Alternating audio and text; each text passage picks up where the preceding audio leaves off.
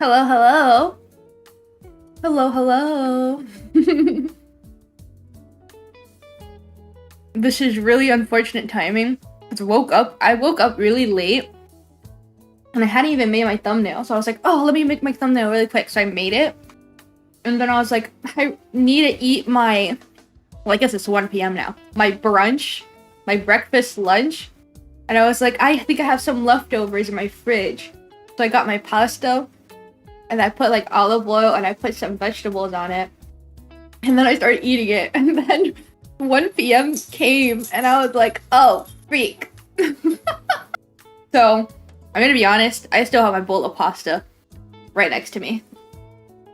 And I was eating it while I was on my starting student screen. So if I suddenly mute my microphone and do like this, I'm eating, okay? Hello, Zeno. Hello, hello. We're gonna play episode 4, maybe? I don't know. What was it? I don't remember exactly what episode it was. Let's get into the game. Let me turn off my BGM.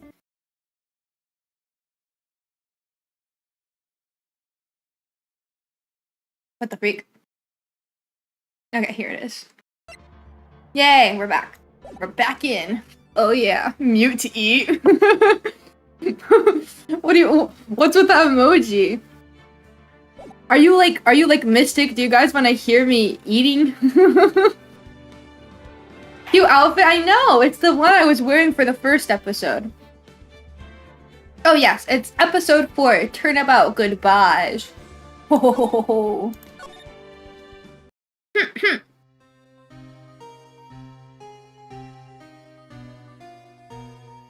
It's scary. It's been what, 15 years? About that, yes. 15 years is a long time to wait. You can't imagine how much I've suffered. You've suffered? But now, the perfect opportunity has presented itself. At last, I shall have my revenge. What? Oh my god! Merry Christmas! Oh my god! Edgeworth! Oh my god! Oh my god! Wait! Wait, what? Edgeworth! Did you shoot someone while saying Merry Christmas? Hello, hello, Merry Christmas. Hello, Tara. Oh my gosh. That can't be true. That can't be true. Oh my god. Hey, Nick. Do you know if there are any good waterfalls around here? Waterfalls? Dare I ask why? Duh, Nick. Isn't it obvious? I need a waterfall to stand under. Preferably a freezing one. Oh, is that part of your spirit medium training? Of course, except I've been slacking off lately. I need to brave the elephants and be forged anew under the rushing spring waters. Okay. I don't know about any falls per se, but Gourd Lake is pretty close. Oh, darn. Sorry, but them's the breaks. Couldn't you just take a cold shower or something? Yeah, and then put like the water pressure really, really high. Good idea! So much for rushing spring waters. Next in the news, at Gourd Lake. The town is buzzing with excitement. Locals are calling it Gordy, and a tip of the hat to Nessie, the Loch Ness Monster. Though its namesake Nessie proved to be a hoax. Locals are confident their Gordy is the real deal.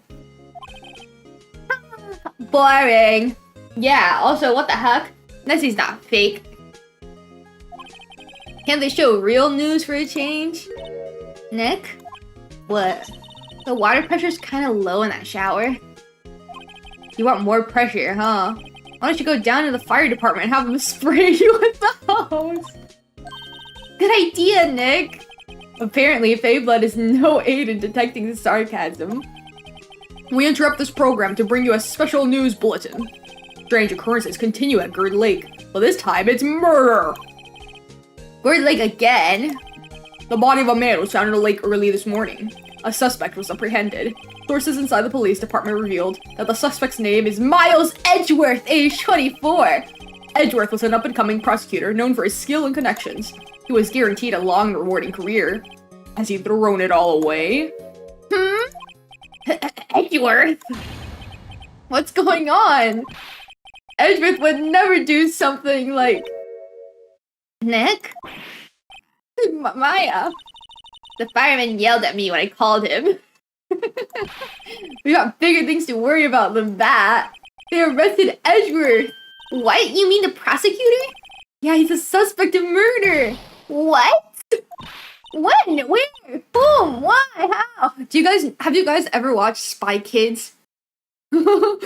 Sorry, unrelated. It is very related. There's one song in Spy Kids where the floop guy, he goes like, he sings who, what, when, where, and why. Who, what, when, where, and why. That's how the song goes. And I think about that every time I read something like this, where they like do everything. You guys, if you guys haven't watched Spy Kids, you haven't lived, honestly. I don't know. Let's go find out, Nick. Okay, well, what do we do? Well, what should we do? What do you mean? Let's investigate. We should talk to Mr. Edgeworth and check out the crime scene. You're right. We need more information. Save aimlessness and confusion for later. Okay, well, got any good ideas? Not really. I do my best thinking when I'm standing underneath the waterfall. Do you think she'll say anything different if I show her my badge again? You know, I think it's developing a nice luster. I'll look at your badge later, Nick. We've got work to do. I suppose you're right. Anything new in the office? Maya brought in a poster of the Steel Samurai the other day. We had a big fight over whether to put it up or not. I know she's just waiting for a chance to sneak it up on the wall.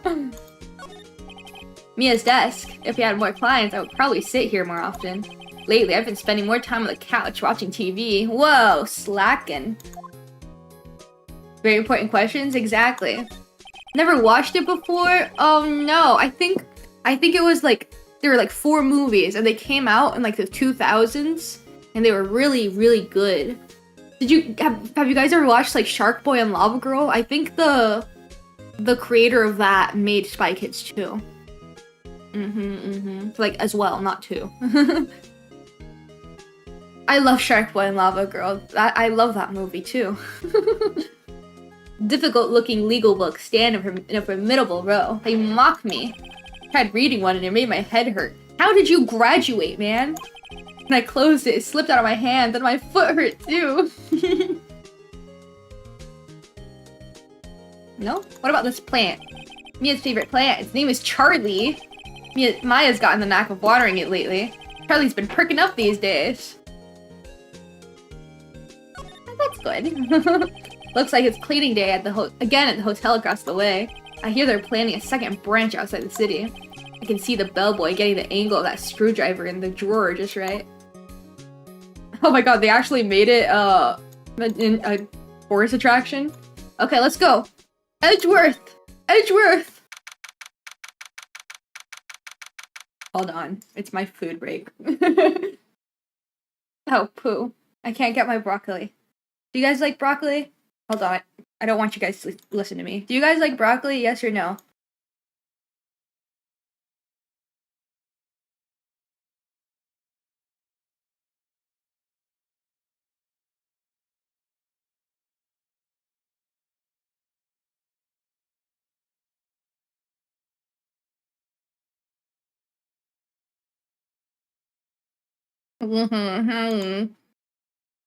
Okay, I'm back. No, Nick. We've all been here one time or another, haven't we?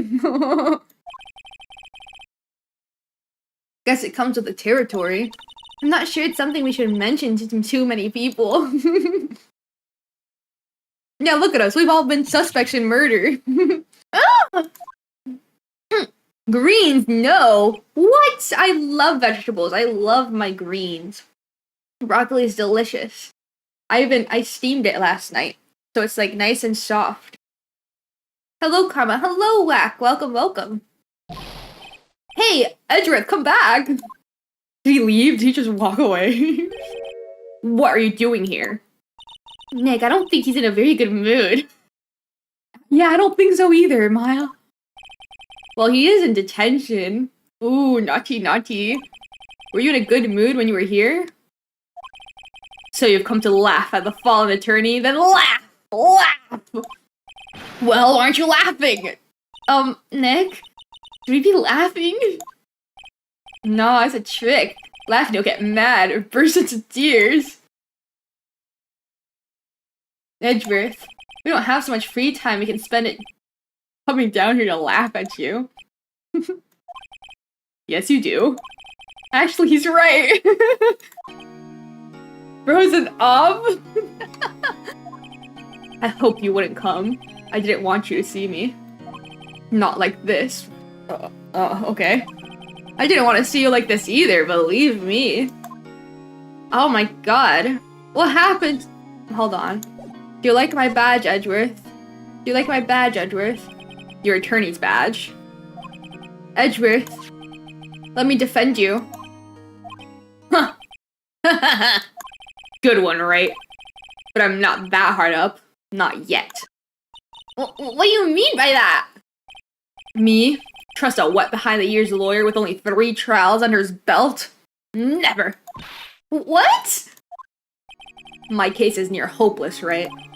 Every defense attorney I've talked to has turned me down. Exactly. So why are you being picky? Why is everyone so picky? They're like, I don't want you to defend me. I want someone better. And then no one else wants you either. Maybe it's not about you not wanting me. It's about no one wanting you, motherfucker. You haven't. Everyone has turned you down. I'm the only one who hasn't. What? Simply put, they were afraid they'd lose. It occurred to me that it might be my fault that they lack confidence. After all, I did get every single one of their clients declared guilty. I don't believe it! Regardless, I don't want you involved in this. You in particular, I cannot ask to do this. Well, okay, what happened? Did you murder him, Edgeworth? Edgeworth, tell me what happened. Why should I? What are you gonna do about it? Oh my god, oh my effing god. Duh, we're gonna help you, that's what. Help me? You? Don't be ridiculous. Sorry? You're a novice. You've only been in 3 trials. Sure, you got lucky and won all 3, but your luck's bound to run out someday. You need real skill, right? Experience. Nick, he's insulting you. Nick?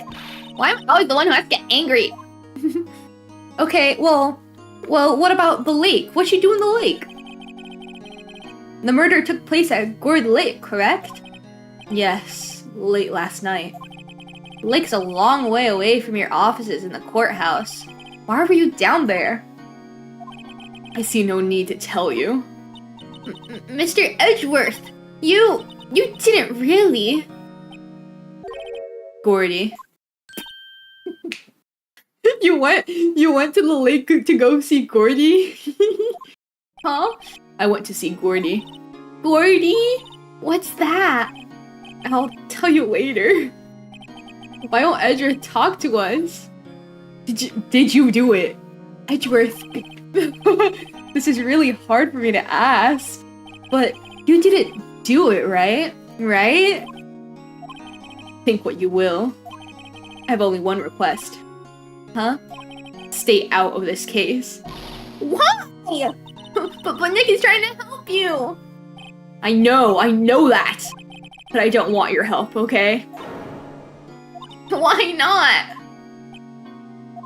Look, just go away and leave me alone. Okay, guys, theory. It's either he's being prideful or he's trying to protect us. Think about it, think about it, think about it. Maybe he's being framed and he knows that the other person's so powerful that he will get in trouble too. You know? Think. Gordy. Nick, Mr. Edgeworth did it, didn't he? Maya, let's go investigate stuff somewhere. But Nick, he did he leave? Oh my god, Edgeworth, you're so annoying. Oh, let me see if this has anything new to say. Smile for the camera. This guard monitors the visitor's room. He hasn't moved an inch since I came in. A real pro, yeah. Okay, let's go down to the lake. La la la la. Karma's too smart for this, I know. What can I say? Ooh, Gourd Lake Nature Park. That's cute. This is where it happened? Yeah, Gourd Lake is in the middle of this park. I can see some police walking around in there. Questioning people, probably. Hey, isn't that Detective Gumshoe over there? Well, pal, that's enough of us here. Anyone found anything? So sorry, sir, nothing. Idiot! Trial's tomorrow! We need clues on the double! But sir, there weren't any clues, and that's why we arrested that attorney, Mr. Edgeworth. It's clear, sir, he's the one who— Shut up! Just you try saying that again! Why is he turned southern? I'll make you sorry if you do! So just get out of my face, pal! Yes, sir! Detective Gumshoe is kind of scary today. Recruits. Ah! Hey, you're that hairy guy, Hairy Butts! Right, it's Phoenix, you're right. Will you ever learn my name? Just what are you doing here, pal? Investigating? Huh? Yes, I suppose. Well, I'm here to help. Ask me anything you want. Aw, Gumshoe really likes Edgeworth. He wants to find clues to prove he's innocent. Bring it! He seems different than usual. I wonder what's up. Mr. Edgeworth hasn't actually asked us to defend him yet. Huh? Oh, you don't say. Do you like my badge, Gumshoe? That badge? You're showing that to the wrong guy, pal. You gotta show that to someone who needs it. I did show it to someone who needs it. And he doesn't want me to defend him. Edgelord legit got that hate in him. No, he's a tsundere. I believe. What happened? Detective Gumshoe, do you know what happened here? Huh? You don't know, pal? I do not know, pal. No. Well, okay, Mr. Head in the Fluffy Pink Clouds, a lawyer. Head in the, huh? Never mind, I'll tell you. Last night, about 15 minutes after midnight, there was a boat out on Gourd Lake. In that boat were two men. One of those men shot the other with a pistol. Ow! And the shooter was Mr. Edgeworth?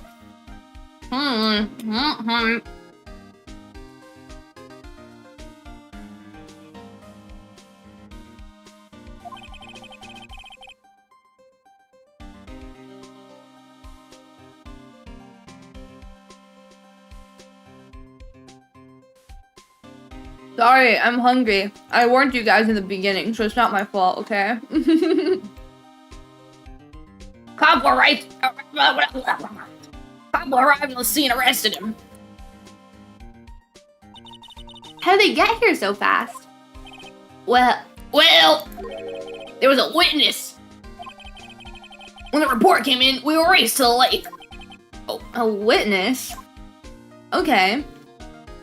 So, what's up with Edgeworth? You don't think Mr. Edgeworth is a murderer, do you? Absolutely not, it's impossible! I don't care if there's a witness either, I don't believe a lick of it. Right, who cares what the witness says? I care. You really believe in him, don't you, Detective? Of course I do! But the police are pretty sure he's the killer. Nobody's even really taking this investigation that seriously. Oh no.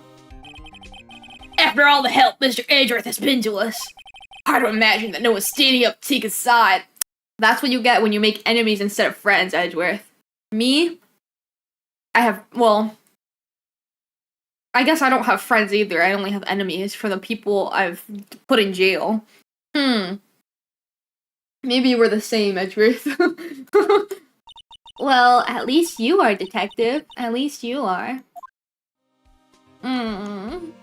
They're friends, even though it's like he knows Edgeworth's a tsundere, so he needs to protect him. Is it true? No one will take Mr. Edgeworth's case? Yeah, he's a bit of a celebrity. If you defended him and lost, your reputation would be ruined from suffer. What's more, the case against him is, well, it's pretty solid. I suppose it would be if they have a witness. Hey, pal! Don't tell me you're going to turn your back on him, too! Remember the Steel Samurai case? Mr. Edgeworth helped you get your client declared innocent. I know! I want to help him! I went to Edgeworth. I tried. He really doesn't want us to represent him. Especially not us, he said. What? Well, that doesn't make any sense, pal.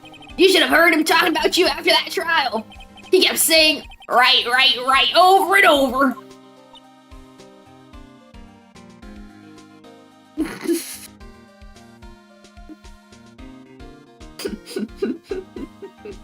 I'm not saying anything.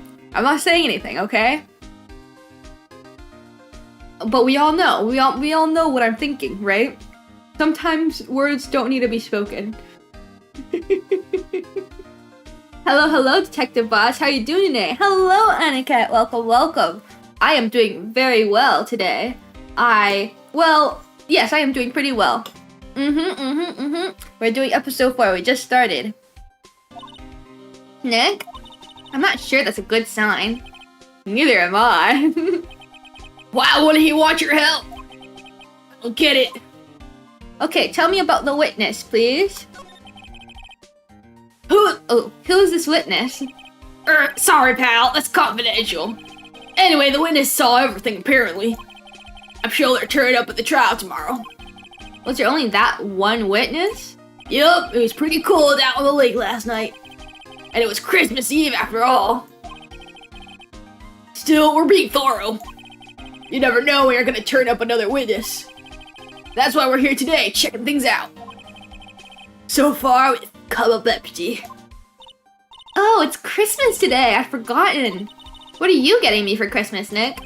Talk to Santa. Detective Gumshoe, sir. What? Find something? No, sir, not yet. There was a call from the precinct. They want us to hold an investigation briefing. A briefing? Right, I'm off. Oh, sorry, pal. I guess you heard. I gotta go. Any last things you want to ask me before I head back? How to get in touch with you? Just go down to the precinct, no? Can I have the autopsy report, please? Should I save? Would it be bad? Is it bad if I freak up here?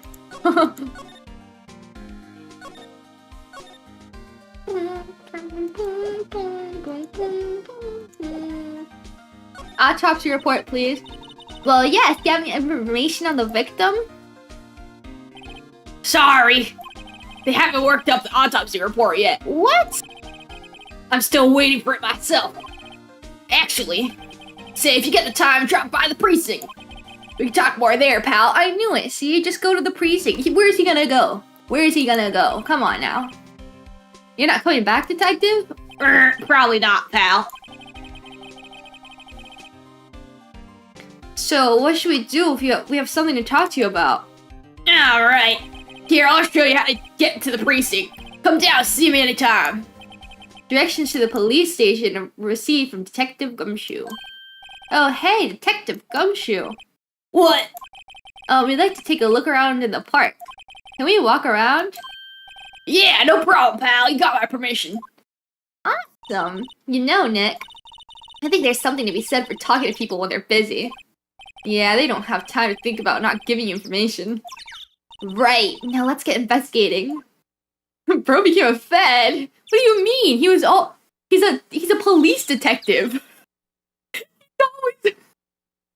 He's always been the police detective. Not me though. I'm a private detective. I don't work for nobody. I'm my own boss. Good decision, save before choosing, right? I think it would have been the same anyways. Let's take a look. I like the little birds and chirping in my ears. Sign says Ford Lake Nature Park. The place is full of families picnicking on the weekend. But no waterfall.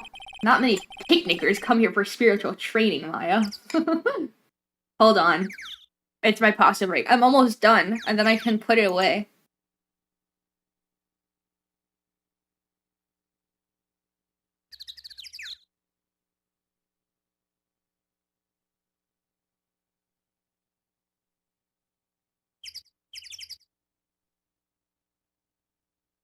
If you guys don't like broccoli, how do you guys feel about tomatoes?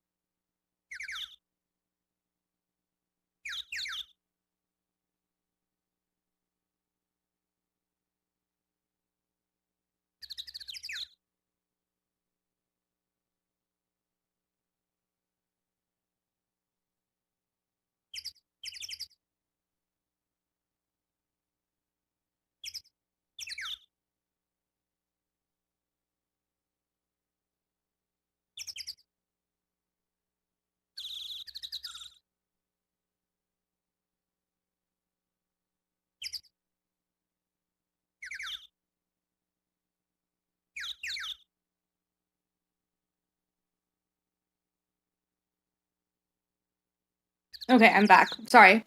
And I put it in the kitchen so I can do my dishes later. Ugh. Whatever. It's whatever. See, now we'll have no more pasta breaks.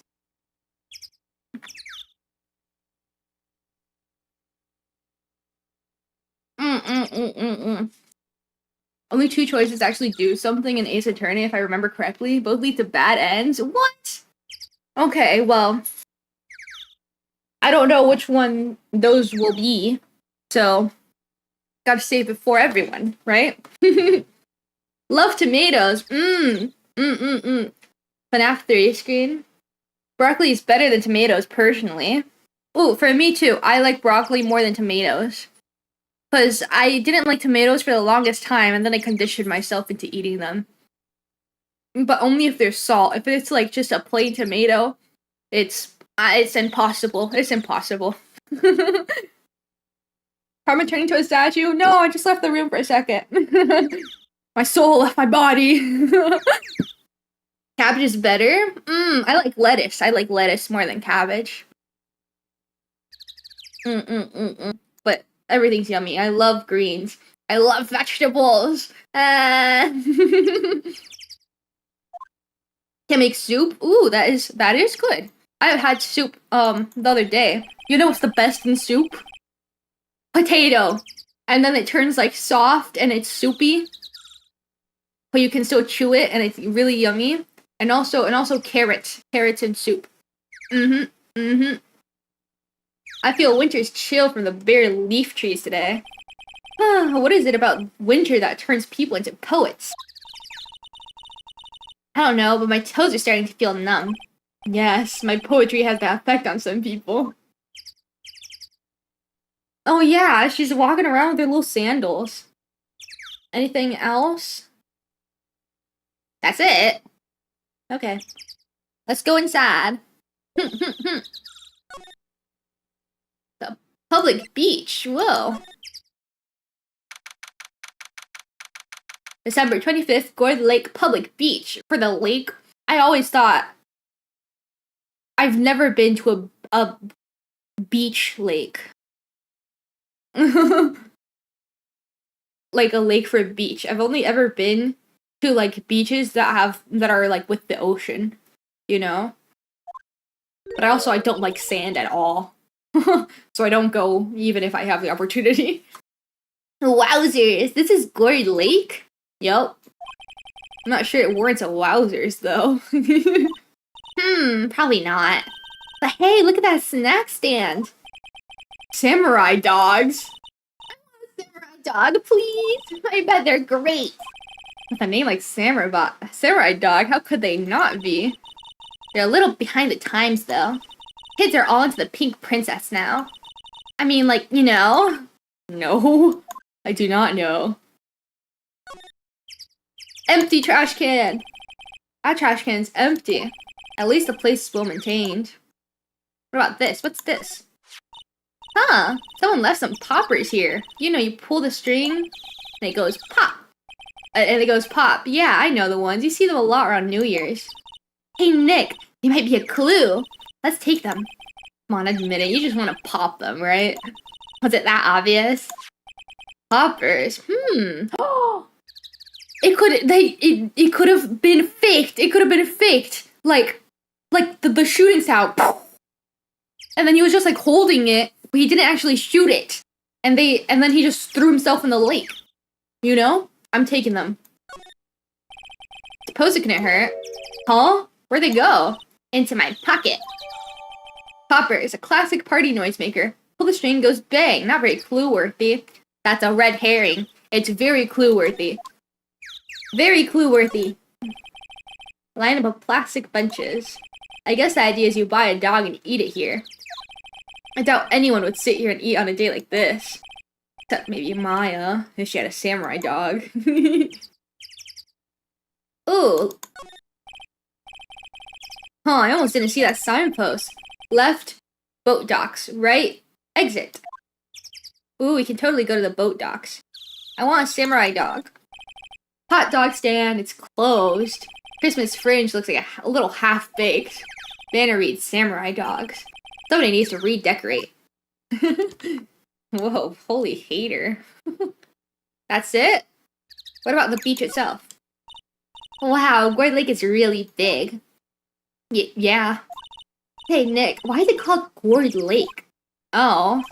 Well, a long time ago, they used to grow gourds here. Whoa, no way! I was sure it was because the lake looked like a gourd when viewed from above. You know, like an hourglass shape? Well, it is shaped like a gourd, actually. That's just a coincidence. Oh, okay. That's cool. Used to grow gourds in the Gourd Lake that's shaped like a gourd. Okay, let's go.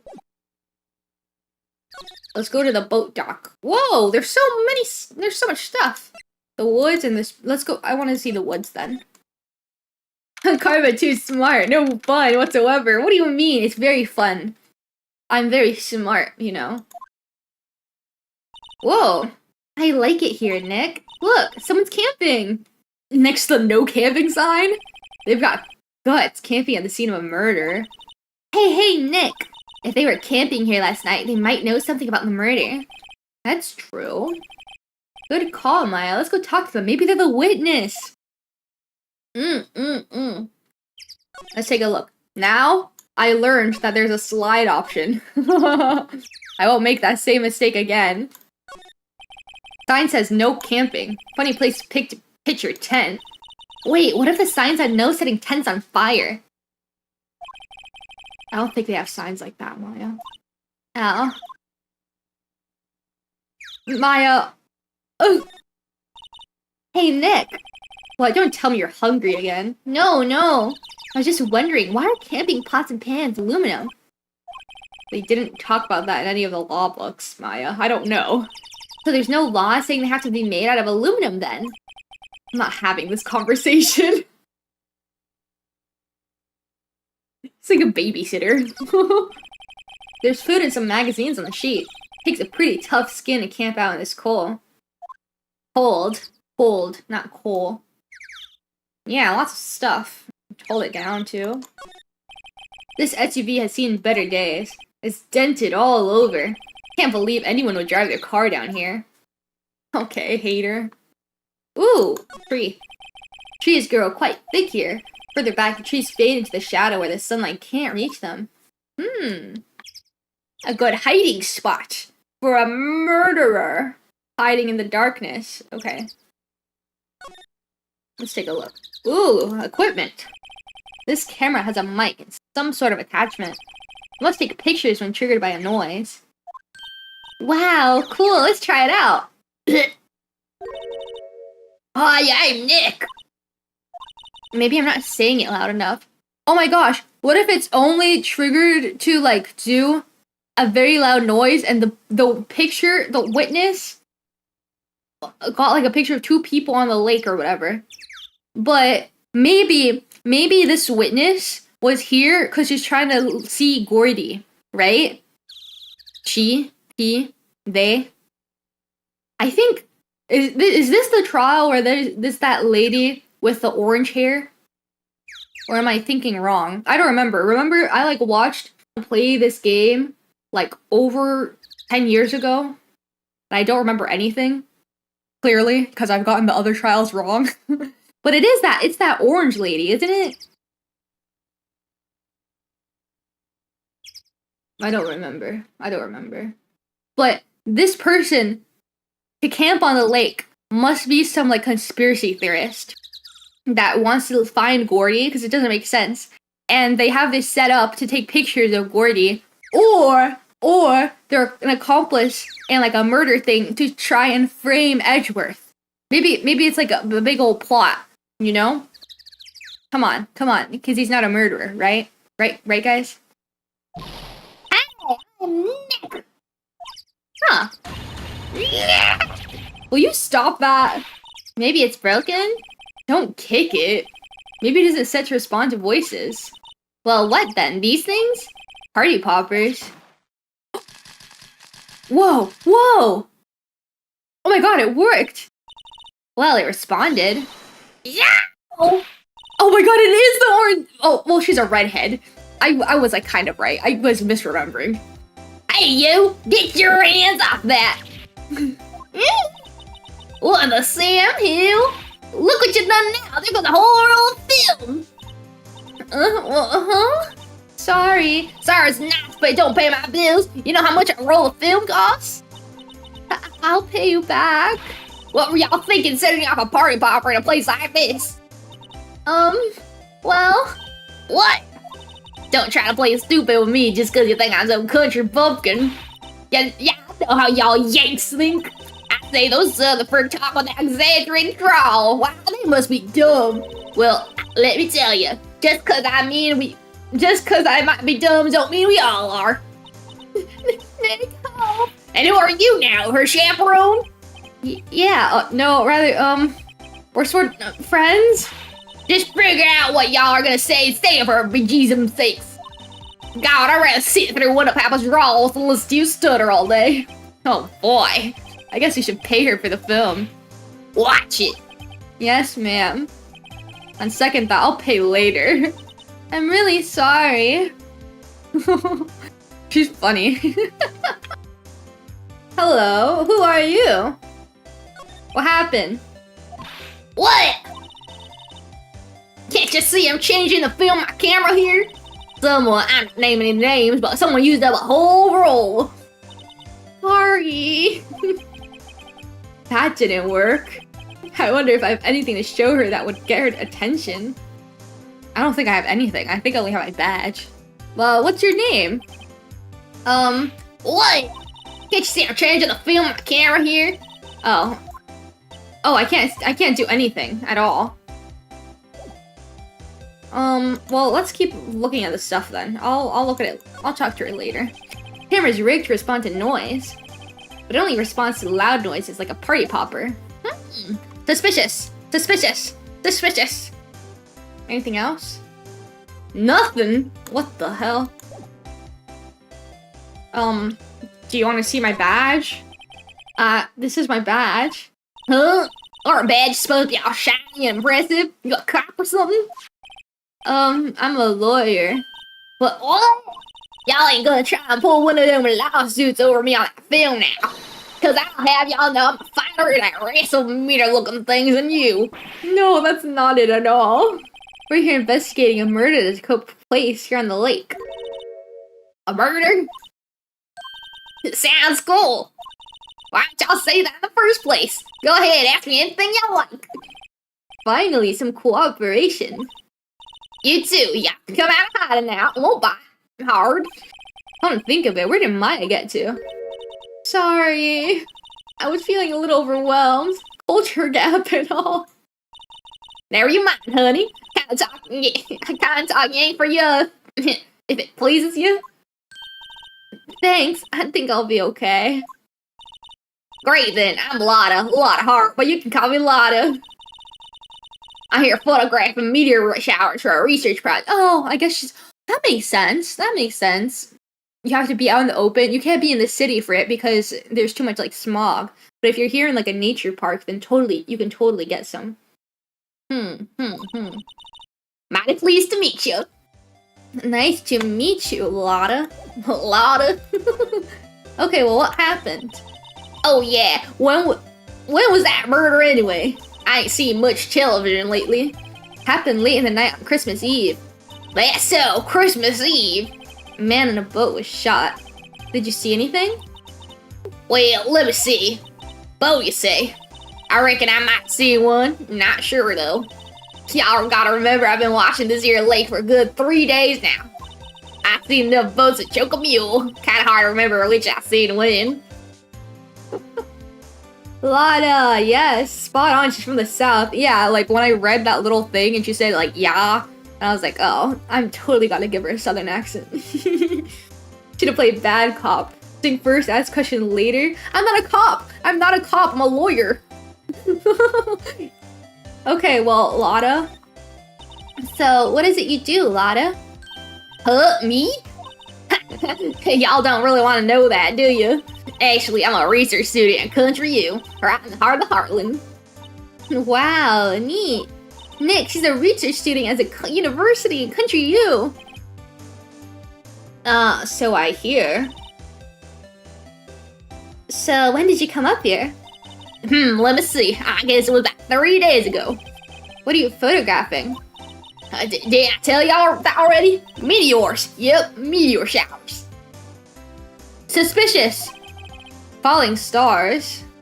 Okay, did the camera capture anything? That's quite a camera you have there.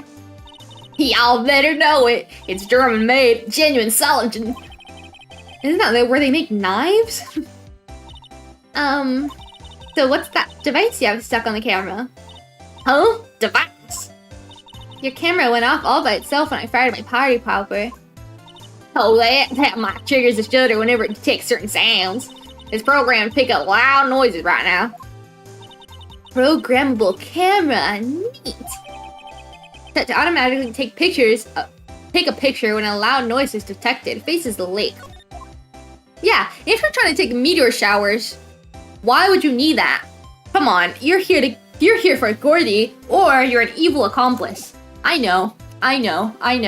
Because if it was a meteor shower, it should be pointed up, and there was no need for a microphone, because meteor showers don't make any sound. Because they're not even on Earth, bro. Come on now. Okay, well, let's get out of here. Let's go to the boats. The boats.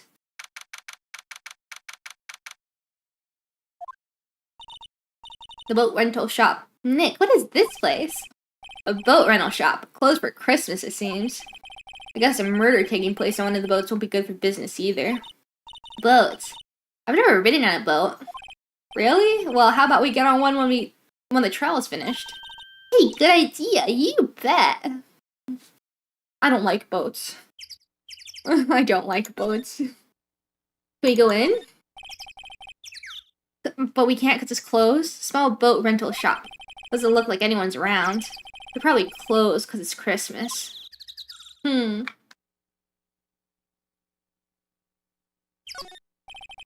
more forest off that way. I doubt finding anything helpful. Clues in there.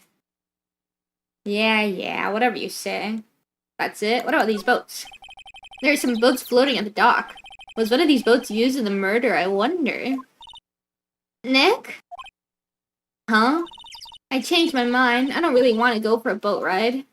You don't want to get murdered? Is that it? That's lame. Oh my gosh. What if,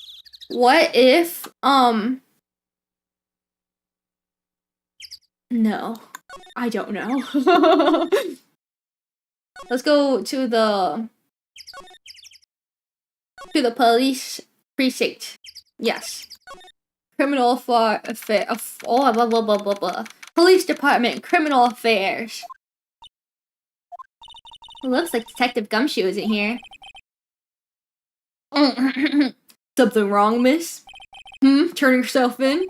Okay, what you do? Shoplifting, larceny, public indecency? No, none of those things. We're looking for Detective Gumshoe. Is he around? Gumshoe? Oh yeah, he's in a meeting right now. I don't think he'll be out anytime soon. Okay, we'll come back. You do that. Or I'm go straight home and stay out of trouble. No more shoplifting, you got that? Do I look like a criminal or something? Oh, let's take a little look-see around. Computer. These are the detectives' desks. There are computers and files on each one. Funny, they're a lot tidier than I expect. I guess the detectives don't spend a lot of time at their desks. That's true. That is true. What is that? Hey, is that the police department's mascot? That's the blue badger. It was my idea. I made it. It's my mascot. I see. How nice. I'll get him a signed mascot of the criminal affairs department. That's the last thing I do. Good luck. That's cute. That's a cute thing. Who are you? That must be one of the detectives. He's mumbling something to himself. Your mama could see. You know she'd be crying. I'll break and spit it out, you low-life scumbag. You must be doing image training for interrogations. Clock? Hello, Chief. This must be the chief of the detectives here. He's glued to his computer screen. Ugh! Board lake! Already cited! I don't believe it! Shouldn't you be reading something more important? I wonder if maybe the samurai dog person or the boat rental person is the killer. Edgeworth. Oh, god dang it. There's nothing anywhere.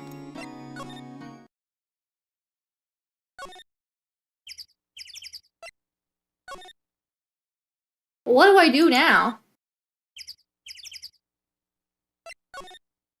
Lada, do you have anything to say to me? I don't even have anything.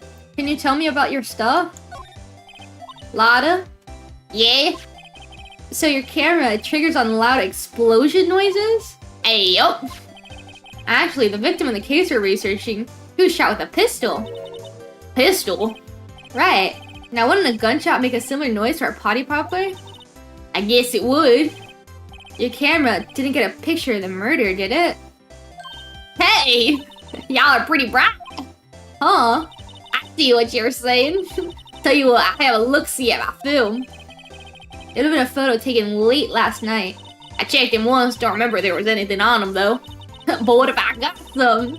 I could be a witness to a genuine murder. Yeah!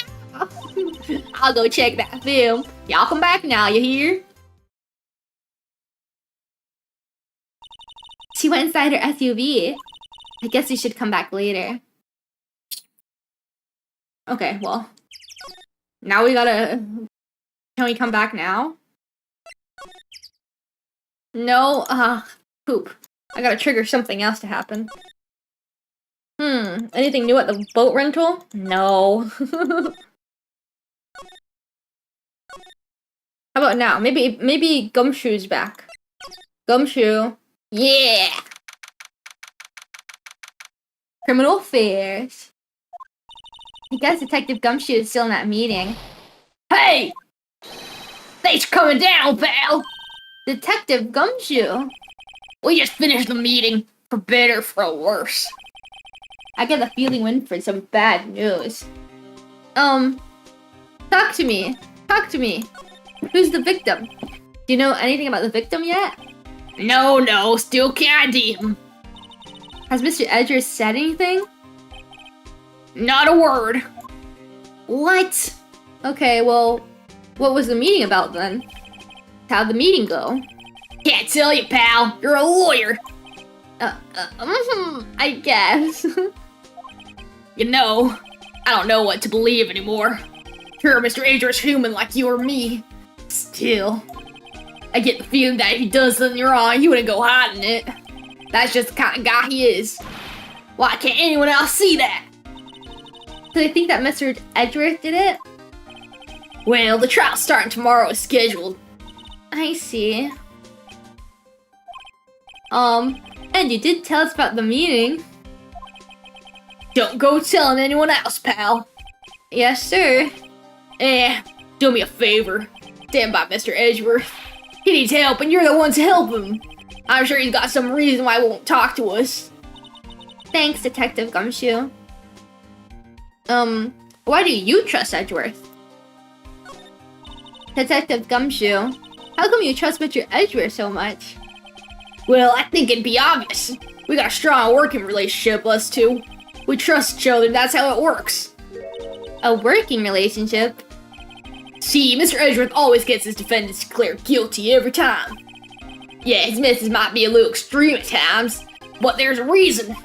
He trusts our investigation, see? He trusts us to get the right man. That's why I work extra hard, pal. We gotta earn that trust he places in us. I see. Mr. Edgeworth's a man you can trust, and you have my word on that. Okay, well, do you have the autopsy report yet? I was wondering, did you ever get the autopsy report? Oh, that? Yeah, I made a copy for you. Oh, time of death sometime on the 24th or 25th. Cause 1 bullet shot to the heart. Thank you. Nick? Huh? Can you show me that photo of the victim? What? Oh,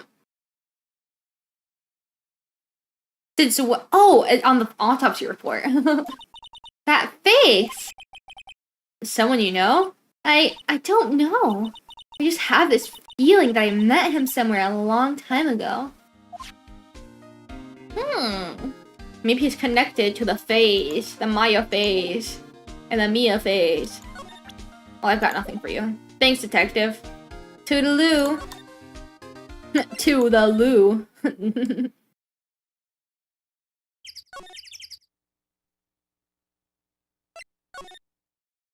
Lotta, you got the thing for me? Yeah. Oh, his name's Edgeworth? I was mistaken until now. With what? Yeah, Edgeworth. Hey, y'all! Lotta! Wait up a sec, we got a bingo! Bingo? My automatic camera took 2 pictures last night. Hey! This is them, take a look. Uh-oh. Wait. See, he's shooting him with a pistol. It looks like that, yeah. But you can't really tell who that is shooting. Yeah, well, there was enough fog out there last night to strangle a bullfrog. But you know, seeing those photos reminded me of something. What? I saw the murder happen. I'm a witness. What? Are you serious? Of course. How do you forget? Never mind. Y'all reckon I should tell the cops?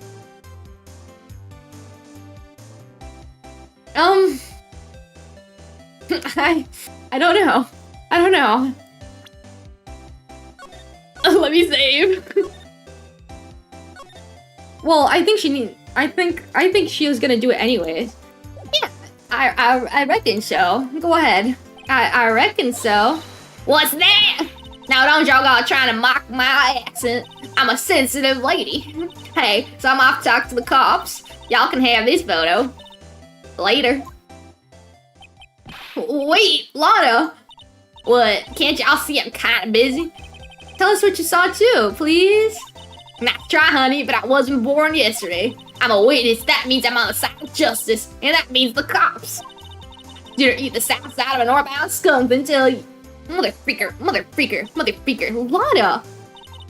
Don't let it get your skivvies in a bunch. Friends today, enemies tomorrow. Or was that the other way around? No matter, I'm gone. Hey, maybe they'll let me do some testifying. Darn. She left? Well, that's one more witness. What do we do now, Nick? Well, if she saw something, there's not much we can do about it. Question is, what exactly did she see? I guess we'll find out in the trial tomorrow. At 12:15 a.m.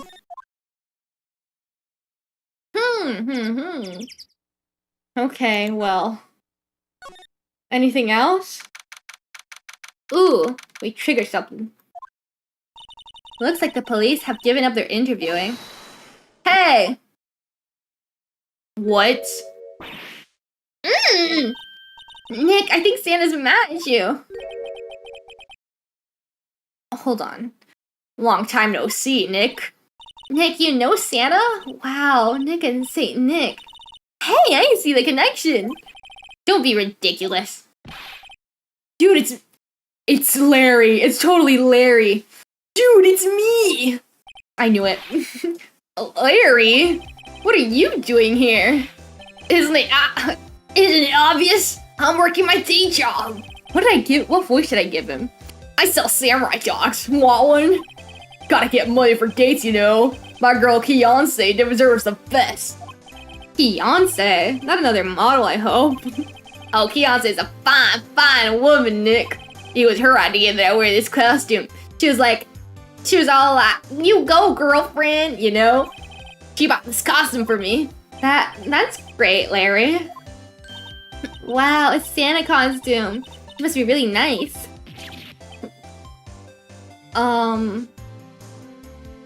Whoa, cute. Nick, who's she? She's not your...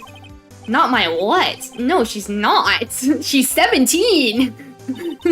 I'm his partner, Maya Faye. I'm the little sister. Sister? Wow, Nick, must be tough. Working 9 to 5, having to take care of a little sister. No, I'm not Nick's sister. I'm my older sister's sister. Huh, sounds great. Don't worry, Maya, he's not listening. He's like, working 9 to 5. What's up? What's up? What you doing here? Hey, Larry. There's a murder here last night. And since you work here, have you heard anything? Nick, you're wasting your time. Last night was Christmas Eve. He was with Fiance, obviously. He wouldn't have been standing out here in the cold. I think what you just said caught him off guard, Maya. No, it's just Fiance's not in town right now. She's in Hawaii on a photo shoot. A model, I knew it. Well, anyway, there was a murder here on the lake. Trial's tomorrow. Oh, neat. Defendant is Edgeworth. Miles Edgeworth. Nick? How would Larry know Edgeworth? Whoa, Nick! You don't mean that, Miles Edgeworth? Old Edgy? Yeah, he's a murder suspect. Whoa, murder? You know Mr. Edgeworth, Larry. Yeah, of course. Edgy within the same class. What? Edgy was in the same class as us in grade school? That's why he knew him! That's why he knew him! Oh my god! What? Phoenix, you old dog. Tell me about the dogs. Huh? Oh, you mean the samurai dogs? Why are they samurai dogs? I mean, they kind of look gourd-shaped. Oh, well, originally they were gourd dogs. You know, like, guard dogs. That's a good one. That's a good one. Ouch. Samurai thing was Fiance's idea. Oh, she's my woman, you know? She's all, change the name and you go, girlfriend. She made me that banner. Man, the kids can't get enough of those samurai dogs. Something about that just seems wrong. Oh, and guess what? We're getting a ton of customers here at the lake with that big news. The big news? Yeah, Gordy. The Gordy? Yes, Nessie. Poor Larry, dun dun dun. So Mr. Edgeworth was your classmate, Larry? Yeah, Nick. Him and I used to hang out all the time. Wow, I never knew. Don't get me wrong, he's always been kind of a stick in the mud. Studying all the time, trying to be like father.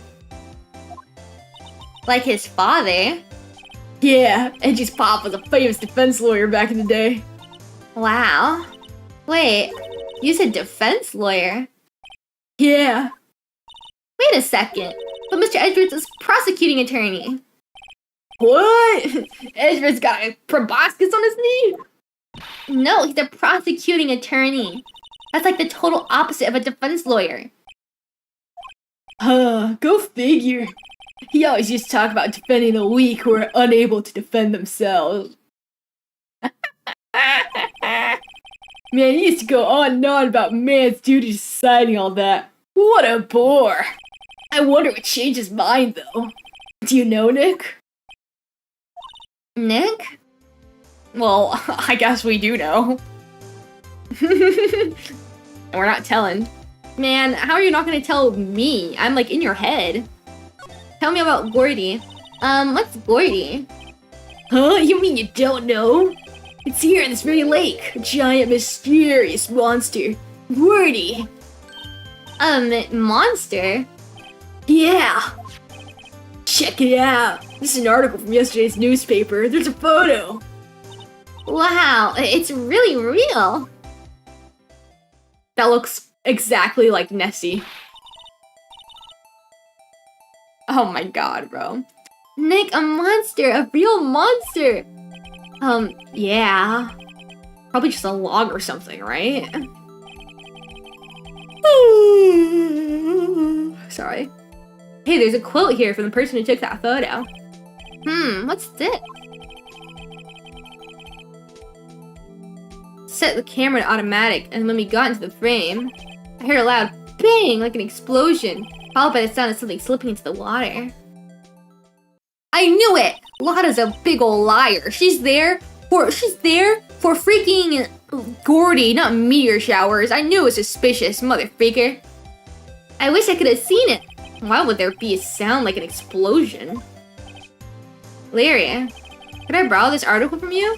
Sure, no problem. That'll be $1 million. 1 million? Grow up, Larry. Okay, awesome. Thanks, Larry. Larry, you like my badge? Look at me. I'm a big cool guy now. Oh, that's your attorney's badge, isn't it? Dude, you really helped me out back in that trial. Sorry, I can't really pay you. Cause you blew it all on Fiance. But you can have all the dogs you want. Really? Larry, if you let her at your dogs, you won't have any left for the other customers. Hey, no problem. That's what makes her happy, you know? How many times do I have to remind you that it was me who got you off the hook? She just got free dogs. Awesome. Okay, well. She's still gone. Ugh, that mother freaker. Betrayed me. Can I examine this now? Yeah. Can't get over the samurai dogs. The original samurai dogs, no less. Hey man, whoever calls their product the original first wins. Why don't you add world famous to the side? Hey, good idea. What have I done? Well, since Larry works here, does he also work at the shop or no? I guess not.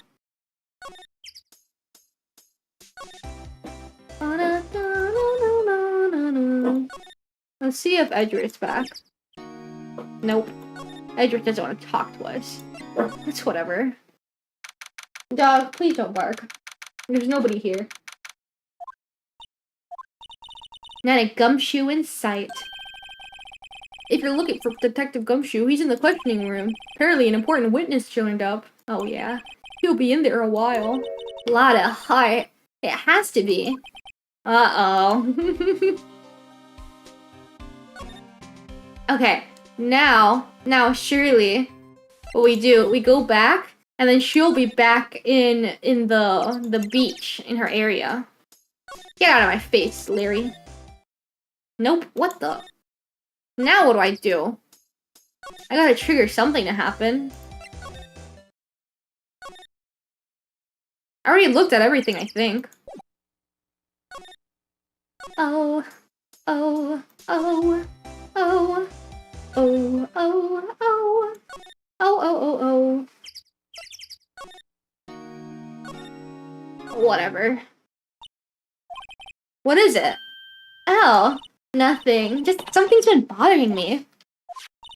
Could you show me that autopsy report once more? Hey, I remember now. This guy, he's a lawyer that was at that office Mia worked at. I met him once when I went there to hang out with Sis. That office? Wait, you mean Grossberg's office? Right, that guy. That was the last name I expected to come up. Maybe I should go talk to him, for old time's sake. And how could they not ID him if he's a lawyer? Well, I don't need to talk to you, Maya. I know what to do. Let's go to Grossberg. Oh my god, he's still missing his thing. That's hilarious. Yeah. Ah, that old familiar clearing of the throat. You're Mia's something, are you not? I was your understudy, yes. Phoenix Wright. And you're Mia's something too, are you not? Your little sister, yes. You've grown. You've come to look a lot like your sister, you know? It takes me back. Ah, the days of my youth.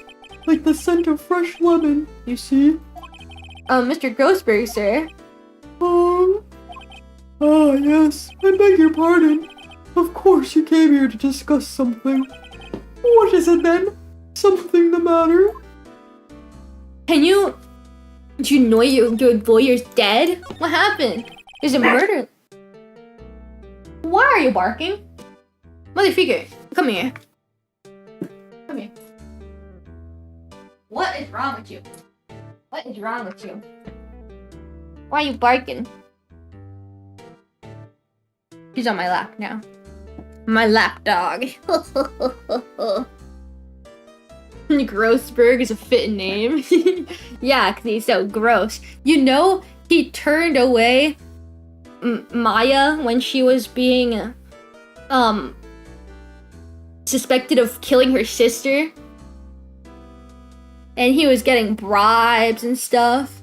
Evil little man. Well, not little. There's a murder last night. A murder? You haven't heard? Just got up, you see. Well, Miles Edgeworth saw someone with a pistol. Edgeworth? What? Who did he shoot? Well, the identity of the victim is still unknown. This is terrible news indeed. I guess you haven't heard anything. Your painting's still missing. That's hilarious. Mr. Grossberg, whatever happened to that painting? Oh, yes. I do not think I shall ever be coming home to this office. I can't exactly claim it as stolen. I suppose it's my just desserts. Old, bitter desserts. Okay.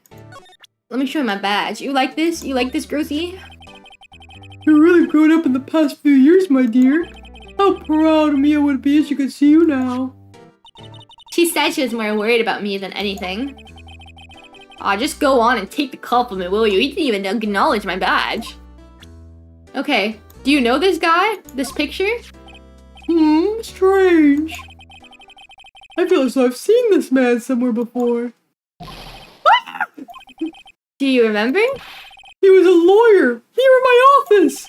That's Hammond. Robert Hammond. Mr. Hammond? Hammond? Hammond? I'm gonna say Hammond. Can you say this is the man Miles Edgeworth shot? Yes. Do you have anything else to say? Yeah, tell me about Hammond. Who's this Hammond guy anyway? Mr. Hammond. He was a defense attorney in that case. That case? Yes, the DL6 incident. DL6? Is that... DL6? Why does that sound so familiar? Is that the one from Mia's mom? The mom, right? And she was a spirit medium in that case? And he was the defense attorney. Perhaps you remember? I'm sure someone mentioned it during the trial for Mia's murder. That was the incident where the police were so at loss they used a spirit medium. Yeah. Wait, you don't mean... Was that medium my mother? Yes, my dear. The spirit medium, Misty Fair. Ugh. Your mother contacted the spirit of the victim, but the case was a loss. No conviction was made. Tell me more about the incident. The Yale 6 incident, yes. Happened 15 years ago. A very strange case indeed. They never caught the criminal, right? Correct. Misty Fey used her powers to talk to the spirit of the late victim. Her testimony led to charges being laid against one man. A Mr. Hammond won the case, and the suspect was declared innocent. And the police blame my mother, calling her a fraud. You're the one who helped her out then, right, Mr. Grossberg? Yes, quite. Thank you. No, please, don't mention it. Deal 6. Never thought I'd hear that name again. But wait, what does that case have to do anything with Mr. Edgeworth? It is Everything to do with Mr. Edgeworth, my dear. The victim in the Deal 6 have... what? was none other than his father, Gregory Edgeworth. What? His father? If you want to know more, you should ask him yourself. Show him this. I'm sure he'll talk to you. Wait, this is a photograph of my mother. Oh my gosh. Oh my gosh. Oh my god, it's heating up? Yeah, it's heating up, you guys. Edgeworth! Edgeworth! Edgeworth, you have to talk to me, man. What's this? I was hoping you'd gotten my message the first time. Edgeworth, what about your defense? I bet no one wants to take up your defense, do they? Blah, blah. It's no concern of yours. Guess he hasn't found anyone yet.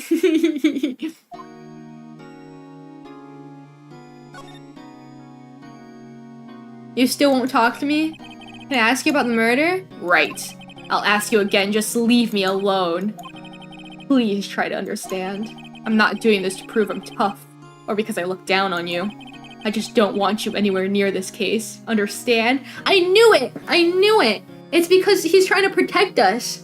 The other guy, well, I don't know if it's a guy. The other person must be, really powerful. Just like how in the case with that, where they killed Mia, he was, a really powerful, guy that had, connections, and he even, shut Grossberg up and stuff. I bet it's something like that. Why'd you go to Gerd Lake? I have no intention of telling you. Nor, apparently, would you tell Detective Gumshoe. Detective Gumshoe is really worried about you. Oh, don't feel so down.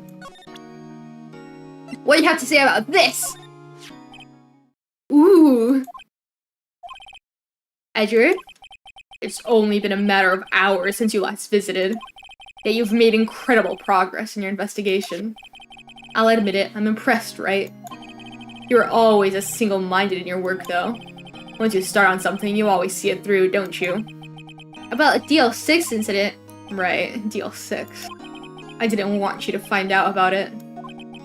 That is why I refused your offer to defend me. I'm sorry if it sounded like I thought you weren't up to the job. I just wanted to keep you away from Deal 6. So, do you still think it would have been better for me to stay away? I don't know. But I see no point in hiding anything from you now. Very well. Ask whatever you like and I will answer to the best of my abilities. Yay! We got him! We got him! Hook, line, and sinker!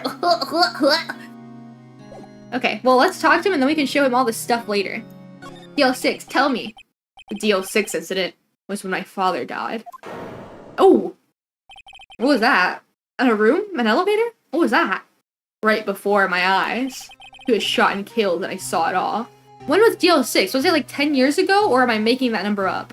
Because Edgeworth would have been like 14 then, right? My memories from that time are foggy. I suppose it's a self-defense mechanism. In any case, a suspect was arrested. A man. It's pretty clear he was the only one who could have killed my father. The spirit medium they used to talk to my late father said the same thing. It was an attorney by the name of Robert Hammond that cleared the suspect's name. And Hammond is the victim in the Gourd Lake... Oh, and Hammond is the victim in the Gourd Lake murder? Correct. That spirit medium, that was my mom. What? You mean you're... It's strange. I thought that terrible incident was about to end, and now... this. About to end? What? What do you mean? The deal... 15 years ago? Okay, what's 24 minus 15? I don't know. So you were like 9, Edgeworth? Oh my god. Oh my god.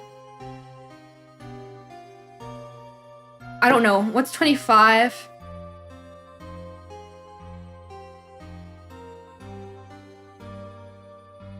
I think I messed up my calculation. 10? Yeah, it's 9, right? Right? 15 years ago, on December 28th. December 28th? The statute of limitations of the case runs out in 3 days. What? Nick, what does that mean? When a case's statute of limitations run out legally, the case never happened.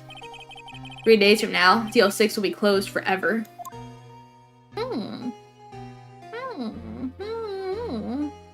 Who was the suspect? Hooray, we manipulated Edgelord to talk to us. What happened to the suspect? The one that got off innocent? I don't know. He disappeared from public view. Nobody knows where to. If he's still alive, he'd be about 50 years old now. I guess I can understand why he'd go into hiding. It'd be hard to live a normal life after being a murder suspect in such a big case. Well, can you tell us about your dad? So was your father a lawyer? He was. Gregory Edgeworth, who was quite famous at the time, apparently. So you were sort of trying to follow in his footsteps. I'd rather not talk about it. Aww. Okay. Well, can you talk to us about the case, then? Tell me, let me show you this. I'm sorry, I can't think of anything I want to say about that. What the hell? Nothing? What about this? This photo? Who'd have thought there'd be a photo? Edgeworth, did you shoot him? What do you think, right? I don't think you're the kind to point a gun at anyone, no. You didn't shoot him. No, I didn't. It wasn't me. Right. It pains me to ask you this now. I know, you want us to defend you! Yes. Will you? Of course we won't! Freak you! What if I just say that? That'd be terrible. No, of course we will. Of course we will. Ah, who would have guessed this day would come? Not me. This is my chance to finally pay you back. Pay him back? Pay me back? For what? I don't remember ever doing anything for you. Never mind, I guess you don't really need to know. My letter of request. Please give it to Detective Gumshoe. Awesome! Yay! Well, I guess we should... What's that? Earthquake? It's a big one! What? It is coming down. That was scary. Have you guys ever been in an earthquake before? I haven't, but I would be so scared. Huh? Where's Edgeworth? Is he on the ground? There. He's on the floor in a ball, shivering. Don't smile as you say that. I guess he doesn't do so well with earthquakes. Heard of running, but curling up in a ball? Well, I guess we're done. Mr. Edgeworth doesn't seem like he's gonna stand up anytime soon. Let's go, Nick. Alright. You have to give Edgeworth's letter request to Detective Gumshoe. He's on the floor right now. Edgeworth. I can't even see him. Maybe he's like traumatized. Maybe there was an earthquake when his father died. I've been before when I was in Tokyo. Oh my god! Oh my god, that's scary. How was it? Was it like a bad one? Whoa! What's going on here? What's wrong, detective? This wild lady comes in here just a while ago. Said she came to talk to y'all after hearing what Mr. Wright had to say. What's all this about, pal? A lot of heart. Why are you going around finding more witnesses? You want to give Mr. Edgeworth the death sentence, pal? No, not at all. Just, I mean, she did see something. There's nothing you can do about that. Can't go around covering up evidence. You trying to say something about the way I do my job? No, sir. What did Lotta say? So, what did Miss Hart say? She said she saw Mr. Edgeworth fire the pistol. What? She even had photographs to prove it. Right, I saw it too. But you really can't tell from the photo who it's shooting. That's why she said she's gonna enlarge. Oh, that's why she said she's gonna enlarge the photo. She said it'll drop the quality of mine, but she should let us see who's who. She can do that? Okay, so there's gonna be an enlarged photograph that shows Edgeworth in the act. Great, just great. In any case, she's gonna be the one testifying tomorrow. Huh? What happened to the other witness? Well, apparently there was a cancellation. Cancellation? You can just cancel being a witness? What the hell? It was a medium one? Way less scary than it sounds, like you're walking on a boat. I don't know. I've like seen so many like well, not movies, like scenes where like everything just crumples. I guess it's like places where there's lots of earthquakes. They have like earthquake infrastructure, right? So I guess it's safe-ish. Okay, tomorrow's trial. I'm afraid tomorrow's gonna be life or death for poor Mr. Edgeworth. We got a witness who says she saw the very moment of the murder. We got a photo taken with a showering out. I'd say that sounds like a pretty unwinnable case. Wait, what did Mia used to say? If he's innocent, there's gotta be something I've overlooked. Question. This is 12:15. Sometime on the, I guess it doesn't say anything. Pooh. Well, Japan's really well structured. Yeah, they have like lots of things in the buildings so that like if there is an earthquake, then everything will like, it won't like kill the city, right? I guess that makes sense. Okay, get off me, dog. Sounds like Mr. Edgeworth's gonna ask the state to assign a public defender. I was just asked to file the paperwork. But you still got time, pal! Go talk to him again for me, please! You have to convince him! You have to make him let you defend him, please! I know you're the only one who can do it, pal! You're the only one who can save Mr. Edgeworth! Can you chill? Can you chill? I have it right here. Look what I got. Gumshoe! Gumshoe! Look at this! Look what I got! How you did it, pal! Glad I waited till the last minute to file those papers. I'll rip them up and start new ones for you. Thanks, detective. Well, see you in court tomorrow then. Good luck, pal. Hey! You guys feel that earthquake a little while back? I was worried. Worried? We're fine. I've lived out here my whole life. I'm pretty used to them by now. Not you. I wasn't worried about you two. I was worried about Mr. Edgeworth. Oh, right. He did seem to overreact a little, not to mention it. A little? Yeah, well, I'm not surprised. It's a pretty big quake. I'm gonna check on him. You two go eat and get your rest for tomorrow's trial. Later! I wonder what it is with Mr. Edgeworth and earthquakes. I wonder. He was never that scared of them when he was in school. Yeah, it was totally, you know, I don't know. Then again, I only really got to know him in 4th grade. He transferred to another school after that. I wonder what happened to Edgeworth.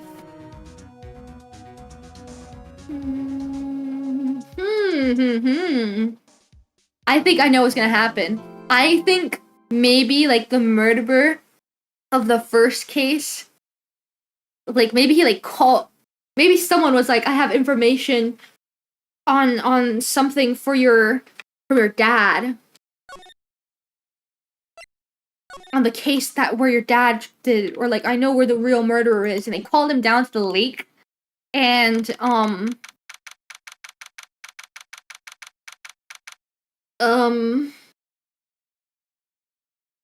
so that's why he was at the scene of the crime, but they did it on purpose so they could set him up. And then Karma, what the freak? dude, that scared the crap out of me. I was like, why did he know that? Why does he know my name? Oh god. Oh my god. No. No, what I was saying. That's why he called him down there and they framed him. They were like, let's get on a boat together. And then he was like, here, hold this. And then he like, oh no. Maybe maybe he wasn't even on the boat. Maybe he was just like off. Right? And then I don't know. Karma, I know, that scared the freak out of me. Why is there a character called Karma here? That's right, Manfred von Karma. He's the best prosecutor there is. He hasn't lost a case in his 40-year career. Whoa. He's a god of prosecution, right? A god. Not a single case. Well, guess this is gonna be the first. Karma versus Karma. Who's the better Karma? Me, obviously. At least I'm not a 40-year-old hag. He'll do anything to get a guilty verdict. Anything. Sounds like someone else I know, Edgeworth. You don't understand. I mean, he'll really do anything. Manfred von Karma is a man to be feared.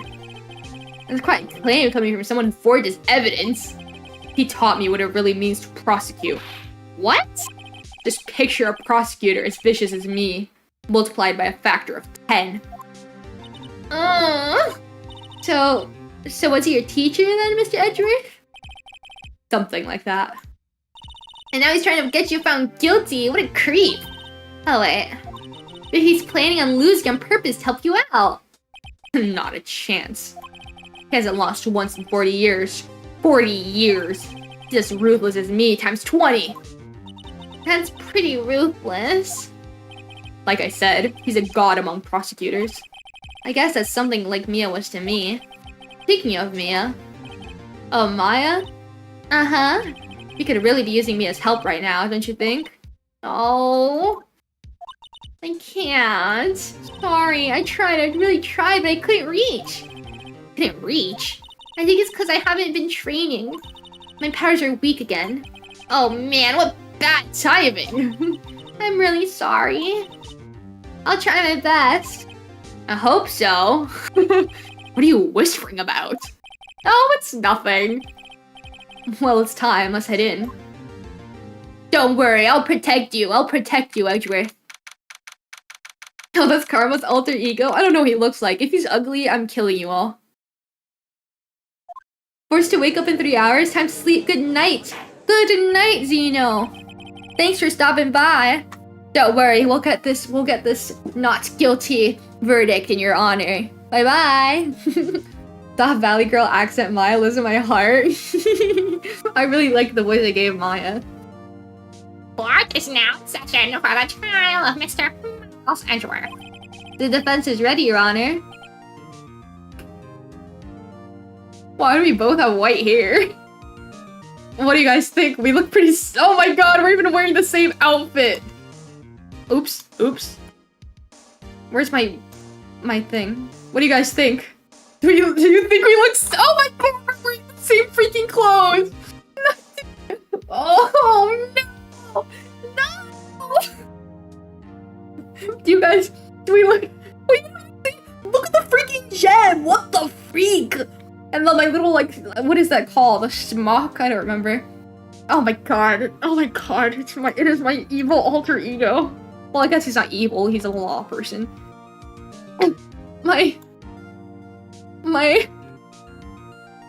My old man alter ego. No. Karma von karma. Whatever. Mr. Von Karma, is the prosecution ready? Fool!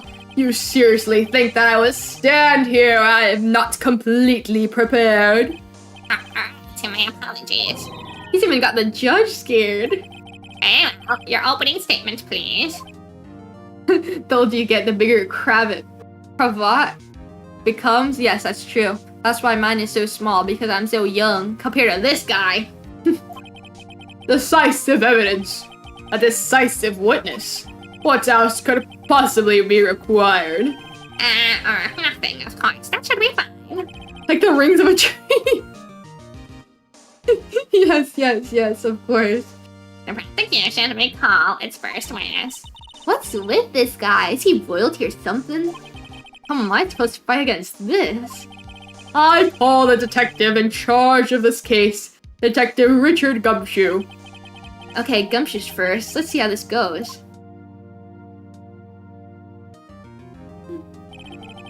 Describe the incident now. Yes, sir. Detective Gumshoe looks nervous. Please take a look at the map. Ooh. Murder happened late Christmas Eve, around midnight. There's one boat in the very middle of the lake. That's not the very middle at all, bro. That's so close to the shore. There are 2 men on the boat. Now, there happened to be a woman camping here on the edge of the lake.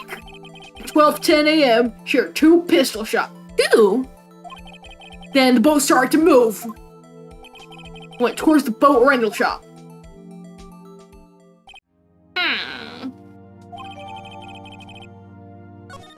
Overhead map.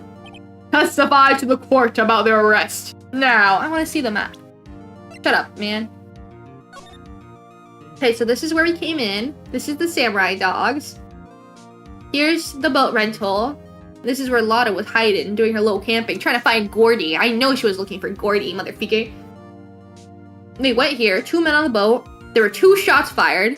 We got one of the photos, and she has the other photo. And then,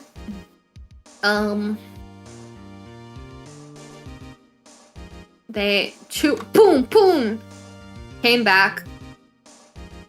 And I guess that's it. Who was the other witness that canceled, though? Maybe it was the owner? Or something else? I don't know. Can I look at the profiles? Maya.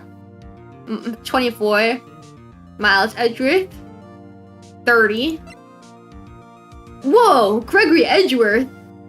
You look just like your dad! 15 years ago. The L6 incident, a lot of heart.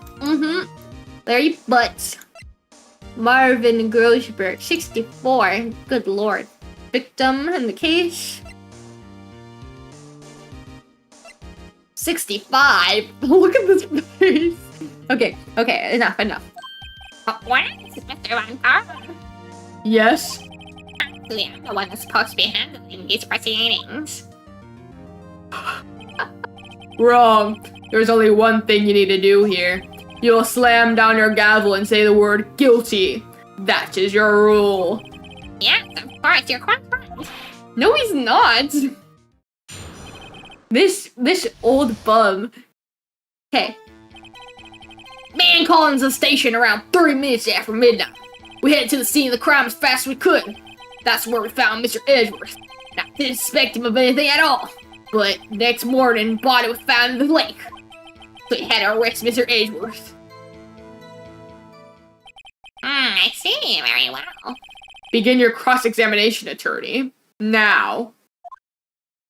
Judge, do something! Judge, do something. Okay. Around 30 minutes after midnight. Why at 12:30 instead at 12:15 and 12:10? You received a call from a man? Yup. But you said there was a woman camping there. She was the one who heard the 2 gunshots, right? What was that? Objection. That was scary. The woman and the man who called to the report are two different people, obviously. Different people? There were two witnesses. Oh. Their testimonies were quite similar, however. Today I have summoned the woman who was camping. The woman who's camping, a lot of heart. What happened next, Detective? Head to the scene of the crime as fast as we could. There we found Mr. Edgeworth. You found him there, Beth? What was Mr. Edgeworth like when you saw him then? Well, from what I saw, he looked pretty relaxed. Not like a murderer at all, really. Oh god. Detective, the court requires the facts, not your opinion. How many years have you been on the force? Facts only, Detective. Hard, cold, objective facts. Yes, sir. Man, he's got his share of objections. Nah, I didn't suspect. Okay, I don't need it. Next morning, a body was found. Tell me about the body. Did you find any clues on the body? Oh, what the? I didn't click that.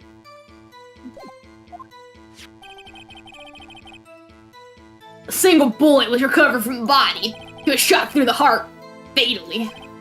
Judge! Did I voice crack? Judge, here's the bullet. It didn't strike bone, so its shape is well preserved.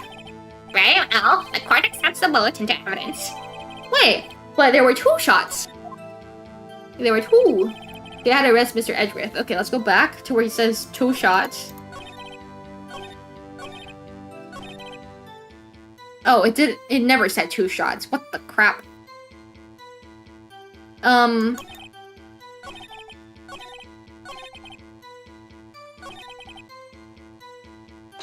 That's it. Why is that? Well, we found the murder weapon in the boat. Whoa, the murder weapon? Pistol. Detective Gumshoe. That is a vital piece of information. Please revise your testimony. Mother freaker. Right, sorry, Your Honor. The murder weapon we found in the boat was decisive evidence. That's all you change, man. Is it the same? What about the pistol made it cite as decisive evidence? He has the same evil laugh as Edgeworth. There are fingerprints on the pistol found in the boat. There are clear prints from Esther Edgeworth's right hand. What? What? Edgeworth, why were you holding guns, bro? What? What?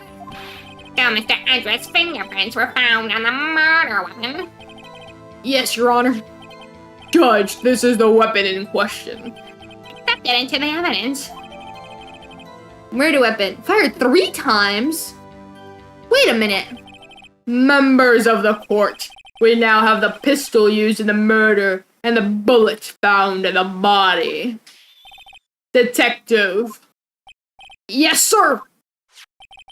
Was the bullet found in the body fired from this pistol? Yes, the ballistic markings on the bullet match the pistol. Hey, Nick.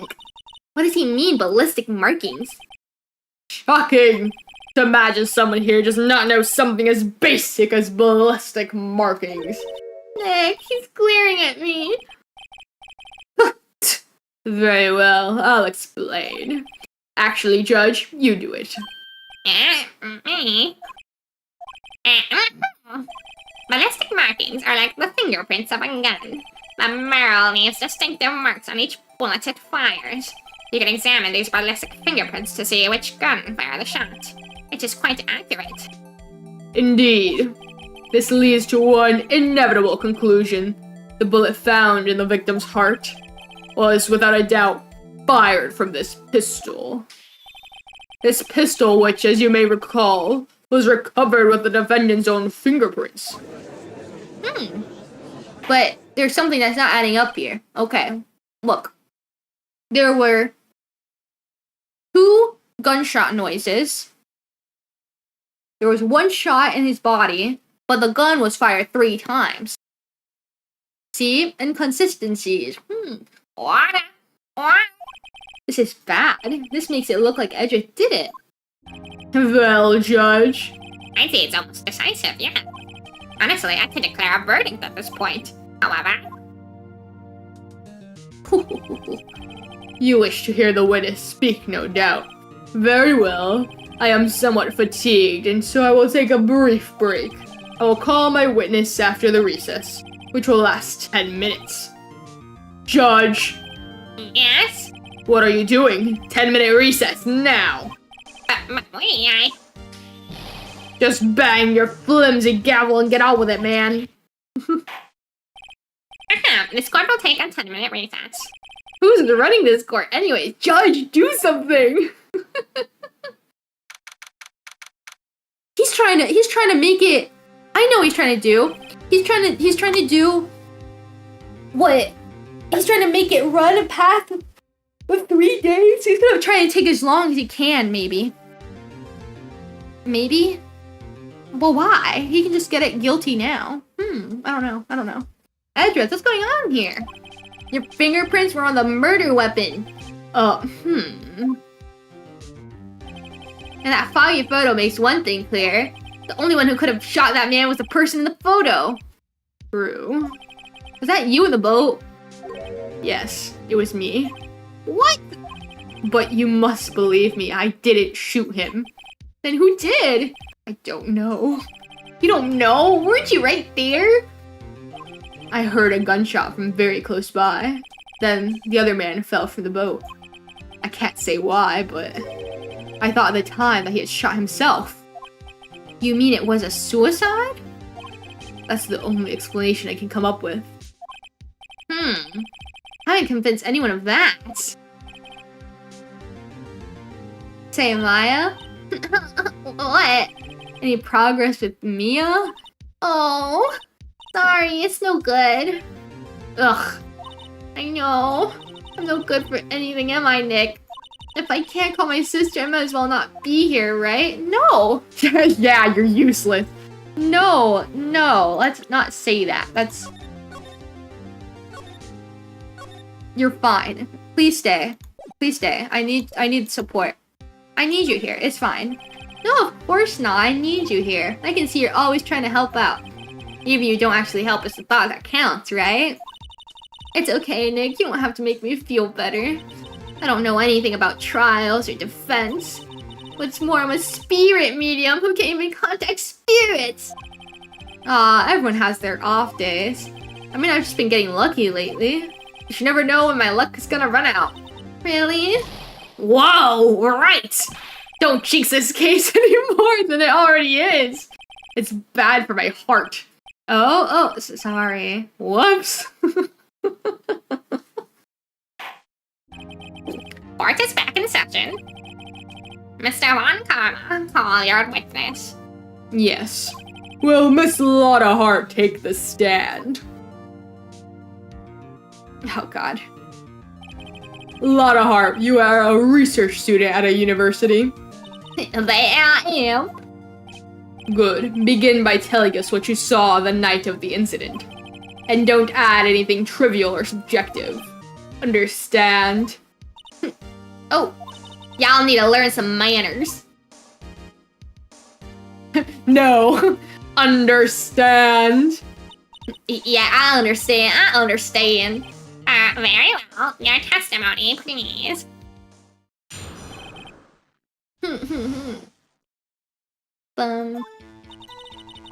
It was Christmas Eve, just after midnight, I reckon. I was in my car.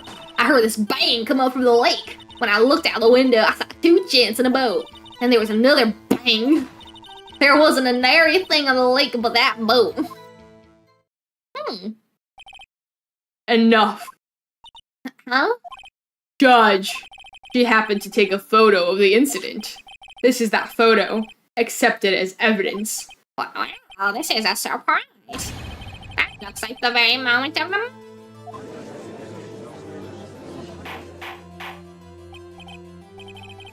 I will remove people from this courtroom if I do not have order immediately. As the witness testified, she had the lake when she heard the shot.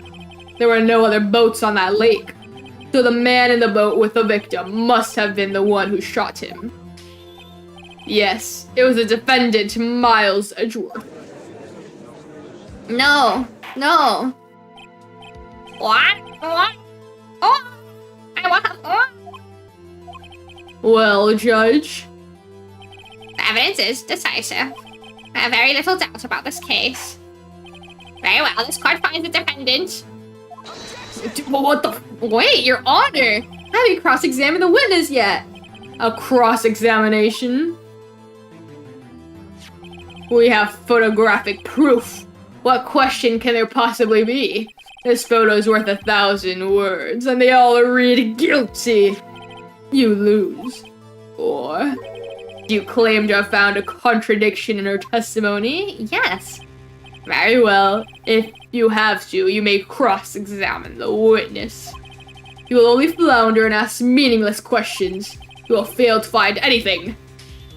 And then I will have you held in contempt of court. Nick, contempt? Contempt of court, you know? I guess I understand. Well, what are you gonna do? Do you really think there was a contradiction with your facts? Yes, of course. A freak? Yes. I think I noticed one little thing. Wow, I'm impressed, Nick. I didn't notice anything. Hey, let's take him on. Yeah, I got a bad feeling about this. I understand. I will cross-examine the witness. Very well. I pray for your sake, this isn't a waste of time. Cool. I'll be lurking with great interest. Hello, Unc. Welcome, welcome. We need to protect Edgeworth in this trial today. Just after midnight, that's true. I was in my car, heard this bang come up from the lake. When I looked out the window, I saw two gents in a boat. And there was another bang. There was nary a thing on the lake but the boat. What the hell do I have? The photo?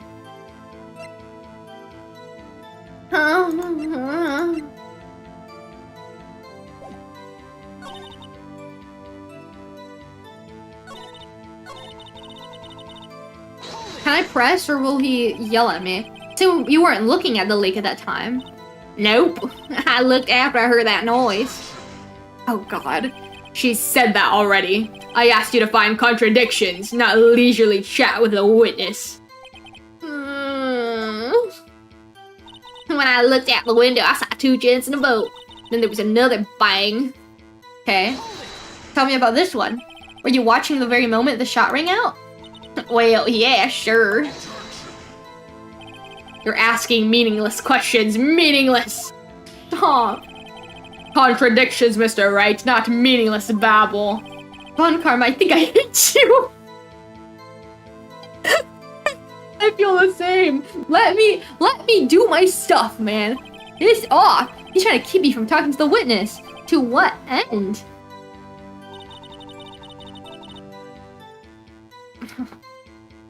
What's the contradiction? Is that there was 3? There should have been 3 instead of 2. Let's try. Let me save. Let me save. I don't wanna... Imagine if I die and it just auto-kills me. No. No. No. Let's try. Let's try. Why did you only hear 3? I pooped it up. I freaked it up. I'm loading it. I'm not even gonna do that. I don't want to hear Von Karma freaking glowing at me.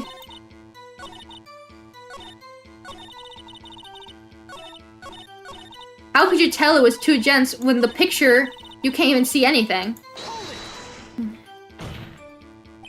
Could you clearly see the 2 men?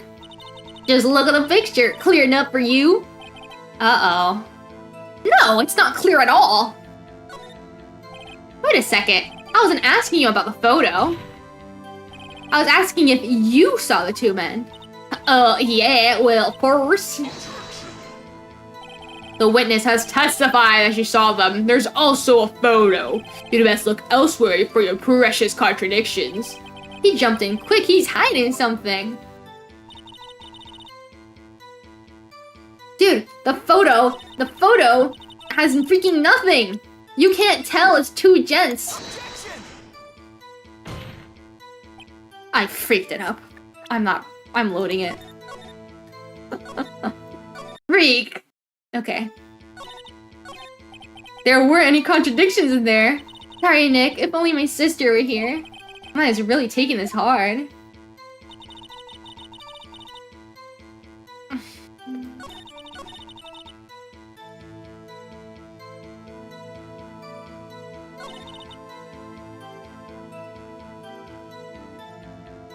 I don't know.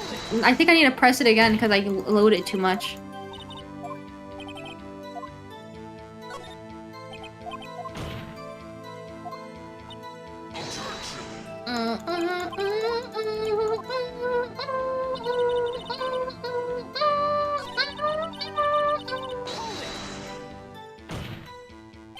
Are you sure? Yeah, sure as a country girl can be. That sounds pretty sure. Whoa, let's press further anyways. Oh my god, I choked my spit. How come you're so sure? Well, heck, I scanned the whole lake. Scanned the whole lake? It almost sounds like she was more interested in the lake than the boat. Miss Hart, you... This guy's getting on my nerves. Mr. Wright, the witness has answered the question in full. No need for further questions. Objection sustained. That's what I'm... Sustained. Yes, of course. Oh, great. What am I supposed to do now? There weren't any contradictions in there. Sorry, Nick. If only my sister were here. What the hell do you want from me? Do I just, like, click everything? Just after midnight, you say? In other words, it was no longer Christmas Eve but Christmas Day. Huh? Yeah, well, yes. I know you want to find contradictions, but really... Aww. I hope your next contradiction is a little more relevant to the trial. Witness, continue your testimony. I was in my car. Why were you camping there anyway? I'm a research student at my university. I was taking pictures to use in my research. What research? This all sounds suspicious. Miss Hart, could you be more specific about your research?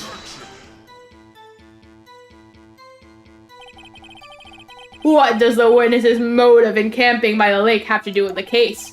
The answer is nothing. I object to this line of questioning. Objection sustained. Wait now, I'm silent. Well then say it already. Objection sustained. Thanks for nothing, Your Honor. Enough.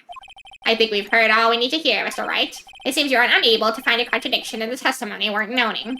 But Your Honor... You keep your promise. Mr. Wright, I'm afraid that I will have to penalize any further outbursts by holding you in contempt of court. And if that happens, you'll have to leave the courtroom immediately. Understood? Oh, Nick, a lot of this testimony's fishy, Nick. Real fishy. I know what you mean, but if I can't say anything, what can I do? I believe we covered the evidence sufficiently to make a decision. Then pass your judgment. Very well. Mr. Mouse, Edgeworth, please take the stand. What was that?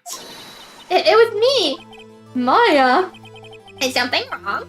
Do you need to use the facilities? No, I do not. Lada Hart, your testimony stinks. It's unclear whether you were actually looking at the lake. It's highly doubtful that you actually saw Mr. Edgeworth. Tell us the truth. This is a matter of life or death. What? Did you really clearly see Mr. Edgeworth that night? Did you see him fire that pistol? You will stand down. The court does not acknowledge the defense's outburst. Answer me, Lada. What's the big idea treating me like some kind of criminal? I saw him. I swear I saw Edgeworth. Enough. Judge, declare defense in contempt of court. Yes, of course. I'm sorry, but you were warned. Guard, what the freak? Escort Mr. Wright out of the courtroom. He's in contempt of court and must leave. No. Did I lose? Wait. I was the one who made the outburst, Your Honor. Nick is innocent. Huh. What's the difference? All that remains is for the guilty verdict to be declared. Dude. Isn't that right? No. Wrong. What? Did you hear what Miss Hart just said? She said she clearly saw Mr. Edgeworth. That was not in the testimony. That changes her testimony and I have a right to cross-examine her again. What? What? What? What? You are in contempt of court. It's too late for wild claims. Judge, sustain my objection. Yeah, don't take it, Judge. You're the judge here. I'm sorry, Mr. Von Karma, but I cannot. What? Miss Lotta Hart has made a new testimony. The defense does have a right to cross-examine her again. But he is in contempt of court. No, I am. If you're gonna arrest someone, arrest me. Very well. Maya Fey, you will leave the courtroom immediately. Nick, I did what I could. You have to do the rest. Good luck. Maya. She like sacrificed herself. She threw herself out. Started throwing a tantrum. I care not for this melodrama. Listen well, Mr. Wright. I do not tolerate badgering of my witnesses. I'm running out of time. I'd better find a contradiction here or else. Mr. Wright, begin your cross-examination. Oh God. Oh good lord. Okay. I saw it clear as day. The man in the boat with Mr. Edgeworth. That's it? Uh-oh, I don't know if I can find anything in that. But I can't squander Maya's efforts either. How do you know? How do you know? What did you see? Well, what about the other man? You cannot expect to be allowed to blindly ignore your promise, Mr. Wright. I believe you claimed there was a contradiction in the witness's testimony. Well, find it, if you can. What the? That's it? You're pissing me. I freaking hate Von Karma. Man, it's obviously not. It's blurry as freak. You're such a liar. Got you. Got you, Miss Hart. Finally. What? You got what? Look at this photograph. Photo I took? Very same. There's something I wanted you to see in this photo. It's quite clearly visible. The fog, Miss Hart. So? This picture was taken with professional high-quality film, correct? Yet even it could not capture the faces of the men on the boat. Do you claim you saw Mr. Edgeworth? How? What? Mr. Wright has a point. That's why I told her not to say that in your testimony. Please. Yet now she has said it, Mr. Von Karma. How could you possibly see Mr. Edgeworth? Explain yourself. Miss Hart, What? did you see the defendant that night? Of course. I said I could. Then please testify as to the circumstances of your sighting. I did it. I finally found a hole in Von Karma's carefully vague testimony.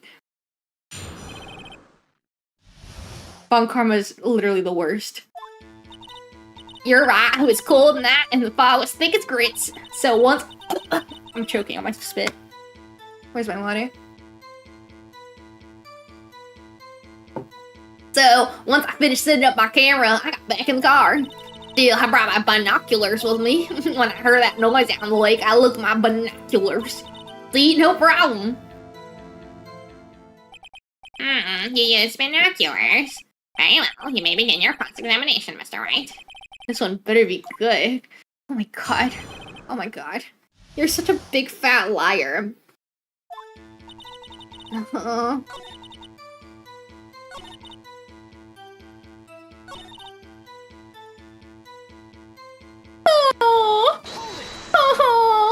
If there was a heavy fog, how would binoculars change that at all? What do you mean? Even binoculars can't see through fog. But you say you clearly saw him. I did, yeah. Enough. There is no room for doubt in her testimony. Sounded pretty doubtful to me, but I have to find a clear contradiction first.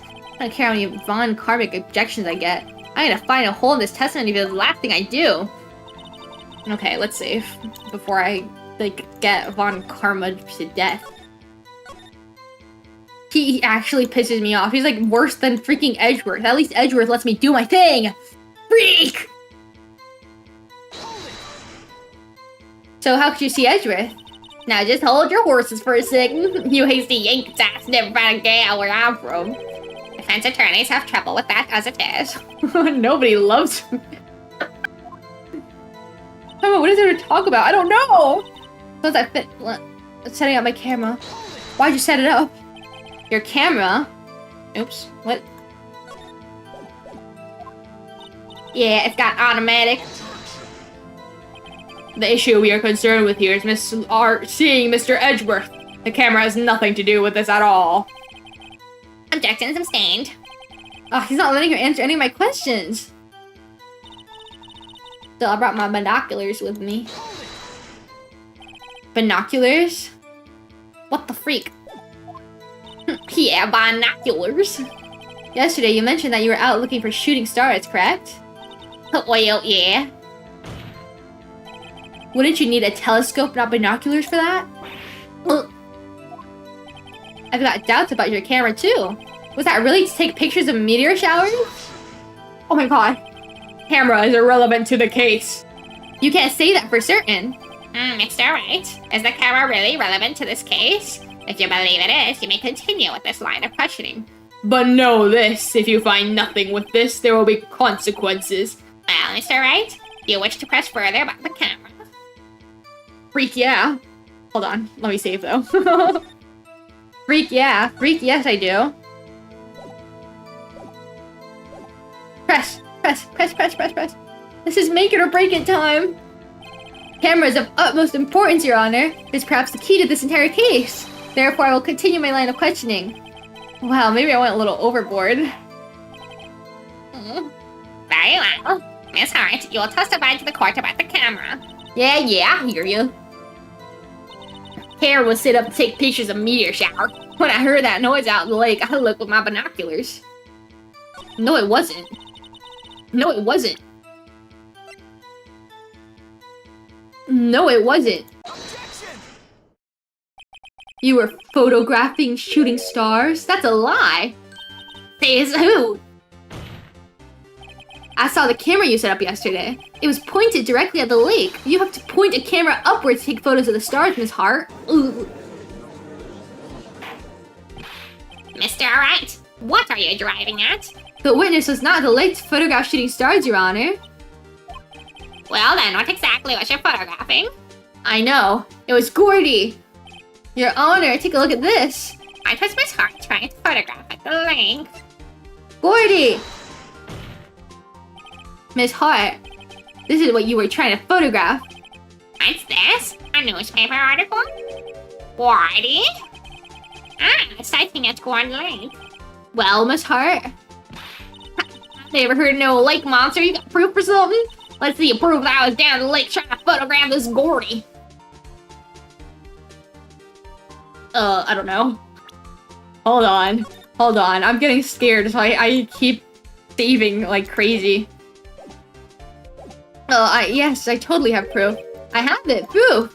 Intriguing. Very well, let's see it. And no joking around this time, please. What is proof that the witness was trying to photograph Gordy, the lake monster? Her thing, isn't it? The proof, Miss Hart, is in your own camera. Your camera was set to take photos in response to loud noises, correct? Thus, this photograph here, taken when a gun fired on the lake. And here, this article about Gordy. According to this article, Gordy makes a loud noise when it emerged. Well, you were trying to photograph Gordy, weren't you? That's why you had to set your camera to respond to loud noises. What? I see. I too thought it was a little strange. Yeah, sure. Well, Miss Hart, you were camping there to try and take a photo of Gordy, weren't you? Yeah, not bad, y'all. Y'all are that smart. So smart, boy. I was down there trying to photograph Gordy. You got me. So what? Huh? That don't change what I saw, does it? Exactly.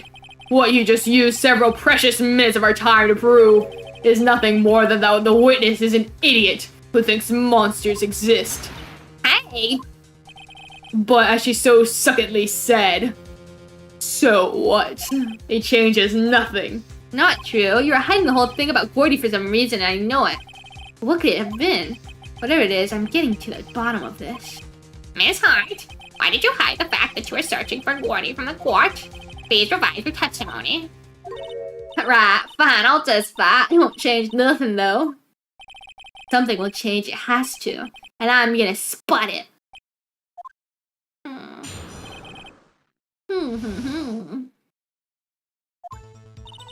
Actually, I'm not a research student at a university. I'm an investigative photographer.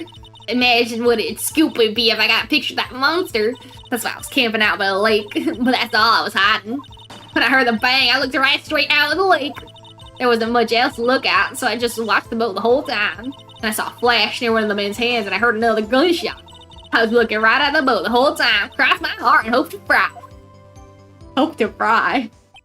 Now, Mr. Wright, you may cross-examine the witness. What? The witness's testimony has changed from before. Whether she is a research student or a photographer has no bearing on this case. There is no need to waste more of our time with another pointless cross-examination. I claim the defense is right to cross-examine the witness, Your Honor. Uncarm is up to something. I know it. He doesn't want me to cross-examine her because why? Is there a contradiction? Very well, you may begin the cross-examination. You seem sure of yourself. You must have something in mind. Huh, that would be a first. Very funny. Very funny. You understand this is your last chance at a cross-examination, Mr. Wright. If there are no problem with the testimony this time, you will let the witness leave. I will announce my verdict at the time, Mr. Wright. Understood? Yes, Your Honor. This is so stressful. Actually, I don't care. I don't care. That's why I was camping out at the lake, but that's all I was hiding. When I heard the bang, I looked right straight out at the lake. There wasn't much else to look at, so I watched the boat the whole time. And I saw a flash. But you said you were wearing binoculars. Freaking... Exactly what sort of sound was it? Well, I never heard one before, so I can't say for sure, but it sounded like a gunshot. It's a lot sharper sound than I would have expected. What do I even have as evidence, bro? My party poppers are gone.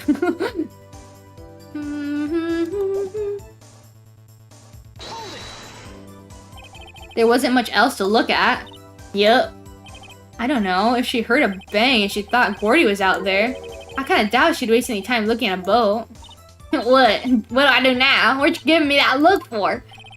Definitely suspicious. Maybe it's time for some evidence. Witness, continue. Hold your hush puppies, Pops. I'm getting there. Is that time for evidence? Is that the game telling me to do it? A flash? Hold on, let me save. Hold on.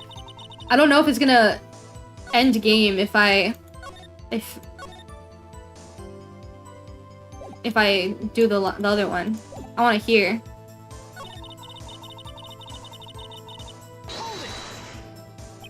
Was there nothing on the lake but the boat at the time? Huh? Wait, so you're thinking maybe he was shot from some other place? I don't think so, nope. The lake was smooth as glass and nobody's on the shore either. I better find some sort of contradiction. Okay, well let's go back to this. There was nothing else to look at. So you just watched the boat. Wouldn't you have looked for Gordy? Miss Hart, were you really looking at that boat? What's with you? Of course I was looking at it. I was the only thing I was out there. Any normal person would be looking at it. I agree, any normal person would. But you're far from normal. What? Y'all want to step over here and say that? You were camping at the lake to take a picture of Gordy. Think about it. What would you do if you heard a loud noise? You'd be scanning the lake for any side of Gordy, that's what. You wouldn't give the boat a second thought. What? Continue, Mr. Wright. You testify that you were watching the boat through binoculars. However, you wouldn't need binoculars to watch that boat. You needed them to search for Gordy, and that's what you were doing. Well? Well, now that y'all mention it, I did sort of take my binoculars, kind of scan the lake a bit. I mean, Gordy might be out there and all. Miss Hart, Are you saying that you are not watching the boat then? Sorry, y'all. I wasn't fibbing, really. I thought, I could be a witness to a murder and all. I kind of got excited. I was sure I was watching that boat until now. Mother freaker. This is totally uncalled for. But hey, you got the photograph, you got proof. Still, we can't see who is shooting who in this. Right. That's why I took this photo and... Witness, that's enough. You've had a long day. Shut your pie hole. No, she enlarged it, didn't she? Shut my what? What's she gonna say? She took a photograph and what? Wait a second. Yeah, she enlarged it. She even had a photograph to prove it, but you really can't tell from the photo who is shooting. That's why she says she's gonna enlarge the photo. She said it'll drop the quality of mine, but she should be able to see who's who. She enlarged that photo. Why won't Von Karma let her show it? I've got a hunch. I bet that enlarged photo shows something bad for Von Karma. This is my chance. If I'm wrong, though, it might be in prison from Edgeworth or worse. What should I do? Let me save. What do you mean, what should I do? I'm saving. I'm so scared. I feel like I'll, actually lose. Show it. Miss Hart, look at this photograph. You enlarged this photograph, did you not? Yeah, I did. Why has the enlargement not been presented to the court? Because it does not exist. What are y'all talking about? You're the ones who told me not to show it in court in the first place, you old fool. What is the meaning of this, Mr. Von Karma? Miss Hart, show the photo to the court. Show us the enlargement. The prosecution objects to the submission of this evidence. Objection denied. The witness will show the enlargement to the court. Here it is.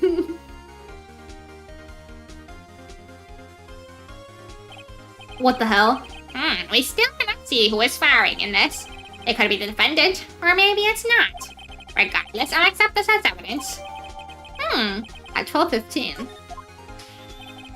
Happy now, Mr. Wright? There has to be something. You asked for the enlargement, you got the enlargement. Yeah, I did. And little good has it done. And little good it has done to any of us. That's why I requested she not show it. I suppose this means that the cross-examination is over, obviously. Then I would like to close the cross-examination of Miss Lara Hart. And none too soon. That was a flagrant waste of my time. Mr. Von Karma, do you have anything to add? I stated everything I needed to when this trial began. Decisive evidence. A decisive witness. What else could possibly be required? Nothing, of course. Then I believe it is time for me to declare my verdict. Wait, it's not supposed to go like this. Photo somewhere. It's bad, really bad. What should I do?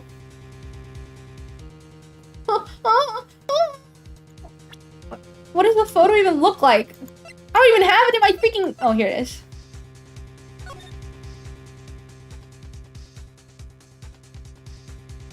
What the freak, man?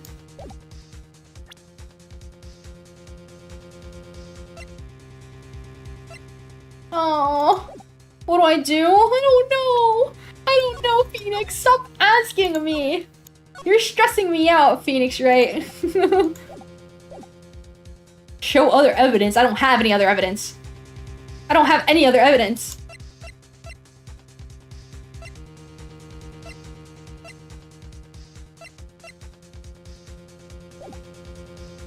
Object? Object? No, that doesn't make sense. Show other evidence? I don't have anything. I don't have anything except for the gun that has, like, it got shot 3 times.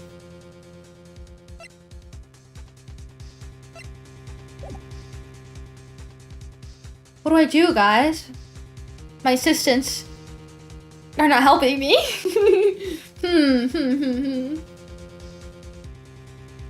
How about we just object and see what happens? If not, we'll just load back again, you know?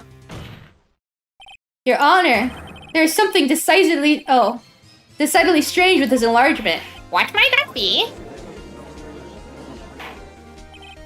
Mr. Wright, you will show the court what you mean. What in this photo is strange? Okay, here goes nothing. I'm sure the judge is strange about this photo. I will? I can't even look at my stuff? Which hand? Oh my god! Oh my god, this is the left hand! This is the left hand! Oh my god! Oh my god! Oh, you're so smart! You're so smart! Oh my gosh!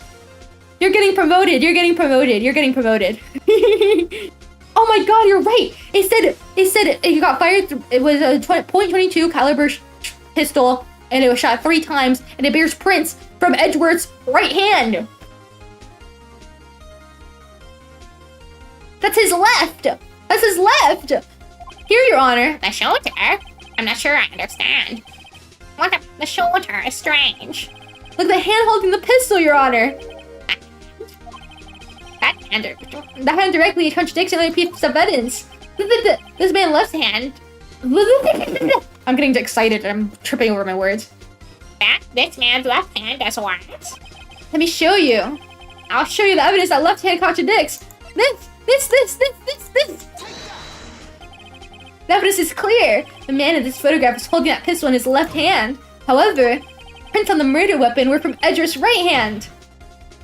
Ergo, the man shooting the pistol in this photograph is not Mr. Edgeworth.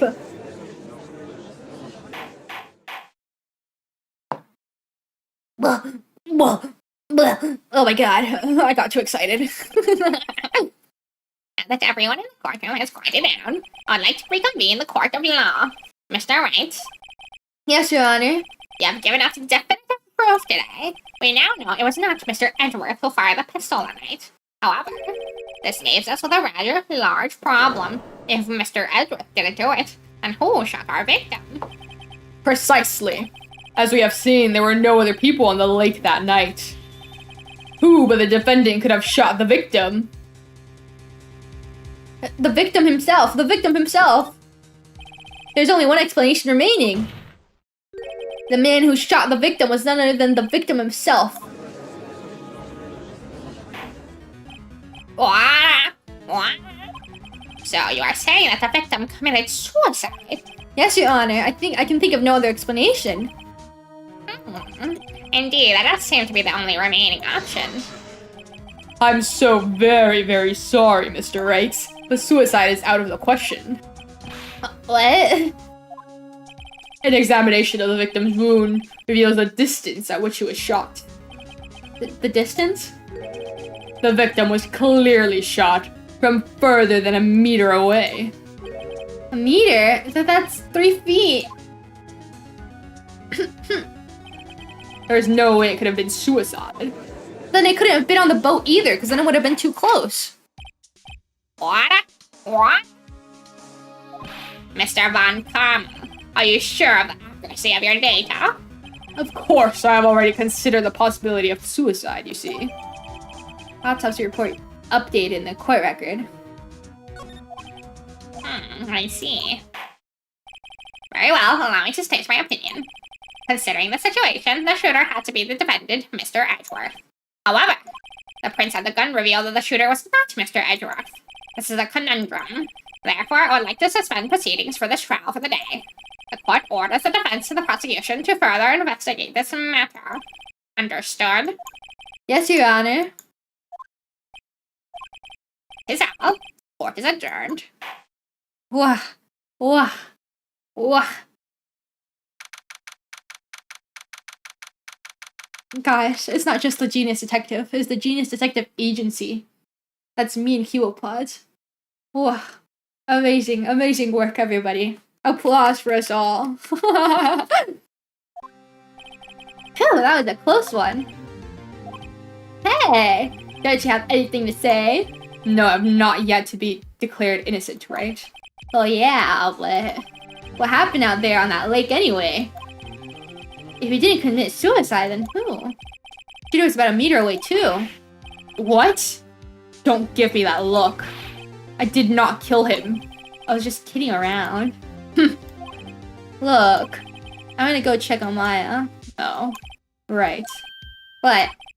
Tell her something for me. What?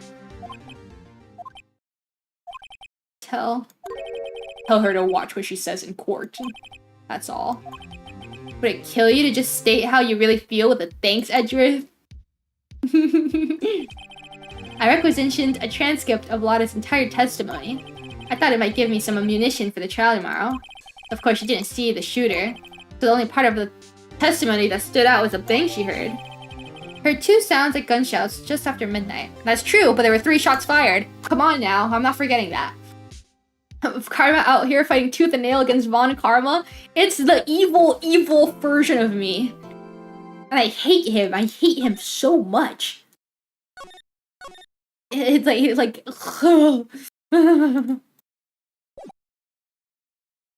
it's rage bait.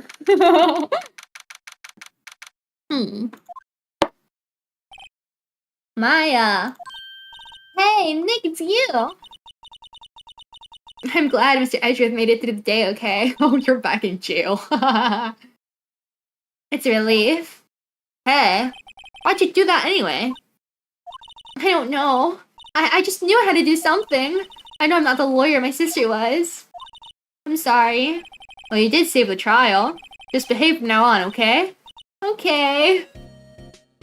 You're back in jail, Amaya. Have you been questioned yet? No, not yet. Detective Gumshoe was here just now. He said, seeing this as your first offense, we'll let you go after questioning. Whew. Oh, he wanted me to get bail money ready. He can pay for me, okay? Oh, how much? I don't know. I guess I'll send you a bill or something. Why do I picture giant bales of money every time I hear the word bail? What about Mia? You got any luck with that? Any luck with Mia? None. I can't get through to her at all. I tried, I really did. I don't know what to do. I think I probably should have stopped my training. She sounds like she really did her best. I should check and see if there are any waterfalls in the local area. I wonder if I'll ever see my sister again. Aww. Do you have anything to say about my badge now that you're in jail? It must be nice, Nick. You can just show that to anyone and say, I'm a lawyer. But spirit mediums will. I don't know, with your clothes, I bet at least some people will recognize you. These are medium and training clothes. I wonder if I'll ever be a proper medium. What do you think about your mom? My mother? Now that I've shown her the picture, I'm not so sure it was the right thing to do. No, I'm pretty sure it was the wrong thing to do. Sorry, I don't know. Maybe she wanted to see her mom. What's wrong with that? Freak off. It's a 3-day case. You might want to split the streams. It's really long. Okay, I'll see how it is. If we start getting up in the time, maybe I'll split it in half. You know? But let's see. I'm doing okay so far. Once it hits the 5-hour mark, I think I'll start dying. There are fewer people than there were yesterday, but the cops are still around in the park. I wonder if Detective Gumshoe is here today. Let's go to the beach. Let's go get a Y. Haven't seen Larry around today at all. Probably off paying through the nose on a date with the lovely fiancé. What about the... Ooh. You still here, Lotta? Oh. Hey, Detective Gumshoe. Hey, pal. Trial today, ain't her? Yeah, what about the trial? Well, I was gonna say good show, but it wasn't really all that. But you did save Mr. Edgeworth, I guess. I just wasn't sure how to thank you, you know? Thanks. You have anything for me, Detective? Detective Gumshoe? Any idea what strategy Von Karma's planning for tomorrow? Sounds like he's bringing in another witness. Another witness? Oh, right. He said something about that in the trial today. There were 2 witnesses.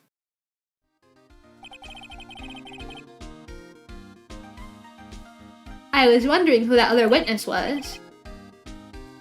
Who was it? Sorry, pal. As much as I'd like to, I'm not at liberty to divulge that information. Right.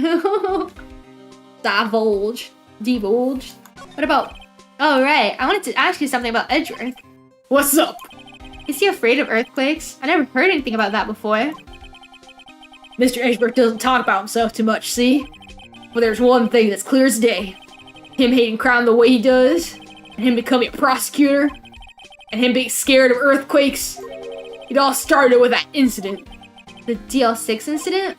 Yup, that's the one. 15 years ago, when he saw his father shot before his very eyes. Still feels the pain now, you can see it in his eyes. Godspeed, I have work now. Thanks for coming, Unc, and thanks for helping. See you next time, okay? Good luck at work.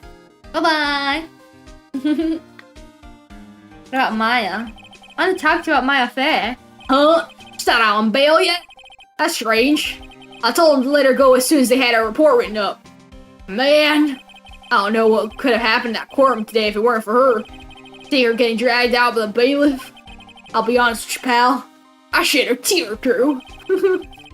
Mr. Edgeworth, he was so moved I saw his lip trembling. Really? Cold as ice, Edgeworth.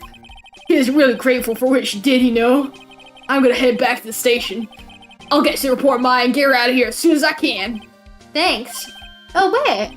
I was wondering how much is bail gonna be? Don't worry about that. Mr. Edgeworth posted the whole amount. What? Edgeworth? Didn't I tell you? He's grateful to her for what she did. Alright, pal. Well, don't forget to go pick her up today, okay? Aw, thanks, Edgeworth. He's... Maybe I could get Edgeworth to pay this one's rent too. Oh my god. I was about to say, he's very sweet, but Phoenix is not. I don't think Lada takes very good care of our SUV. It's covered with dents. Can't believe anyone would drive their car down here. I wonder why she brought a camping cooker with her? That's a convenience store right up the street.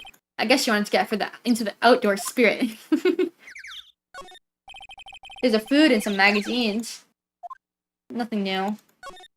The sign says no camping. Oh, oh, oh, oh, oh, oh, oh, oh, oh.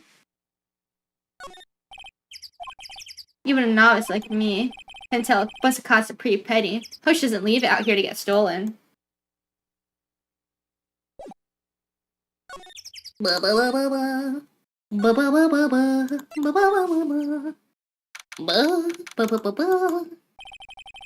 Looks like the boat rental shop is closed today too. That's it. Small boat rental shop. Doesn't look like anyone's around. Probably closed because of the murder. Aww. Apparently the police threw away the boat that was blah blah blah blah blah. Indeed, there's a space for one more boat at the dock. Okay, well let's go back and get Maya, I guess. Maya! You got bailed. I'm here to pick you up. Hey Nick, you finally came! They just free at last, eh? Those interrogators were really mean. They were like, okay, what did you do this time? Like I was some kind of criminal. Can you believe it? Well, they let you out in the end, didn't they? Oh, that reminds me. Thanks for bail. Thank Edgeworth. Huh? He posted bail for you. Said he was grateful for what you did. Mr. Edgeworth did that? I have to make it up to him. We've got to win this case, Nick. Aw. Anything else? What to do? What do you think we should do next? We're kind of lacking in clues department.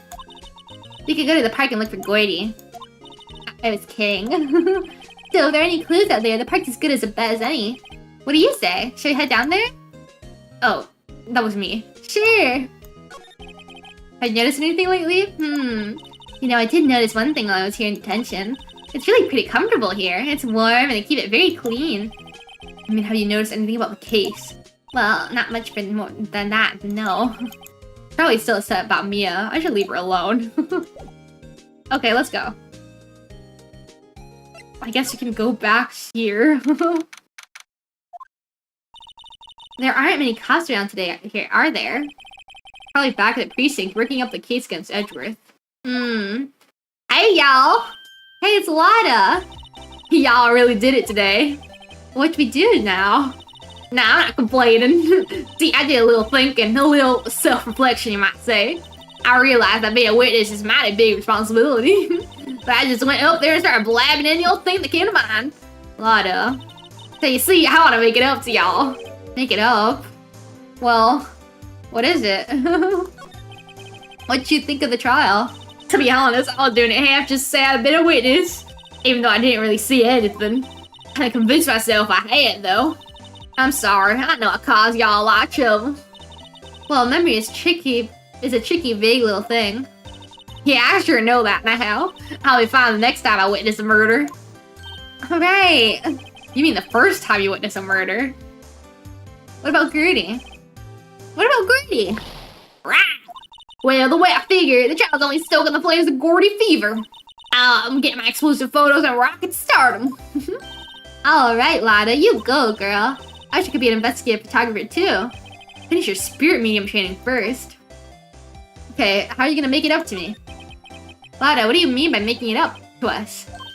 Well, you see, actually, I got a bit of information for you. What? That Fawn Karma didn't want me to say nothing about it. What information? Now we're getting to the heart of it. Get it, lot of heart.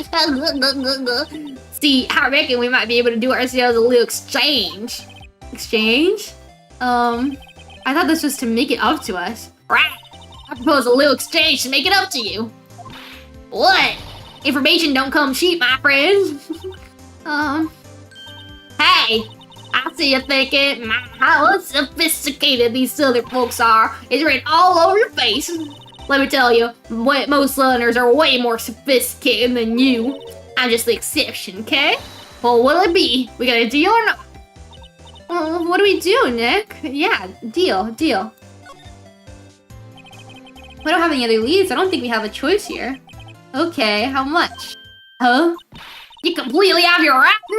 I may not be sophisticated, but I'm not trying to rob the poor. Huh? The poor? The only fair exchange for information is information. Listen good. What I need from you is information about Gertie. Oh, whoa, Gordy.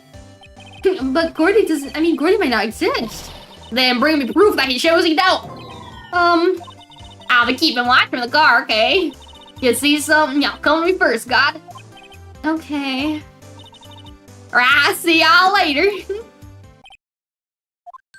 Okay, Nick, let's go hunting. Hunting? You don't seriously mean Gordy? I'm sure you do. What about Edgeworth? We're searching for Gordy for him, Nick. Don't you get it?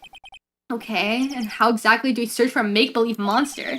Maybe we can find a monster specialist? Oh, man. Maybe Larry is good at monsters. What the F is that? Oh, what's that? The Steel Samurai, Nick. Yo! Oops. Yo, Maya! Larry, what the heck is that? Oh, it was my girl Beyonce's idea. Just if you put this here, it'll be really cool. Dude, she gave it to me along with a banner. Wow.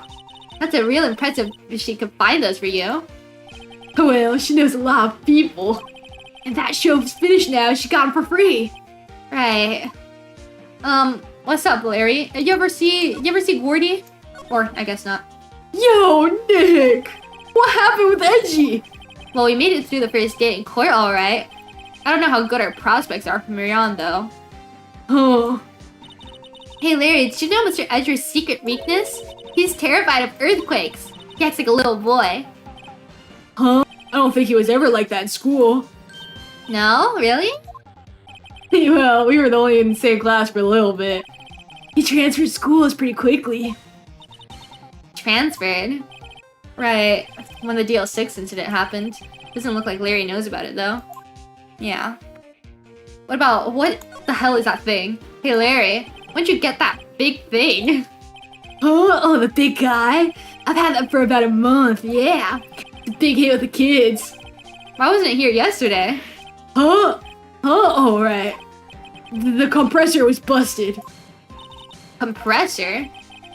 Yeah, it's that little unit in my hot dog stand. That's what I used to put the air in the Steel Samurai. Broke a little while ago, so I sent it for repairs. Oh. And here I thought you inflated it by yourself. What if Larry is Gordy? Let me look at the picture. What does Gordy look like again?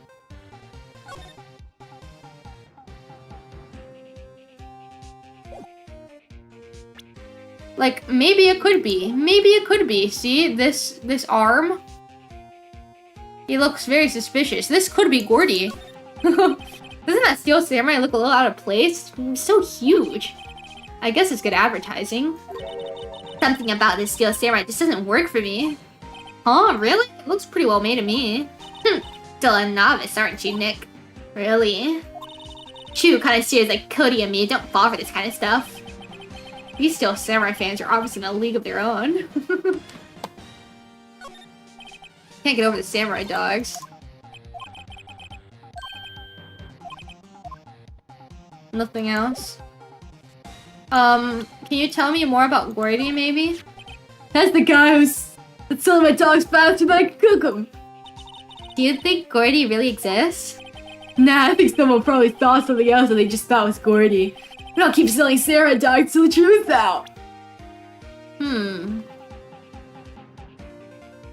I ain't got nothing else for you. I don't. But let's go look in the woods for Gordy. Oh. Hey y'all! Well, y'all find anything about Gordy? No, nothing. Well, keep moving. It gets cold out here at nighttime. It is a little chilly. I think I have to sneeze. Whoa, no you don't. No sneezing.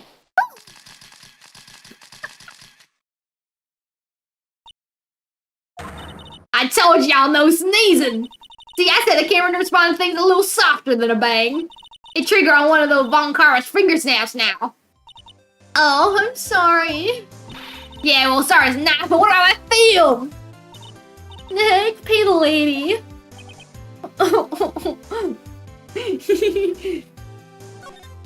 Okay, what happened? I learned something in today's trial, that's for sure. Testifies a serious business. That's why I decided not to talk about that case anymore. Huh? Well, didn't you say I had information about the case? Tell us that at least. Like I said, I'll trade it for the dirt on Gordy. Okay, well, what about Gordy? What are you gonna do if Gordy doesn't exist? I'll quit being an investigative photographer. What? After all, I only have one photo to my name so far. Was it a good one? You bet, a UFO. A UFO? A UFO? Anyway, if I can't get a career making photo this time around, then that's it. I'll quit and go back to school. Huh? So you really are a university student? Yeah, well, I'm taking a break for a bit. Right.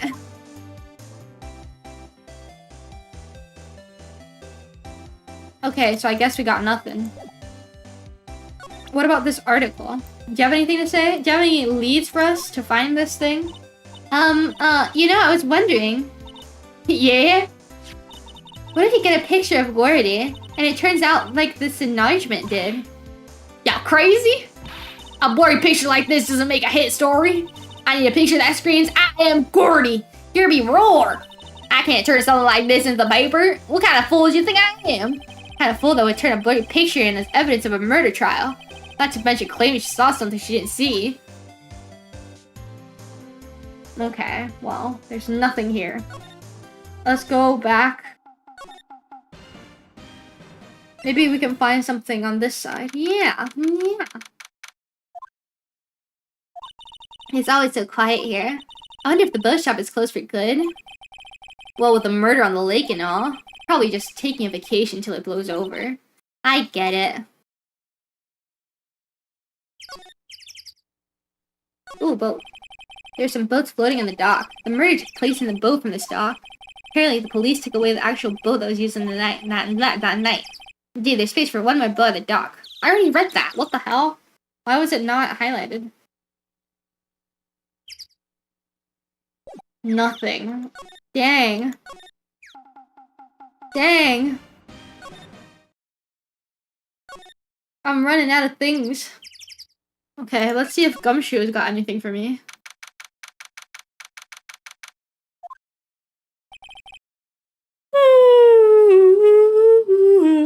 Sorry, yawn. Hey there, pal! What's up? You look out of sorts! Wait, you didn't go and do something that's gonna hurt Mr. Edgeworth's case again? What do you mean again? Whatever, have a seat, pal. I'm here for you if you need anything besides money, that is. Okay. Are you poor, Gumshoe? How's the investigation proceeding? It's not, really. You have another meeting coming up. We're supposed to talk about Mr. Edgeworth's motive. His motive? See, Mr. Edgeworth's father died in the DL6 incident, and the guy who got the lone suspect declared innocent was the victim in this case, Robert Hammond. They're saying that's why Mr. Edgeworth shot him. Edgeworth never talked about his past. I bet they'll drag that out and hit him with it in court tomorrow too. Poor Mr. Edgeworth. Gotta admit, it doesn't look good, pal. Do you know anything about Gordy? Say, Detective Gumshoe, do you know Gordy? Monster down in Gordon Lake? Not personally, no. Well, we're looking for it. Huh? Are you out of your minds? You got time to go wild monster hunting? What about doing a little questioning for me then? Oh, Detective Gumshoe is scaring me, Nick. Tell Detective Gumshoe about the deal with Lotta. Nick, try telling him sooner next time. Sorry. Why is Gumshoe always acting sus? It's because he like legally can't tell us things. So he's like, sorry guys, I can't tell you. Even though I want to help you. I see, pal. Sorry for shouting at you. Okay. Detective Gumshoe will aid your search for Gordy. Huh? I'll loan you one of our newest secret weapons for filming evidence. Or for finding evidence. Really? You can take whichever one you like.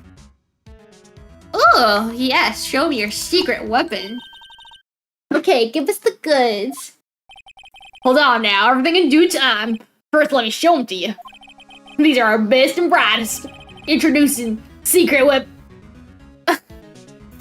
number 1, missile. Missile? He's a K9 police doc, still trading. Missile, here, boy. Aw, cute. It looks so derpy, but it's cute. Here he is. Hey, he's cute. Look, Nick, cute dog. Cute dog, and this will help us. How? He's a canine. Next, secret weapon number 2, fishing pole. Here, this is my own personal pole. Detective Gumshoe, we're looking for a monster. Yeah. How are you supposed to catch a whole sea monster with a fishing pole? Never know till you try, pal. Okay, this next one is the last one. No, please, I'm already overwhelmed by your choices. Secret weapon number 3, metal detector. Here. Detective Gumshoe, we're looking for something alive. Right. How are you supposed to find it with a metal detector? Hey, you never know, might be beneath the soda cans. Well, what shall it be? I can't make up my mind, Nick. They all seem so perfect. Can't make up my mind either, for the totally opposite reason. Oh well, I suppose it can't hurt to borrow one of them. I want the metal detector. I don't want missile. I'm sorry. Maybe that's mean to say, but I don't want that dog. What is it gonna do for me? I bet we can always just come back and use the other one, no? Can we borrow that metal detector? Sure thing, pal. I'm not sure what we're gonna find with this. Remember, you're coming for a monster. Anything's possible. Anything. Yay! Okay, well.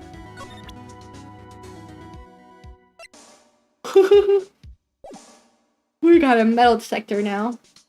Let's get out of here.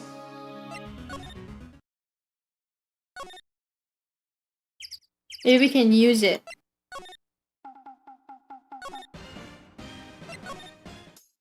Nope. Maybe we can show her? I don't think she wants to talk to us, though. Oh, you're here! You can do anything with this metal detector, Lotta? Hey, Lotta, look at this. It's a metal detector.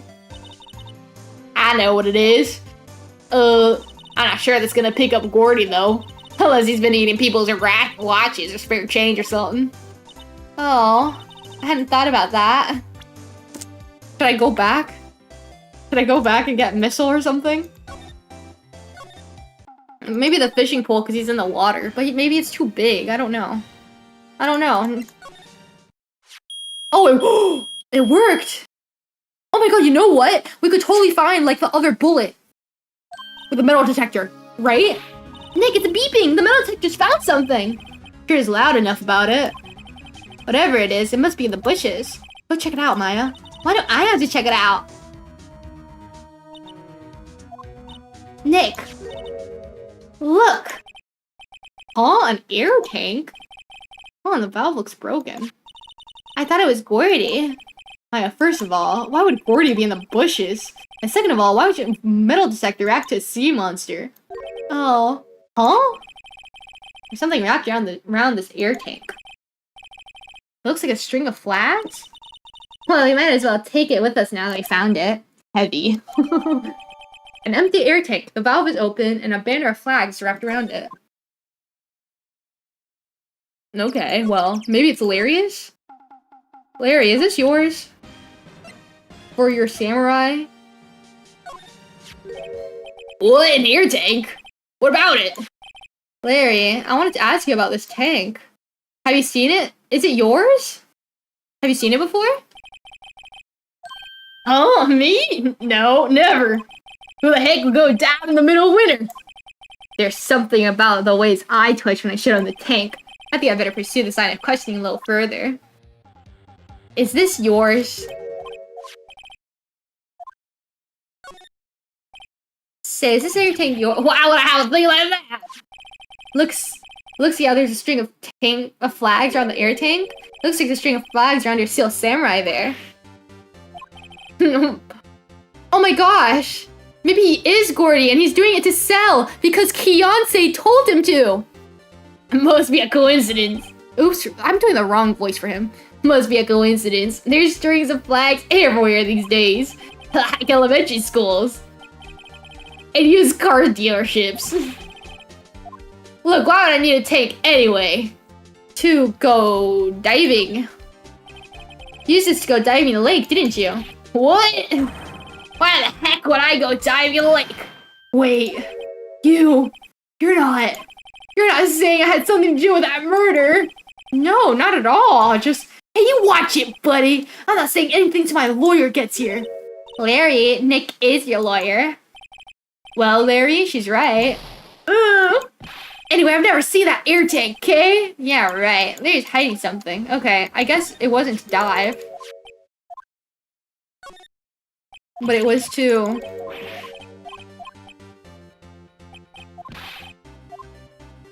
to inflate the Steel Samurai, I guess? I thought he, like, used it to inflate it and then he went diving in the lake and, like, made it go around. I don't know. You used this to inflate that, didn't you? Inflate what? What else? That big puppy Steel Samurai. Now, why'd you go around and ask me a question like that? Looks like I hit the nail on the head. Right. Actually, see, the compressor I always use was on the Fritz. So I tried using the tank to inflate it just once. It didn't go so well. As I suspected. Ask more. It didn't go so well. Yeah. Do you think you could be a little bit more specific? Come on. Looks embarrassing, so I really don't want to talk about it. Tell us.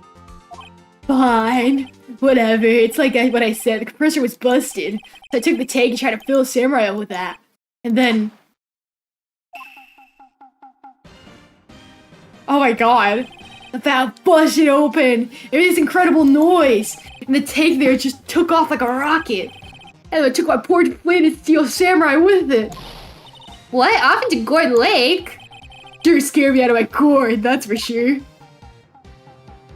Bye, boss. See you later. Good night. Bye-bye, Aniket. Thanks for coming. Good night. Have a nice sleep, okay? The tank and the Steel Samurai you were trying to fill up flew away. What happened next? Well, that happened on the 20th or so. 20th, a week ago. Now, as far as I could see, the tank went flying out to the lake. Spun out every night in a boat looking for it. I mean, Kiyoncé gave me that Steel Samurai after all. And then when'd you find it? Just the night before last. Way out there. Before a whole day to find it. The night before last? The night of the murder? Sorry for not telling you, Nick. Actually, I was here on the night of the murder. You see, I went home before midnight. You didn't know about what happened? No. That's too bad. Not all bad. We've solved one mystery at least. Mystery? Maybe we should go tell her. I can't believe that was Gertie. That's freaking hilarious. And he didn't know. I thought he was doing it on purpose. He really didn't know. Oops. Hey, Lotta.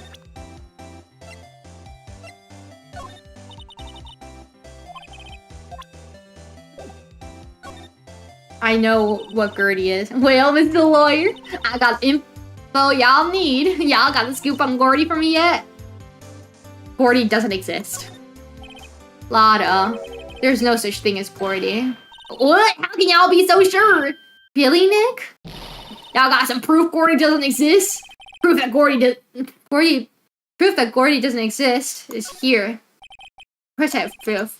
No lawyer worth his badge make a claim without the proof to back it up. Here's a proof that Gordy doesn't exist.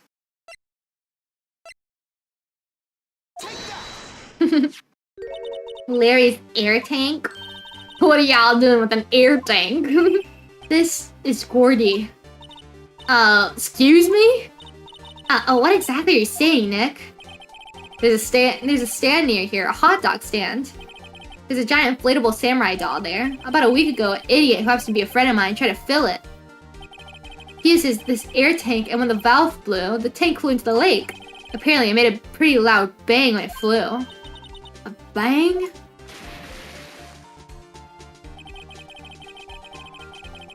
The tank, along with the still deflated samurai, fell into the lake. At the same time, a couple was taking a photograph of the lake. This photo. Wait, so you're saying that Gordy is really the steel samurai? Oh, she's so sad. Well, that's a fine way to ruin a gal's dreams. I'm sorry, Lotta. Nah, it's okay, you win. I'll give you your info like I promised. Poor Lotta. Tell me. Tell it to me now. So tell us this information you have. Promise is a promise, I guess. I overheard the cops around here saying something about the witness tomorrow. They say he's the caretaker of the boat rental shop up the path there. Boat rental? Someone there? I mean, it looks so deserted. Just an old guy living all by himself. Y'all should go check it out. Thanks, Lotta, we will. Let's get cracking, Nick. Hold on. Something else? Yeah, the night of the murder. My camera clicked twice, you know. Wait, so you have another photo? Well, yeah, but there's nothing in it at all. Just the lake. I figured it wouldn't be much use as evidence, so I kept it to myself. Well, it might not be helpful at all, but here, take it. Thanks. At 11:50. 11:50?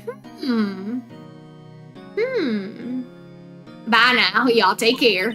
Time for me to pack up and leave. Poor Lotta. It's all Larry's fault. Oh, it's all Larry's fault. The legend still is on, I guess. The legend? Yeah, the legend of Larry. Familiar to all who know him for any length of time. When something smells, it's usually the butts. Someone should whip that butt into shape. Whatever you say, Maya. Let's go to the rental shop. Yeah. December 26th. Boat rental shop. Hey, Nick. This is the boat shop that Lotta was talking about. Right. Doesn't seem to have anyone around at all. Well, let's go check it out anyway.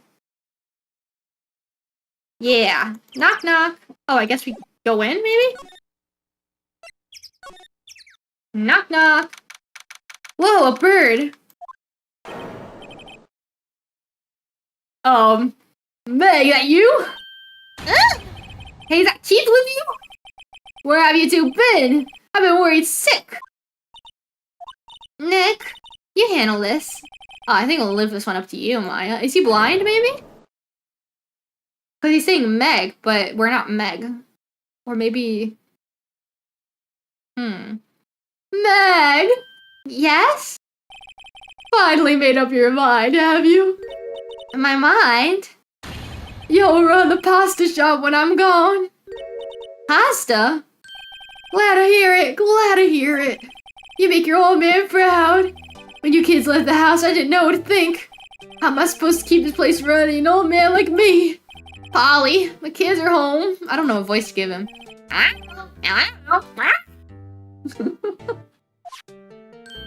Nick, what was that? The parrot. The one on that perch. Keith! Yes? I leave the wet noodle in your keep bland, sonny. Nick? What's a wet noodle? Based on the available evidence, they say it's the name of his pasta shop. That's a relief, isn't it, Polly? Hey, yo. Do you think if the parrot says anything incriminating, that can be used as evidence because that means it's heard it before? Like in real life cases? He fell asleep. I guess he's relieved. I want to see this bird. Hi, Polly. Wow, what an amazing parrot that is. Good morning. Hello? It ignored me. Whoa. What? You forgot, Meg? You gotta call her by her name first. Her name? Polly. How you been? Huh? See? Neat, so the parrot's name is Polly. The erstwhile companion of the boat shop caretaker answers to the name Polly. Too bad all she can say is hello. Well, Polly can say lots of things. You just need to know the secret words. The secret words? Can we try, I mean? Hold on. Maybe we can find some words. Whoa, there's a lot of various fish in Gourd Lake, aren't there? Something was funny, Nick. All these fish are saltwater fish. Look a little safe. It's locked. Don't go opening people's saves, Maya. What about the TV? Wow, he has a television in here too. This fishing pole looks expensive. But that's it. Look, Nick, he has an electric blanket on his table. It looks warm. That's a great idea. We should do that at the office. We can sit down with our clients, snug and warm, and drink hot cocoa. And what, talk about murders? Aw, you're a party pooper, Nick.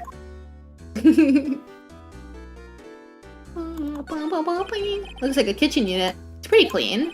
But he doesn't look like the type who'd keep things tidy like that. You're forgetting, Nick. He's running a pasta shop here. This is not a pasta shop, bro. This is a boat. Boat rental. Polly, what's your name? Cute! I just found a new friend. Oh, I like Polly. Okay. Well, hello. Is this the pasta restaurant? A pasta shop?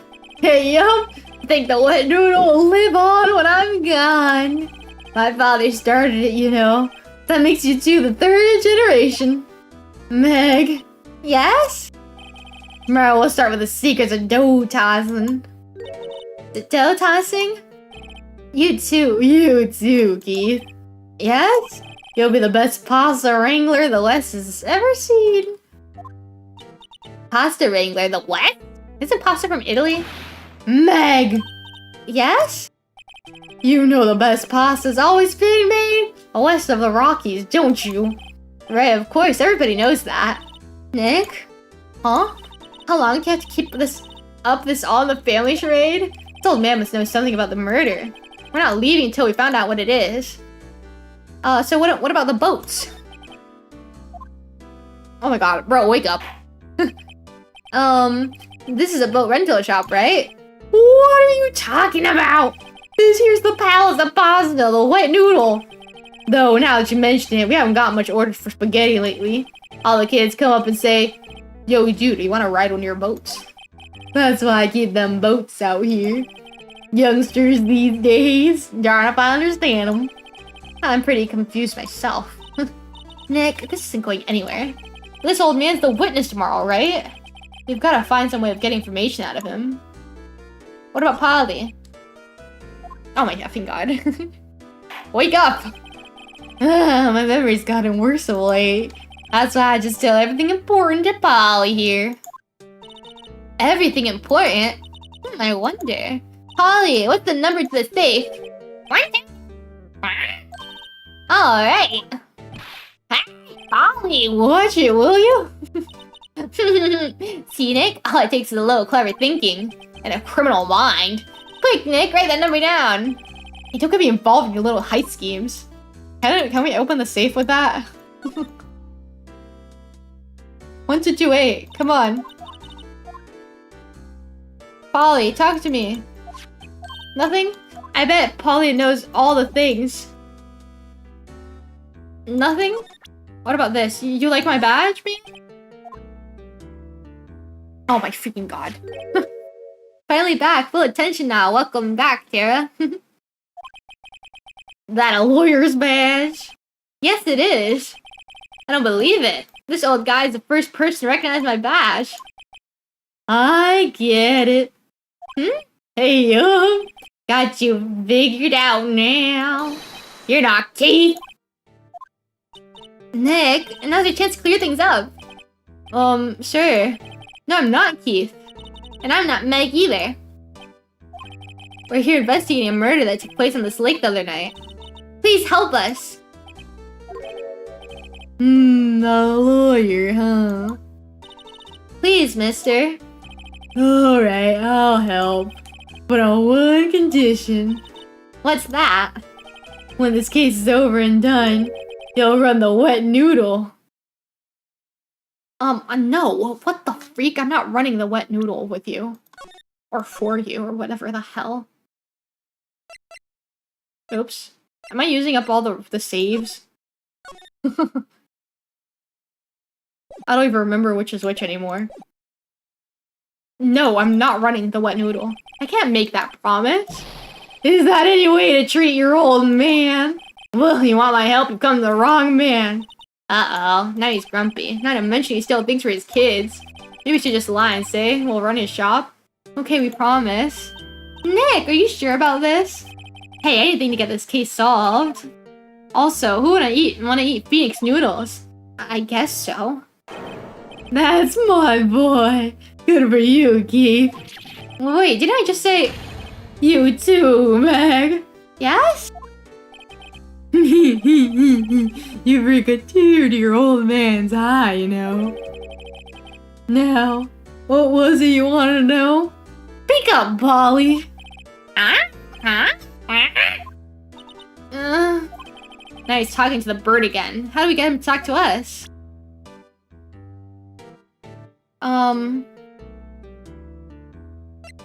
The body? He fell asleep. God dang it.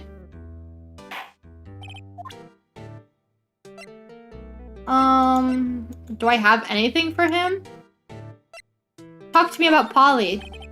Polly here is my only friend in the world. Isn't that right, Polly? Hey, yo.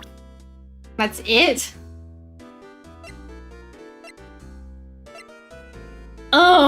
Do you know anything about this gun? No. Do you know anything? How do I ask him what he saw? Did you see this? Hey, hope I've seen this. You know something about this, sir? Keith. Yes? It's okay. You can call me Dad. Dad, you know something about this? Hey, the other night, out on the lake. Yes? I know all about that. I seen it. What? Tell us what you saw. Well, I suppose. Since you're taking over the shop and all. Nice. Talk to me. I forget the time, but it was pretty dark outside. Probably night, yup. It was after midnight, but okay. Then I heard this bang, so I looked outside. Then I heard another one. Bang!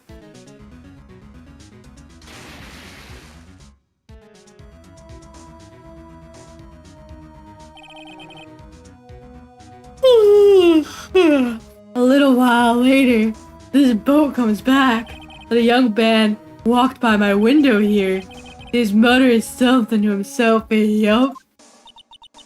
What'd he say? Hey, yo. I forgot. I'll remember tomorrow by court time, promise. We need to know earlier than that. You know what? Little Terry was just here. Terry? Hey, help, that kid next door. She always used to make him cry, remember? He was wearing his tattered old coat. Got himself some whiskers growing out his face. Must be talking about that Detective Gumshoe. He comes up and tells me to come down to court tomorrow. Really? I don't think we're gonna get much useful information for this guy. Maybe we should be leaving. I think you're right. Oh wait, I have one more question. Huh? Polly, have we forgotten something? What? Don't forget DLC. Huh? What'd she just say, Nick? One more time, Polly. Don't forget DLC. What? What? The Deal 6 incident? Hey, Dad! This is getting weird. Who is this old guy? What that bird Polly know about Deal 6? We have to figure out who that old man is. Oh. What? He locked the door from the other side. Who could that old man be? I think I need to do a little more research on the Deal 6 incident. Maybe I should ask Detective Gumshoe. Whoa. What's there to talk about? Well, there's nothing now, because he kicked me out. Bum ba bum bum bum bum bum. Here it is. Detective, I've got some questions for you. Hey, pal. Long time no see.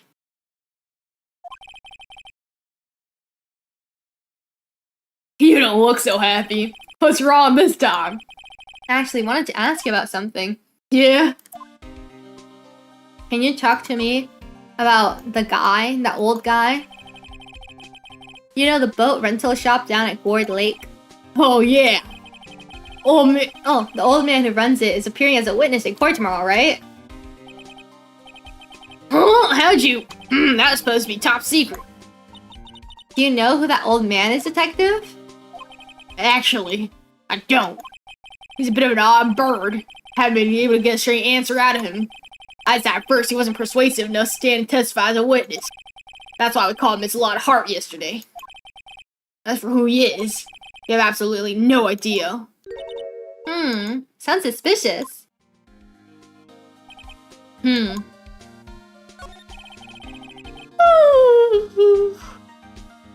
Detective Gumshoe, please help us. Oh?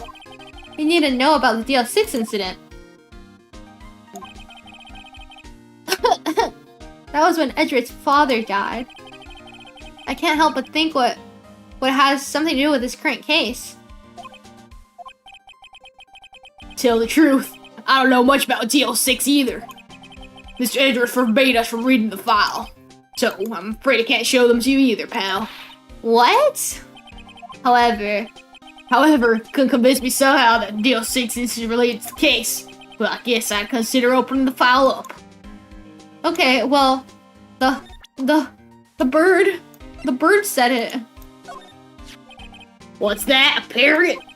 Old man at the boat rental shop's parrot. Parrot knew about that incident. That incident? DL6. What?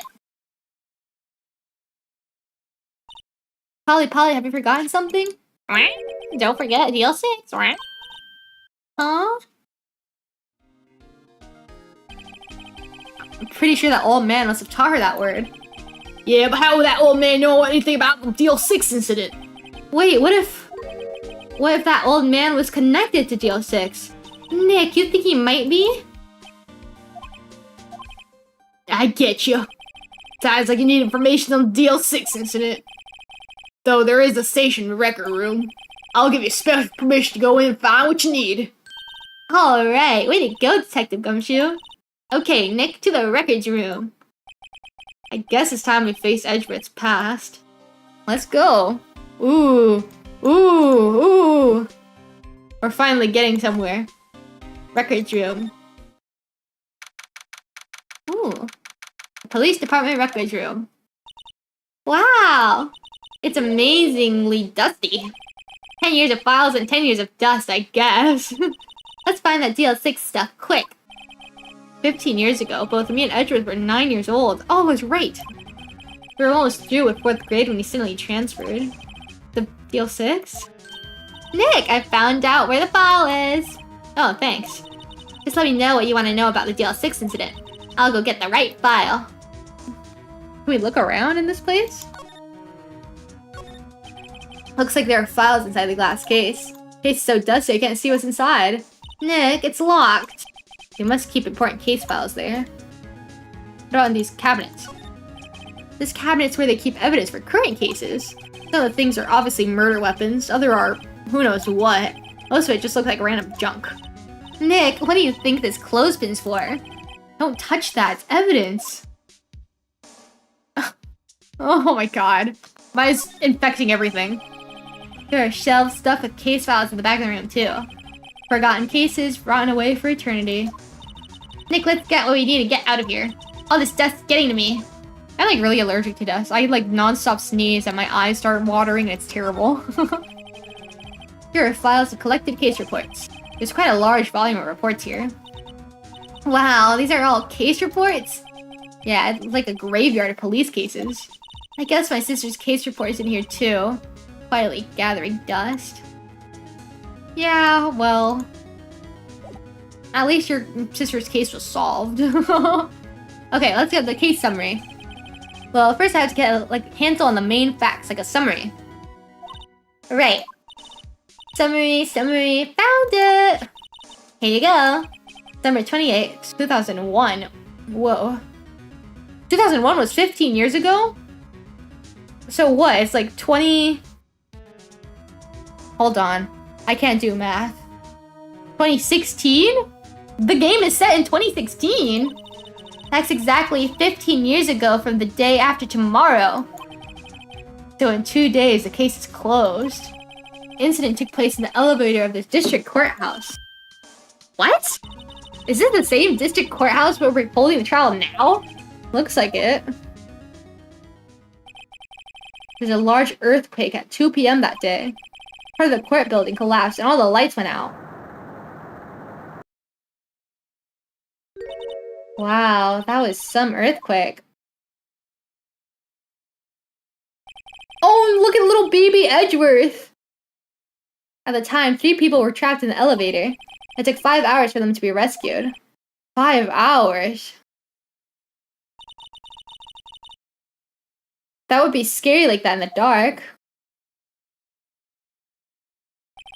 There was a lack of oxygen in the elevator and the survivors were unconscious. Survivors? One of the 3 in the elevator had been shot in the heart. That was Mr. Edgeworth's father, wasn't it? Said that his father was shot before his very eyes. So Miles Edgeworth was one of the other passengers in the elevator. Okay. While we ponder on this, I need to go get a glass of water because Gumshoe's voice is terrible. I'll be right back, okay? I'll even do the BRB screen.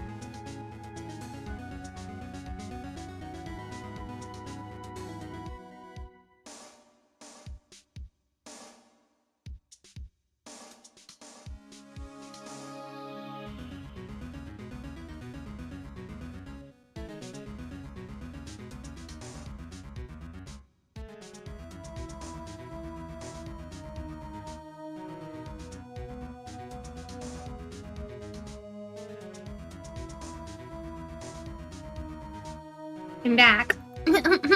Sorry. I'm back, I'm back. I'm back, I'm back. I simply cannot open my eyes if the incest smoke hits my eye. And that's the only precise day we get in the whole series? Yeah! Like, I thought this was like an old game, like a 2000s game. It's a 2001 game, so yeah. 2016 was the far future, kind of. Oh my gosh. To 2016 and still with flip phones. Take your time, Karma. Thank you, I'm back. Karma, doko. Karma's right here. Right here. Welcome back. Thank you. Tadaima.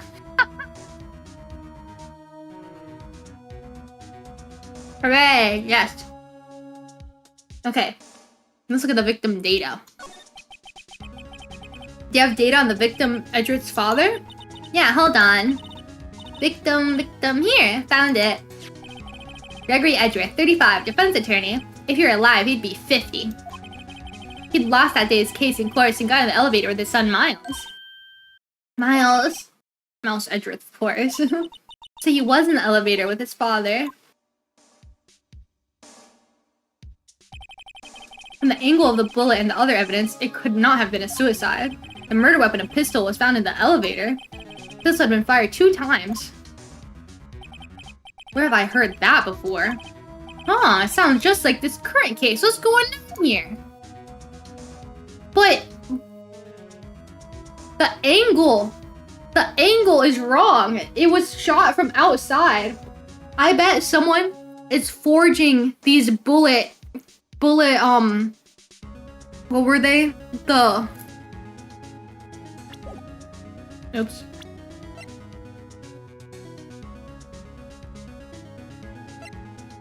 The ballistic markings. I bet someone's forging them. What about the suspect data? Got any data on the suspect in there? That would be the guy that my mom got arrested. Hold on, this is it. The man arrested a suspect in DL6 with Nyani Yogi. He was a clerk in the court, apparently. A clerk in the court? So he must have been the 3rd person in the elevator. Well, then he had to have done it. But he was found innocent. He was found innocent thanks to his defense lawyer, Robert Hamlund. Hamlund, the victim in our case. Right. The suspect, Mr. Yogi, was oxygen deprived, so much so he had brain damage. Oh my god, that's the old man in the boathouse! He lost all memory of being in the elevator. After he was declared innocent, he disappeared. Where could Yogi have gone to, I wonder?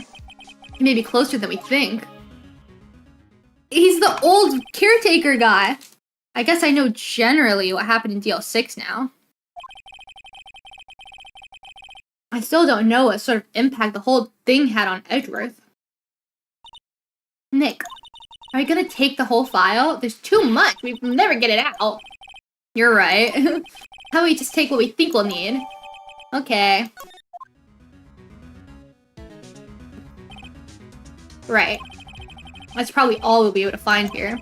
Now all that's left is trial tomorrow. I wonder how Dad will do testifying in court.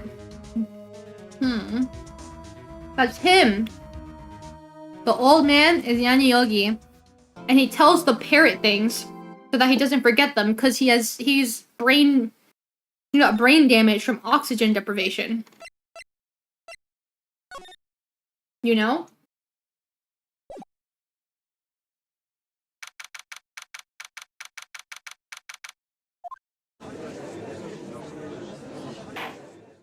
Well, his father died. I'd say it's a big impact. Yeah, me too.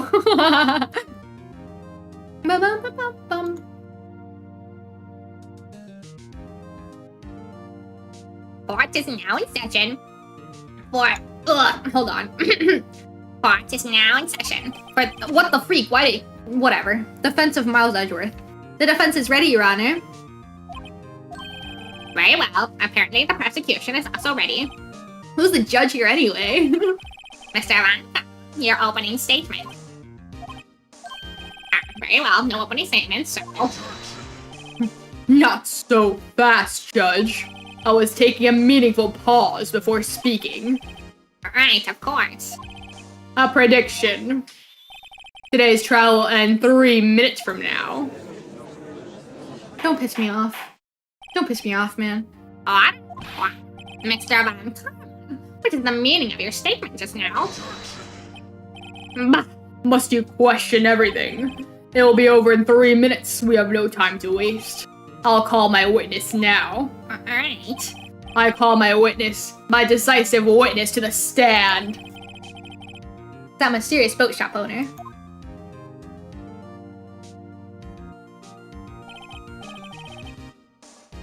Witness, state your profession.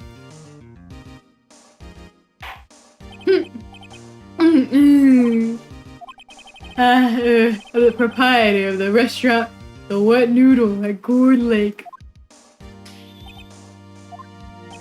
And we also rent boats.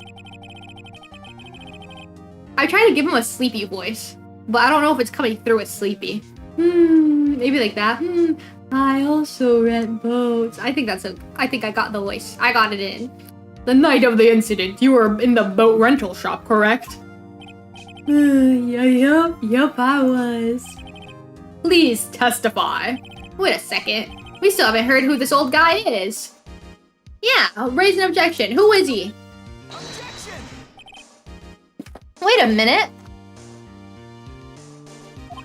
The witness hasn't stated his name yet. Oh god. Because I did not ask him, Mr. Wright. I predicted this trial will end in 3 minutes. Stop asking trivial questions and cooperate. Yeah, right. The witness will state his name.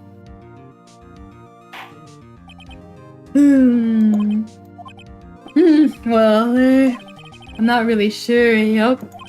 What do you mean? My memory. Honor, the witness does not remember anything beyond the last several years. Ergo, he cannot recall his own name. He cannot recall, you say?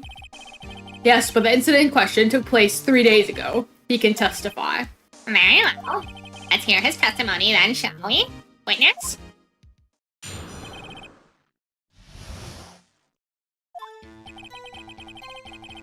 It was the night of the 24th, just after midnight. Yup. I was in the restaurant where I rent boats as usual. Then I heard a bang. Yup. When I looked out the window, I saw a boat just floating on the lake. Then I heard another bang. Just about then, the boat comes back to shore, and a man walks by my window. Very well. I'd like to begin the cross-examination. What do you mean, objection? Bro, you're not the boss here. There's nothing to question in my witness's testimony. Ergo, no need for cross-examination. Besides, there are only 10 minutes left before our 3 minutes are up. Judge your verdict now! Yes. Mr. Wright? Cross-examine! What are you saying? Of course I'll cross-examine the witness. Very well, you may begin. Oh, my lord. Ugh! Excuse me, Mr. Van Karma. 3 minutes just passed. I see. Well then, let's just take our time. You may cross-examine the witness. Dude, he's freaking crazy. Okay. Just after midnight.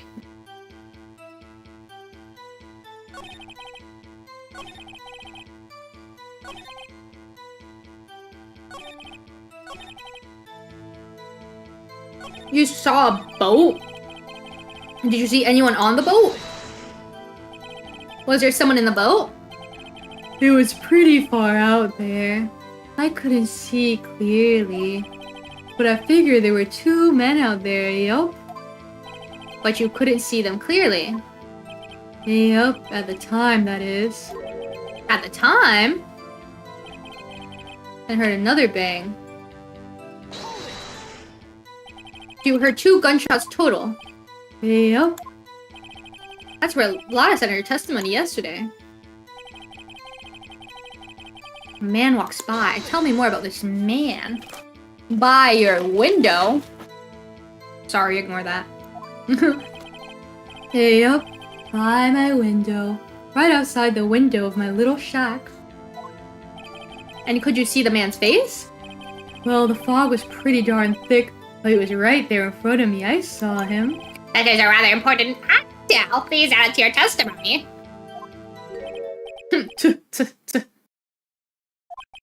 I have a bad feeling about this. The man was the defendant.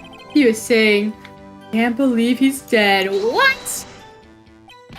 Are you sure? Uh-oh. Dad! Dead certain, Keith! He said, I can't believe he's dead. He's walking by too.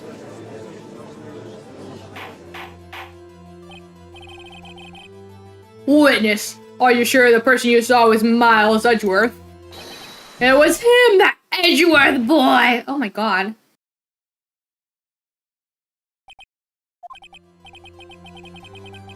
This sounds like decisive evidence indeed. I see no room for doubt. Von Karma. He lured me into cross-examining so he could set me up for a fall. Tusk, tusk, tusk. Nick, I don't like the way things are going here. Everyone in the courtroom's glaring at us. I better act quick or this trial is gonna be over. No, objection, motherfreaker. Your Honor.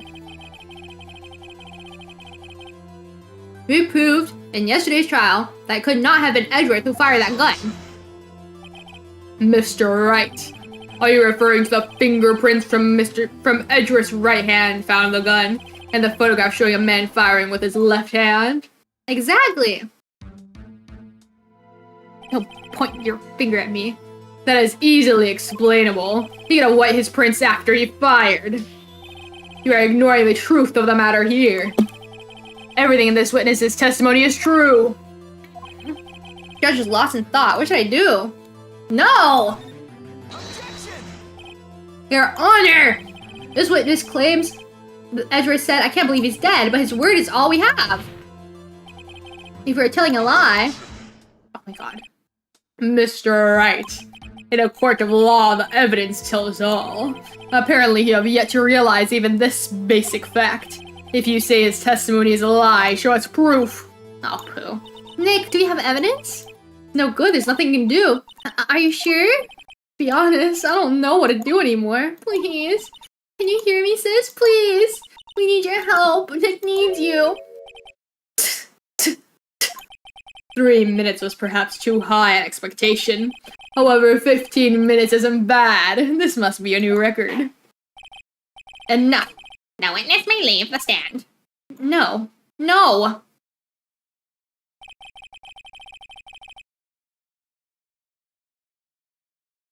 This court sees no reason to further prolong the trial, nor is there any need for more time to decide the case against the defendant. This case is extremely clear. I see no room for misinterpretation of the facts. What? No! This court finds the defendant, Mr. Miles Edgeworth. Did I lose? Guilty? The accused will surrender to the court immediately, to be held pending trial at a higher court within a month from today's date. That is all. The court is adjourned. Did I just lose? Wait!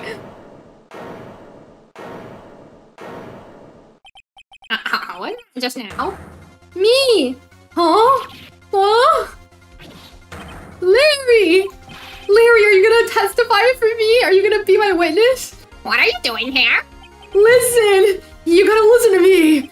I was there at the park the night of the murder! I wasn't sure about it until just yesterday, but today I remembered it! Remembered what? The gunshot! I heard it too!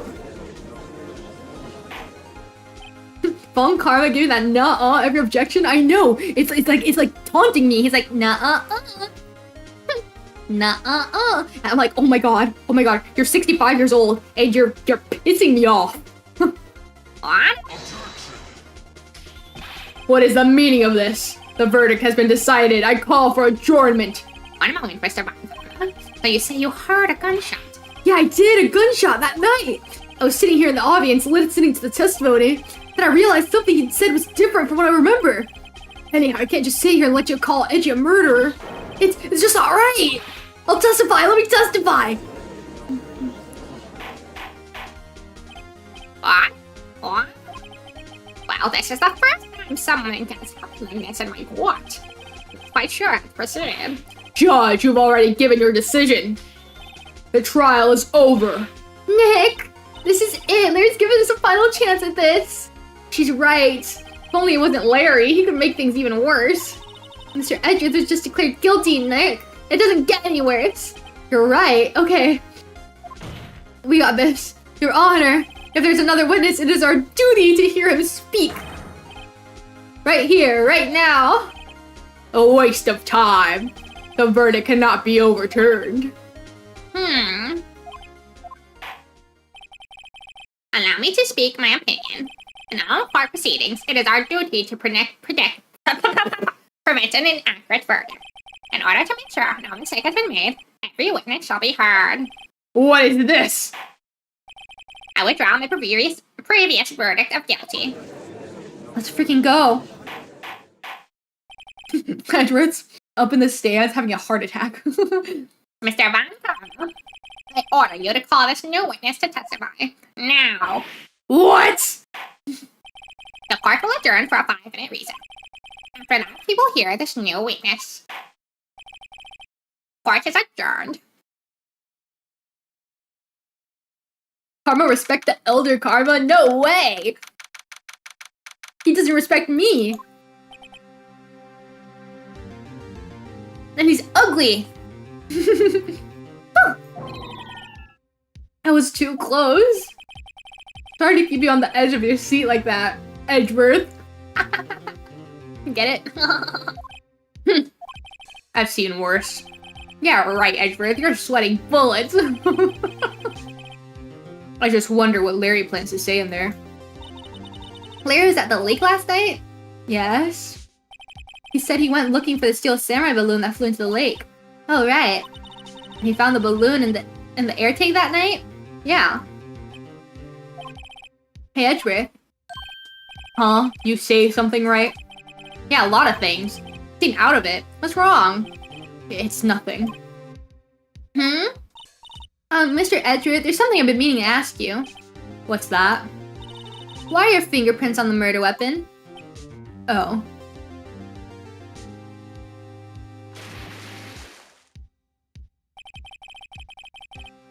When he fell into the lake, I went into a daze. I couldn't understand what had happened. I couldn't think straight. Then I saw the pistol lying on the floor of the boat in front of me. I picked it up without thinking.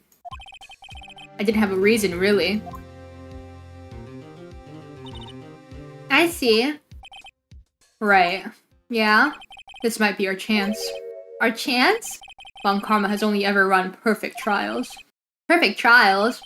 Perfectly prepared witnesses, perfectly complete evidence. That's the secret to his success. This is the first time he's ever had to deal with something unexpected. He has to let someone he hasn't even talked to testify before the court. And that someone is Larry. What are you getting at? It's likely his testimony will be full of holes, right? That's right, Nick. No 10-minute trial this time. We'll milk this one for all it's worth. It was 15 minutes. 15! Everything's on Larry now. Ooh. Come on, come on. We'll get this, we'll get this.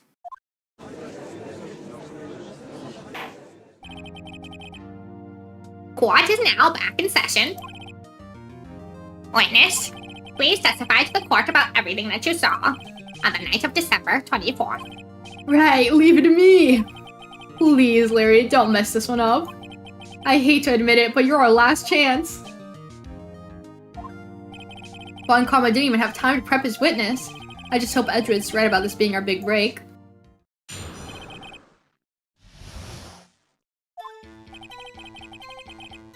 That night, I was out in a boat on the lake. I was looking for something and I found it. So I quietly slipped the boat back into the rental shop dock. Then just as I was thinking about going home, I heard this bang. I looked out over the lake, but I didn't see a boat. So after I heard that single gunshot, I went home. That was an unusually vague testimony, even for this cult. Gah. In any case, Mr. Wright, you may begin your cross-examination. Yes, Your Honor. What's wrong, Nick? It's Larry. I have no idea what he's going to say if I press him. I'm a little scared. Well, we've come this far. There's no way to go but forward, Nick.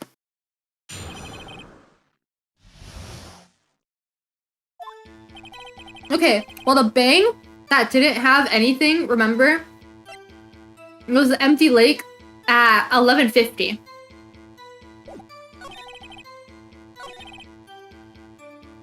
When did you do this?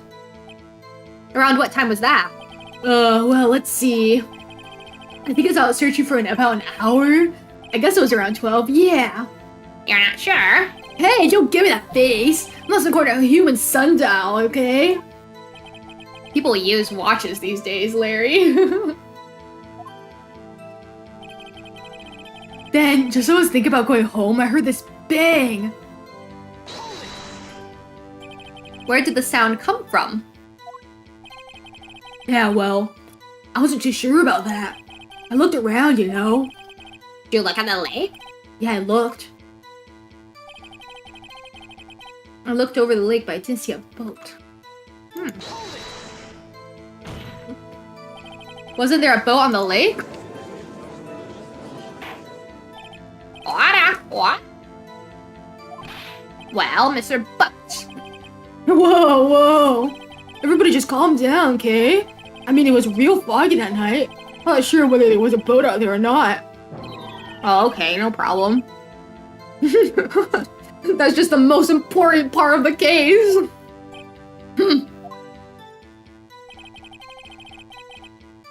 So after I heard that single gunshot, I went home. So you only heard one bang, correct? Yeah. Huh. Well, Nick? It was a pretty wishy-washy testimony, wasn't it? I guess I just start working on the contradictions. Sorry, I wish I could be more helpful. I wish I could call my sister. Should I ask about this? I know what it is already, though. Looking for something? Yeah. Mr. Butts, what was it you were looking for? What the witness was searching for is irrelevant. Most likely he was hunting for this Gordy. That's surprisingly close to the truth in a sense. This is all irrelevant. Let's get it over with. Whatever, man.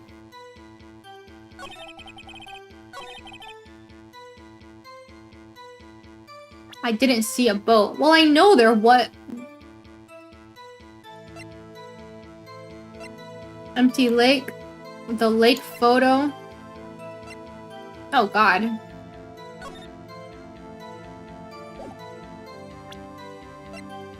Well, should I talk about how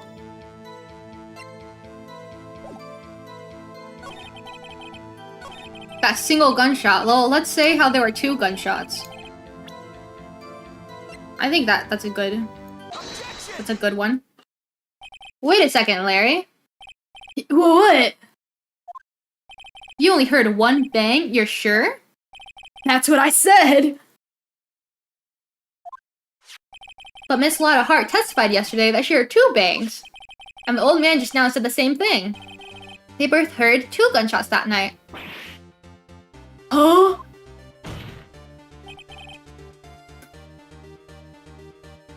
Were you even listening? Were you paying attention to all what they said? Yo, Nick, please! Huh? You know, something's been bothering me. I'm a witness, see? I'm like a customer here. You gotta treat me nice and stuff, okay? Mr. Butts, What? you only heard one gunshot? Are you sure? Well, to tell you the truth, I'm not sure. Eh? Not sure. How could you not be sure? Yeah, well, I might have missed the other gunshot. I was listening to something else. Something else. My radio, dude, my headphones. What? Lotta, and stop that booing. Mr. Butts! You are listening to the radio with your headphones. Yeah, so what? That crime? I listen to my radio. Everybody listens to the radio. What's the big deal? Mr. Von Karma, your opinion? Waste of time. I do not accept this witness nor his shoddy testimony. Well, Mr. Wright, should he continue the testimony? Continue. Your Honor, please allow this witness to continue his testimony. Bah! Nothing is more pitiful than a lawyer who doesn't know when he's lost. Very well, Mr. Butts. Please give your right testimony and be sure to include details like your radio. Alright, leave it to me. I wouldn't if there were any other ways out of this, believe me. I think we need an objection counter for Von Karma. I know. His objection is so scary. It's like, objection. It's terrifying. It's lonely being alone on Christmas Eve. That's why I was listening to an all-request show on the radio, see? I was listening to it real booming loud, like, but I'm sure I heard that gunshot. I remember exactly what the DJ would say when I heard it too.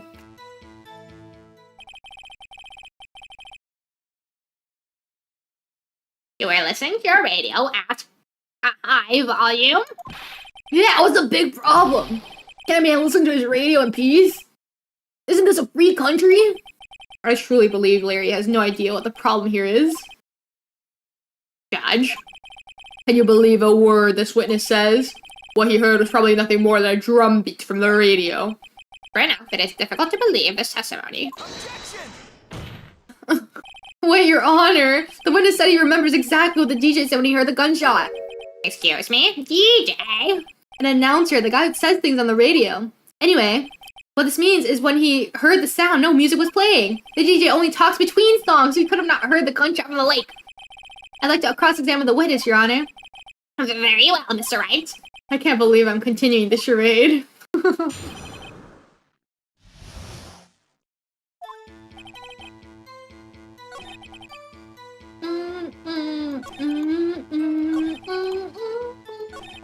What did he say? What did the DJ say?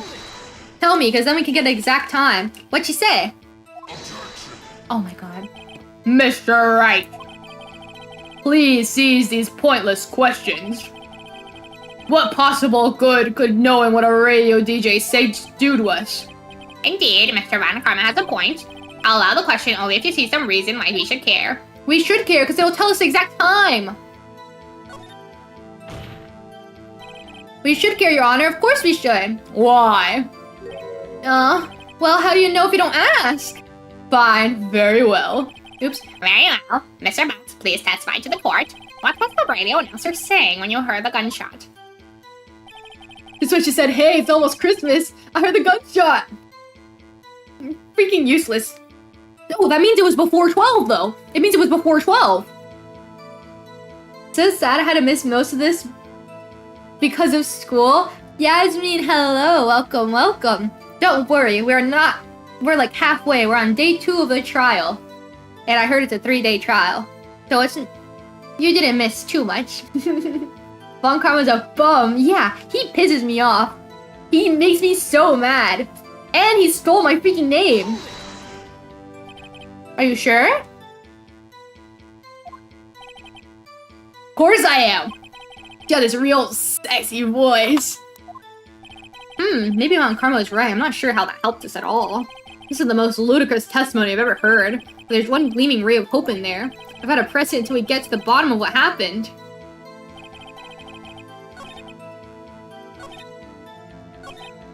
But I'm sure. Can you prove that? No, of course you can't. Nah, I can't prove it. But remember the moment real clear. I knew I was talking about it. It came back to me real clear, you know?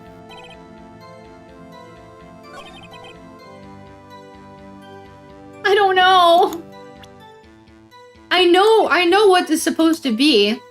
It's saying how the gunshot was on this empty lake photo. And it was at 12:24, 11:50. So we know it was on the 24th. The first gunshot. But it's not a contradiction. We're trying to get the same thing here. What am I supposed to press? What the freak do you want me to press, Phoenix? I guess we'll press everything. I don't care about this.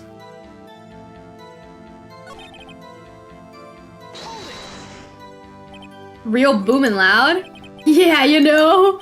You had headphones on? Yup. I wouldn't think you could hear anything going on outside at all.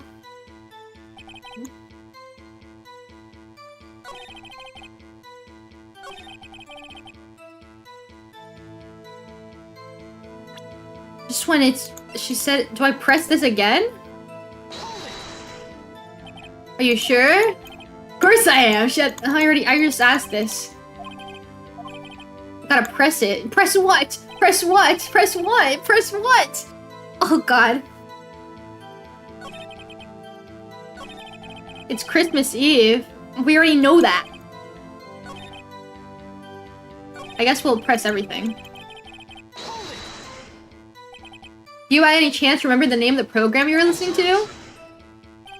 This has nothing to do with the case, Your Honor. Objection sustained. The witness was listening to the radio. That is all we need to know. Tell us, Mr. Butts, how loud was your radio set to? Shut up, man. I don't know.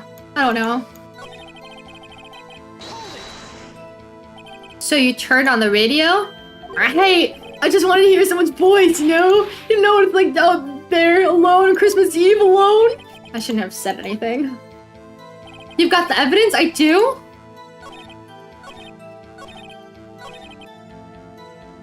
So it is this photo? I freaked it up. I freaked it up. I've got the evidence.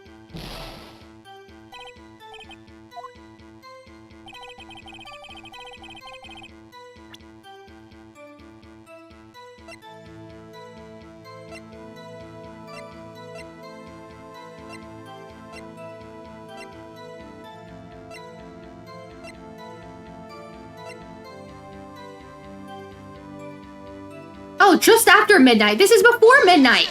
Oh my god. Oh my god. I found it. Larry, are you sure, absolutely sure what you're saying is correct? Huh? What's with the face? You look scary, dude. Hey, if you're trying to scare me, you better know I don't scare that easy. Is something the matter, Mr. Wright? Your Honor, did you hear what the witness just said? The DJ said, hey, it's almost Christmas when he heard the gunshot. Indeed, and? Almost Christmas means it wasn't Christmas. Do you realize what this means? When he heard the gunshot, it was still Christmas Eve. That would seem to be the case, yes. But that contradicts the two testimonies you've heard so far, Your Honor. Both Miss Hart and the old man said it was after midnight when they heard the shots. In other words, when they heard the gunshots, it was already Christmas. This is a clear contradiction, Your Honor.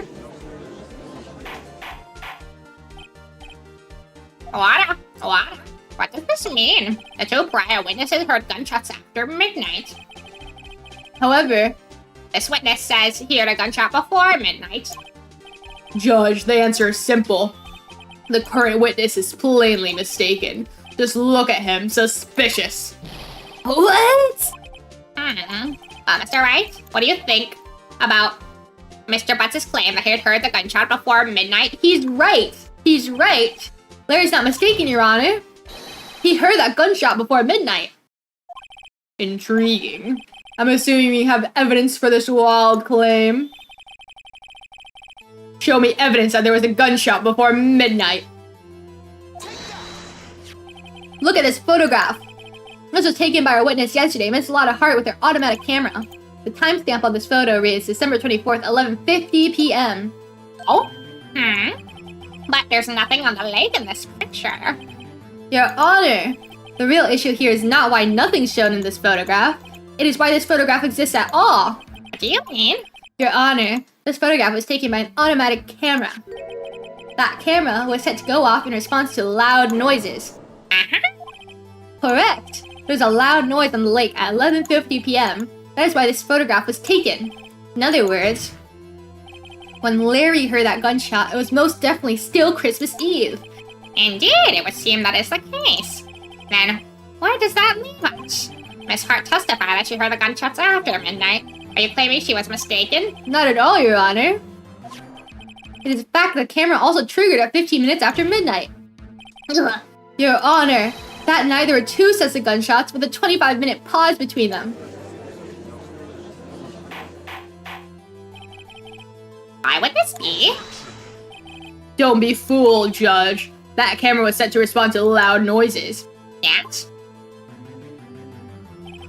There is no proof that the loud noise at 11:50 was a gunshot. Why the witness could have sneezed, triggering the camera. Hey, my nose is clear that night, man! Clear! Well, Mr. Wright, there's no turning back now. Can you prove that the loud noise at 11:50 was indeed a gunshot? Please show the court evidence if you have any. Isn't it the camera itself? Come on. Mr. Wright, is that a smirk I see? Oh, poo. Oh, poo! Because she adjusted it before. Was it fired 3 times? I don't know. Oh, it was. Motherfreaker. This is my evidence. That murder weapon? Something about this pistol is bothering me, Your Honor. Both the witnesses who testified yesterday heard 2 gunshots. However, the murder weapon was fired 3 times. When, then, was the last shot fired? Only now have I realized the truth. The 3rd shot was a shot Larry heard just before midnight.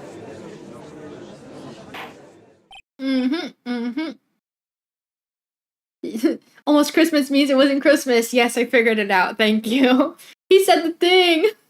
Best line in case 4, by the way. That and that cross-examination that Karma doesn't know about yet. Uh-oh. What? You're scaring me. That would make sense of the evidence we've seen so far. However, this leaves me wondering exactly what did happen that night in the lake. Exactly. If this is true, there were 2 sets of gunshots separated by 25 minutes. One at 11:50, another at 15 minutes after midnight. Why, I ask you, why? Uh-oh, I better think of something quick. Wait a second. Gunshots separated by 25 minutes? What's wrong, Nick? I have it! Huh? Remember the case with the Steel Samurai? Huh? Yeah, of course I remember. The murder in this case has the same idea as the murder in that case. What do you mean? By doing the same exact thing? Maya, yes? If we don't figure this out now, we'll never overturn Edgeworth's guilty verdict. But a hunch that I'm gonna run with it. Right, I mean, is that safe? Safe? We've already gotten a guilty verdict. We have nothing to lose.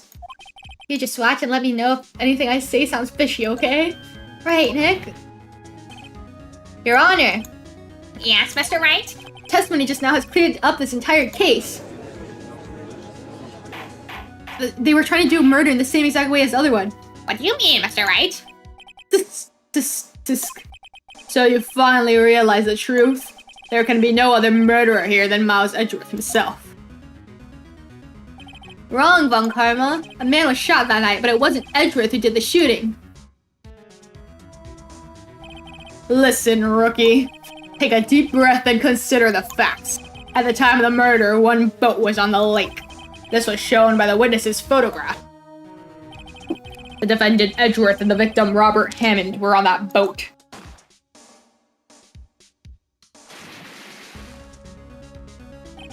There was a gunshot fired on that boat, and Robert Hammond fell into the lake. The distance of the shooting was 1 meter. It couldn't have been suicide. Well, the guilty party has to be the other man on the boat. I admit it is hard to imagine any other possibility. Yes, but this assumes that the victim was shot 15 minutes after midnight. What do you mean by that, Mr. Wright? We have photographic... We have a photographic evidence of the time of the shooting. The timestamp on the photo says 15. But Larry heard a gunshot 25 minutes before that. Robert Hammond was killed then, 25 minutes before the shot on the lake. That's the only way Edgeworth could be innocent. Mr. Wright, are you quite mad? Explain who the 2 men on the boat are.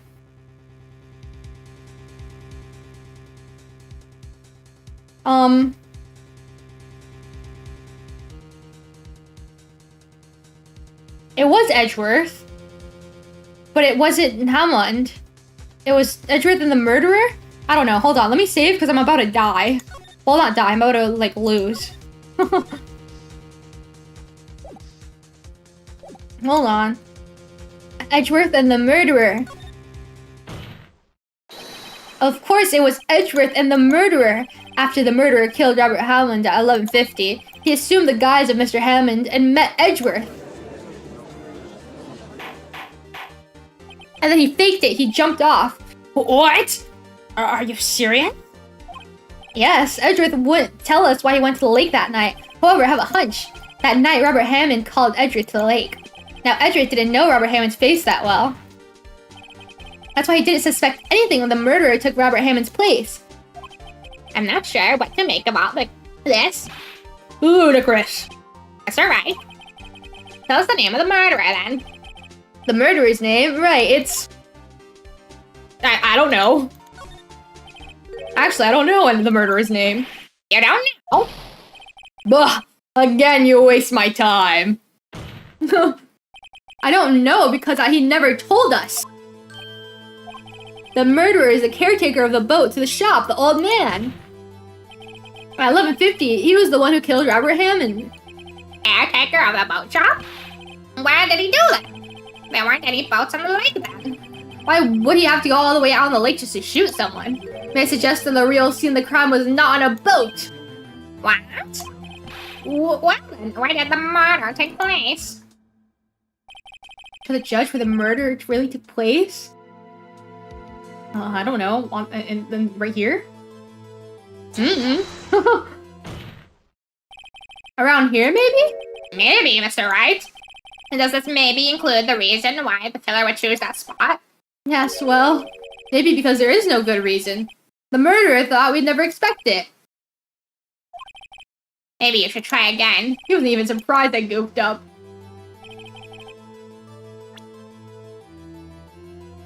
What? I don't know. In the woods?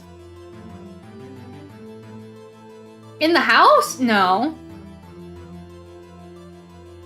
And it wasn't here. Maybe it was. And that's how Larry could hear it. Oh god, okay. Maybe it's here. Come on, come on. Oh crap. Is it in the forest?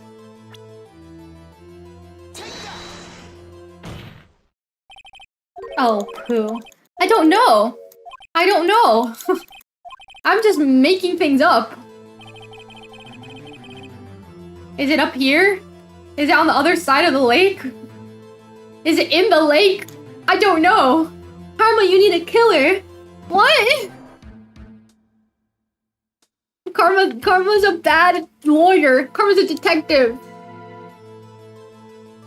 I need a killer. I don't know any killers. I don't know anyone else with them. Is it in the house? Here, of course. Oh. Okay, well, oops. Here, of course, the boat shop where he lives.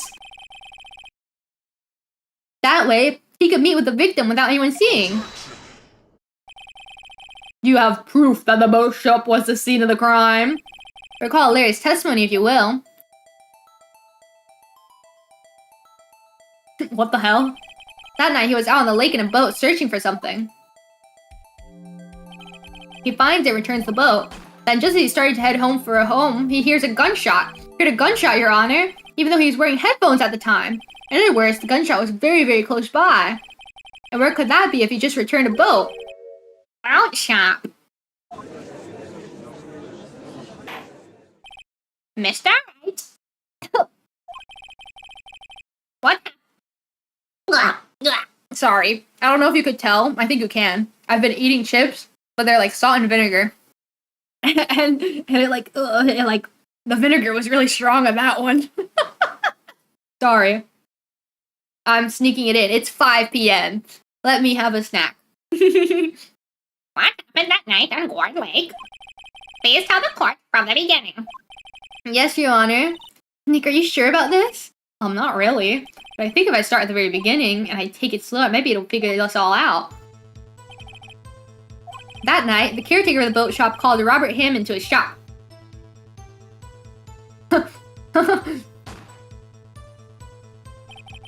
This was around 11:50. That was when the gunshot that Larry heard was fired. After that, the caretaker put on Robert Hammond's coat. It became Robert Hammond. Then he got in the boat with Edgeworth and went out to the middle of the lake. Then, who fired the pistol from the boat, Mr. Wright? The caretaker. He shot it at nothing. Of course, it was the murderer who shot the pistol. He shot twice, both missed Edgeworth on purpose. Wait a minute. Yes? Why would he shoot twice if he didn't mean to hit anyone? Know this, Mr. Wright. The moment you run out of explanations is the moment you lose. Tell us why the murderer fired twice. To create a witness?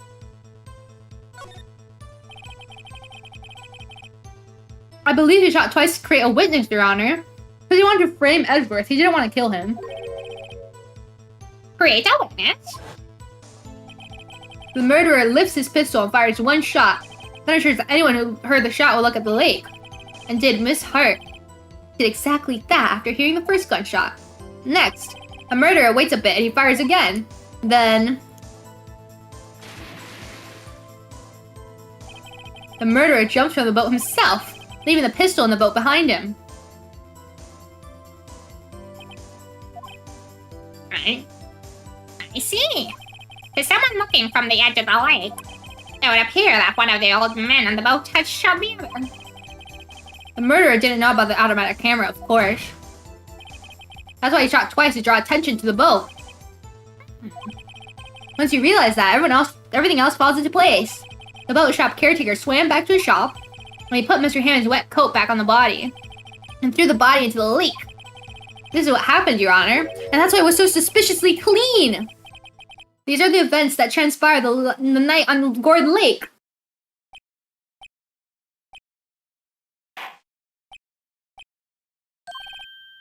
Bailiff, bring out the witness from before. The boat shop caretaker, quickly.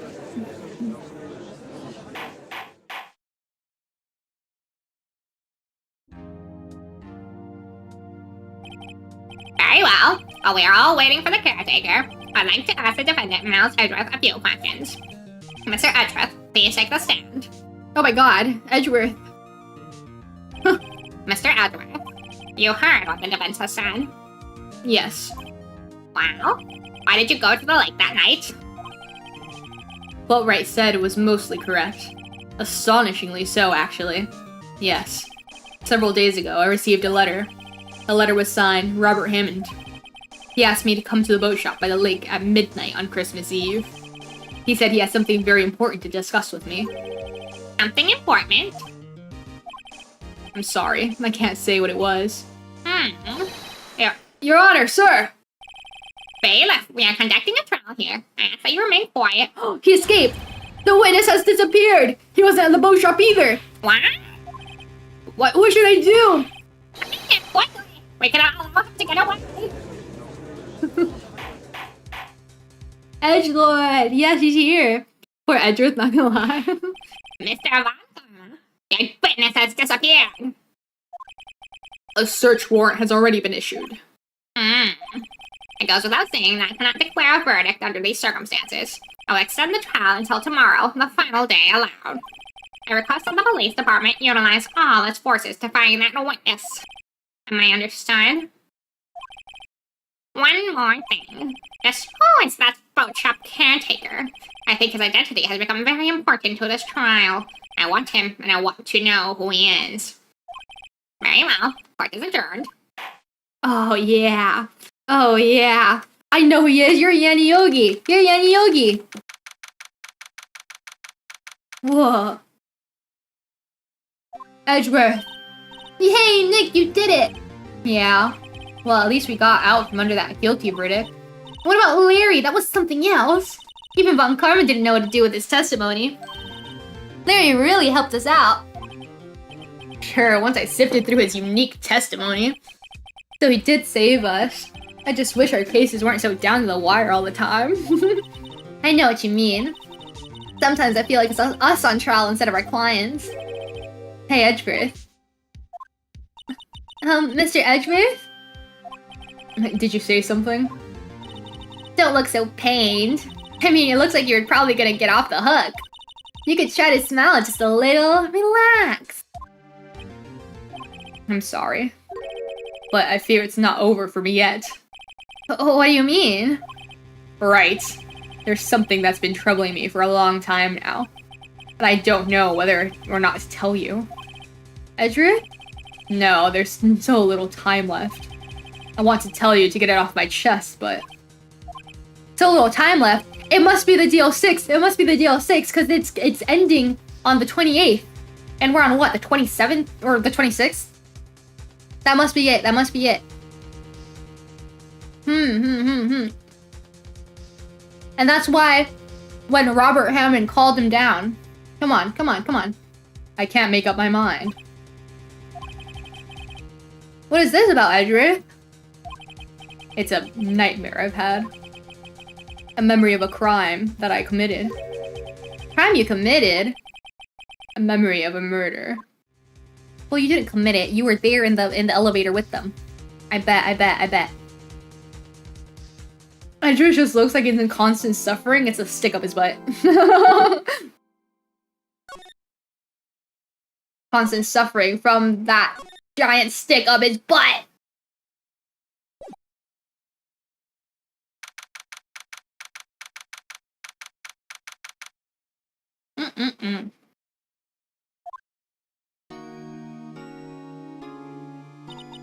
Why does he sound like he's about to confess or something? Oh my god. Confessing to a murder. What was Mr. Edgeworth talking about? Dude, why are we getting a flashback to 2 seconds ago? I guess this is the part where people usually turn it off. And like, come back to it another day. Do you really think Mr. Edgeworth killed? I don't believe it, not Edgeworth. Some painful memory must have been troubling him recently, but he'd never take someone's life, never. Nick? Yo, how's everyone doing? What do you think of my performance today? I had him swooning in the aisles, huh, Maya? Swooning? Me? Oh yes, I do remember feeling faint. Right on, tell me the truth, it was like love at first sight, right? Right, Nick? Huh? Me? Well, maybe my heart skipped a beat or two. Don't walk in, don't look at me like that. I think you can do better than that. Come on, I saved Edgeworth in there, dude. Edgy! You guys should be bowing before me. Yeah, bow before your hero. Hi, Larry. What's up? You did good. Larry, you really helped us out in the trial today. You did! If you weren't there, Larry, I'm sure Mr. Edgeworth would have been found guilty. But seriously, Nick, that bow shop caretaker guy is pretty suspicious. But you ain't off the hook yet. Way to spoil the mood, Larry. Hey, I'm just a guy sitting in the audience, you know? But from where I was sitting, Edgy seemed pretty edgy. I mean, can you really know he's telling the truth about that night? Nick? I don't know. But what I do know is, I'm gonna believe in you two until the end. Us two? Edgeworth and who else? You mean me, right? Nah, he means me, right, Nick? Yeah, you, Larry. Not me? But why you, Larry? Actually, yeah, why me, Nick? Enough with the silent treatment. Maybe it's cause his remember at the very beginning he was like, oh yeah, Larry's my reason that I became a lawyer in the first place. And then Edgeworth must be the second one, right? How's Edgeworth? Nick, why do you trust Mr. Edgeworth so much? I mean, he's changed recently, true. But when you first met him, he was kind of a jerk, don't you think? You didn't know him back then. Back when he wanted to become a defense attorney. Wait, Was that when you two were classmates? Yeah, in grade school. They saved me. Miles and Larry. They saved me and I'll never forget about it. That's why I became a defense attorney, you know? What? Hey, Larry, what's he talking about? Sorry, I kind of forgot. Okay, Nick, out with it. I'm gonna hear the story today and that's final. Okay. It's kind of a long story, so hang in there. It was the very end of 3rd grade. I was on a trial, a class trial. A class trial? We're getting backstory. We're getting lore. You remember, Larry? Spring end of 3rd grade? A kid in our class got his lunch money stolen. Lunch money? Our school is really small. Every month, kids would bring in an envelope with money from lunch from home. Or lunch from home. True. When something smells, it's usually the butts. Yeah, exactly. I think this is when everyone, like, accused him. Or, well, they accused him of everything all the time. So maybe, I don't know. Huh, I see. Anyway, this kid's envelope disappeared. With $38 still inside. Oh, yeah, now that you mention it, I do remember that. I can see why'd you forget, though. You were out of school that day. Anyway, the envelope had been stolen during PE class. I was coming down with a cold, so I skipped PE that day. I was the only one not in class. So, they thought you did it? Yeah, the kids in class said I should be put on trial. Trial? So the next day, we held a classroom trial with me as a defendant. I didn't do it. Guilty! He did it! Guilty! It was you! Give the money back! You're such a meanie! Don't play with him! Just admit you did it! You can't hide the truth! Tell the truth! You're not gonna play with you anymore!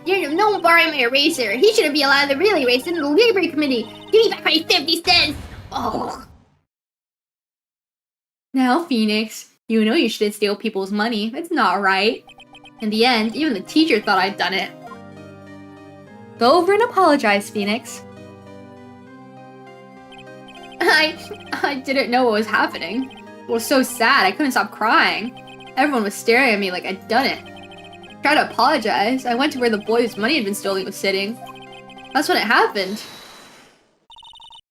He shouldn't have to apologize. The only thing that belongs in a trial is evidence. Anything else has no place. It's Edgeworth. It's little baby Edgeworth. You should all be ashamed. Amateurs. Miles? It wasn't you who stole my money, was it? No. Then you shouldn't apologize. Everyone's been shouting you did it, but no one has any proof. That's why, Your Honor, this boy is innocent. But Miles, it was your money that was stolen. Yeah, he's the one. We don't need proof. Make him say he's sorry. Why don't y'all just shut up? Oh my god, baby butts. That's how it always is. Everyone ganging up and picking on only one person. Just think about how he feels. He said he didn't do it, so he didn't do it.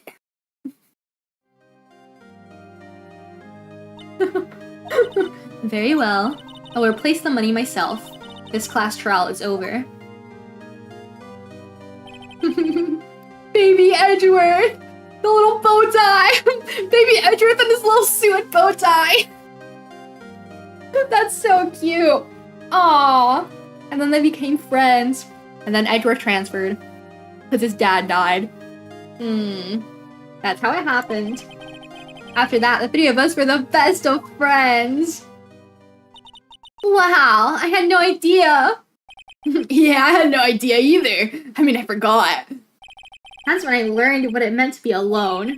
Totally alone without a friend in the world. You did a good thing, Larry.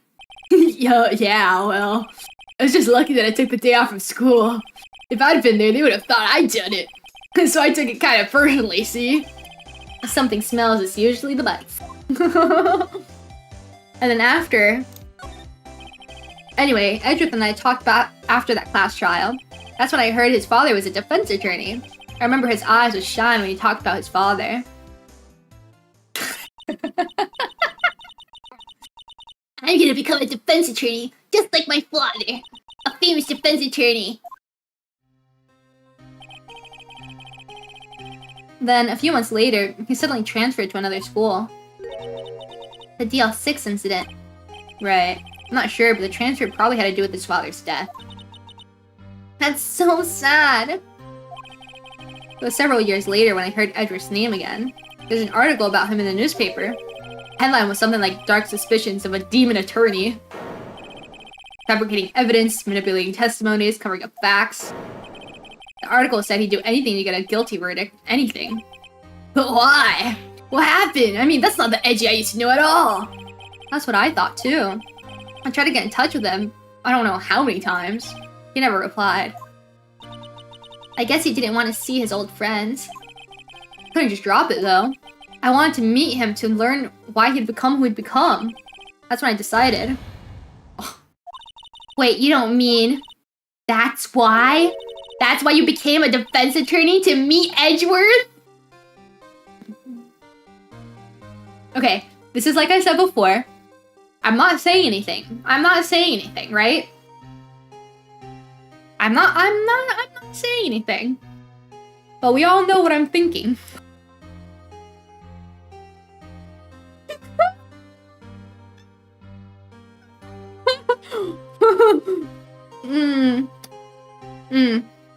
Maybe Larry was rocking that Naruto look. Yeah, it's cute.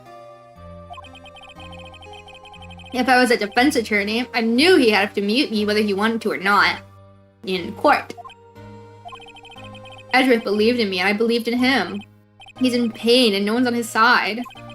I'm the only one who knows the real Edgeworth. I'm the only one who can help him. Okay, let's get off our high horse. You're like, I'm the only one for Edgeworth. Chill out. Whoa, Nick. So is that why you helped me out for free? Yeah, I helped you because I believed in you. Except I don't remember saying I'd do it for free. Oh, Nick! Nick! We have to save Mr. Edgeworth if it's the last thing we do, okay? Alright. I'm very... well, maybe. First is that rental boat shop caretaker. We need to find out who or where he is. Who or what? I settled for who. I guess I can clean out some of this evidence we no longer need. Okay, let's go. Let's do it. Bye-bye. Thanks for talking. Do you think we can see Edgeworth here? Hi, Edgy boy! I like how everyone in the class dresses casually and then baby Edgeworth is in his suit and bow tie. Right? So, he's so extra. Look at what he's wearing, bro. Like, I can't say anything because I'm wearing the same exact thing right now. But, like, come on. He's hilarious. As someone you would only do for someone you want to marry, by the way. Oh my god. Gender bent, Legally Blonde looking at... Oh my god, have you guys watched Legally Blonde? I watched the first and the second movie and they were really good. Obviously the first is better, but it was so good. It was so nice. Love that. Mwah. Chef's kiss. Mwah, mwah, mwah. Is he gay or European? Da, da, da, da, da. Gay or European? Dun dun dun dun dun dun da da dun da da na na na da da da da da da da da na na na na na na da da da da da da. I don't remember how the I never watched the musical. I don't know. I'm singing it like I watched it. On Edgeworth's side, we got a guy who I knew for like a month in grade school is sticking his nose into my deepest traumas out of nowhere. I'd be avoidant too. Oh my gosh. No, he didn't know him for a month.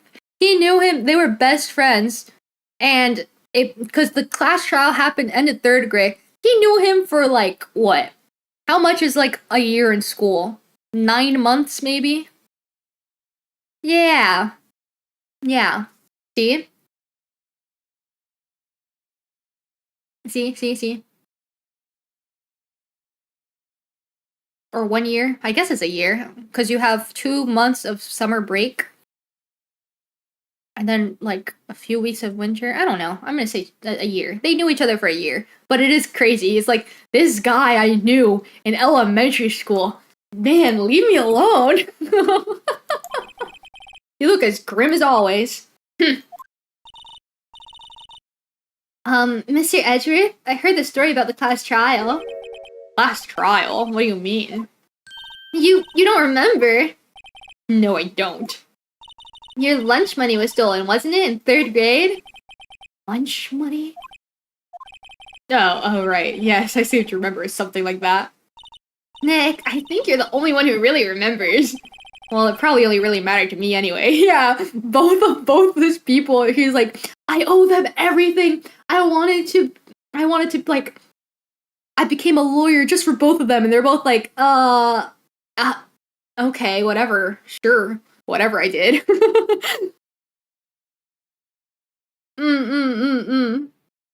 That's literally Edgeworth Saw? No, because, we take place in, like, a pseudo, like, America, Japan, right? Because, I don't know. I think it's, like, Japan, but they have a bunch of, like, American things, too. Maybe it's the localization that makes it very American? I don't know. Or maybe it's just me that's making everything American. So he's not European. Where does this place take place in? I don't know. Wait until Karma discovers Clavier. Clavier? Is that that guy with the long blonde hair? Cause I'm using context clues here. I have no idea who that is. But you guys are talking about gay and European. That's the only that I'm not. Well, Mr. Edgeworth, didn't you know? That trial was the reason Nick became a defense attorney. Ridiculous. Gee, thanks. That said, it does sound like the kind of thing you do. You haven't changed a bit, have you, right? So simple. To a fault, even. Well, maybe yeah, but I think you changed too much, Edgeworth. Perhaps. What the hell? Why do you call me stupid for no reason? Also, I love the way his eyebrows are so shifty. Why are you a prosecutor now? Hey, Edgeworth, why'd you become a prosecutor anyway? You used to look up to your dad. You said you wanted to become a defense attorney, right? I couldn't let myself deny reality like you. What do you mean? My father was taken from me, and you want me to defend criminals? I'm sorry, right? But I'm not that good a person.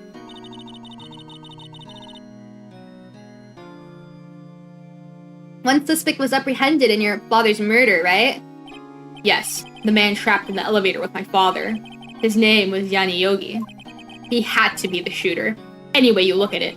Yet he was found innocent. The defense attorney got him off the hook. That would be Robert Hammond. On that day, 15 years ago. The three of us were trapped in the elevator for 5 hours. When we were rescued, we all suffered oxygen deprivation. I had lost all memory of the murder. Lost your memory? Even now, I can't recall what happened in that elevator. That was the crux of Yogi's attorney's argument in court. He claimed Yanni Yogi had been not of sound mind due to oxygen deprivation. Yogi was released due to a lack of evidence. Innocent. That's when I changed my mind. I started to hate defense attorneys. I mean, I get it. It makes sense. It makes sense, you know? What about Von Karma? What's your relationship with Von Karma? You said he was your teacher. He's my teacher. Hold on. And a man who deserves respect. I learned everything I know of courtroom techniques from him. So he's like my sister was to you, Nick. He's a perfectionist in all things. In court, in his personal life. He is obsessed with doing everything perfectly. Perfectly, huh? In all the cases he has taken, none were left unsolved. And not one suspect was declared innocent. Ever. But that's... I know. It's possible some of the suspects were indeed innocent. However, it is impossible for us to accurately determine that in every case. All Von Karma does is his job, to find the perfect to find the suspect guilty perfectly. In any case, it's nigh well impossible to find a weakness in him. Should a weakness appear, he would do everything in his power to make it go away. Maybe Von Karma is behind all of it, and he's trying to get rid of Edgeworth. Well, maybe not behind all of it. Maybe there's something Von Karma wants to hide that has to do with Edgeworth, and he needs to. That's why he took the case to be the prosecuting attorney to get rid of Edgeworth, and that's why at the beginning he was like, It'll be over in 3 minutes. It'll be over in 15 minutes. Judge, guilty now. Judge, bow down to me. Judge, guilty now. you know. Isn't it suspicious? Edgeworth, if what you're saying is true, you're headed for a guilty sentence tomorrow. He's right. Now's no time to praise the enemy, Mr. Edgeworth. It's a strange situation in which I find myself, I'll admit. No kidding. Bum, bum, bum, bum. Haven't played Apollo Justice yet, but I definitely will when I finish the trilogy.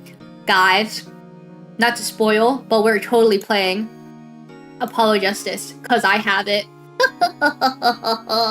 Cause I have it. I got it when I bought Ace Attorney, cause it was a sale for both of them. So we will play it. We will play it. Indeed. Sorry, I dropped something. It's a localization. Originally it was in Japan. Yeah, because I saw like the kotatsu and stuff. And even like everything else, you know? But they localized it to sound American, but as things went on, it became more and more Japanese. They couldn't explain why in universe, so they just went with it. The fandom calls the setting Japanifornia. That's funny as freak. Japanifornia! Oh my god, I love that. Ooh. Do you have anything to say about this? Okay, useless. You like this bird? No. What can you tell me about DL? Let's not show him that. Let's not show him that. What can you tell me about DL6 maybe? It is suspicious, yeah! It was that case that changed my life. And tomorrow, on December 28th, its statute of limitations runs out. Tomorrow? Could that be a coincidence? But even if the case is finally closed on paper, it will never be erased from my memory. Never. Poor Mr. Edgeworth. Okay. Don't show him that, gang! Yeah, I'm not showing the picture of his dead dad! Oh my god! Oh my god!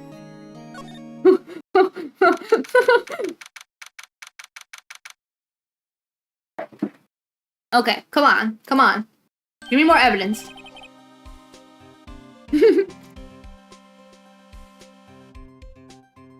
Hey pal, long time no see. Oh, Detective Gumshoe. Close one today. I got so worked up I snapped my tie in half. Sorry about that. No problem, pal. Thanks to you, we know who really did it. You mean the boat shop caretaker? Look, I'll make you a promise. I'll have that scoundrel in my custody by trial time tomorrow. Come what may. I tutored you as a police officer. Now I'm off to catch me a criminal. Detective Gumshoe sure is active today. Oh, one other thing. No one could go into the woods today. The woods? Where Lotto was camping? Woods are off limits to camping, and apparently a park ranger found out. He got pretty mad. No one could go in for a while. I guess Lotto's in a lot of trouble. Get it? Funny? It's funny. Anyway, I'll be seeing you tomorrow. Every day, I regret giving Gumshoe this stupid voice, because it's killing me. But I gotta keep it up, because it's so perfect. Here, look! A picture of your dead father! No! I remember trying to show him to see what would happen. What happened? Did he just get mad or did he just get upset? I'm not showing him that. I'm not doing it. Huh? The steel eyesore is missing. Eyesore. Looks like the hot dog stand is closed too.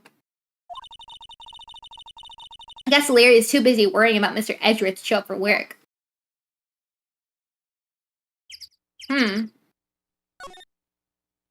Okay, well we can go here.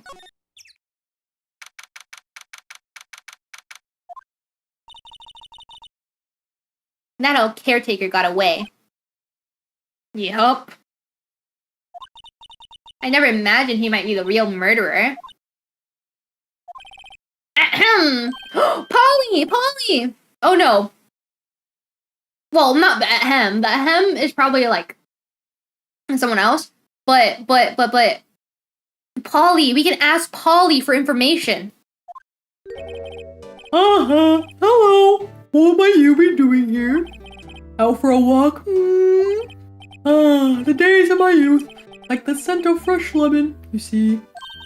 Mr. Grossberg. This is no time. Oh, this is no time for idle reminiscing. Mr. Edgeworth's trial ends tomorrow. That is true, yes. But from what I saw of today's trial, Edgeworth should be fine, right? Well, I'm not so sure about that. Oh, what do you mean about that? Well, I'm not sure. If you find anything out, come by my office at once. I may be able to offer you some assistance. Thanks. Bye. What do you think Mr. Grossberg was doing here anyway? Who knows? Polly!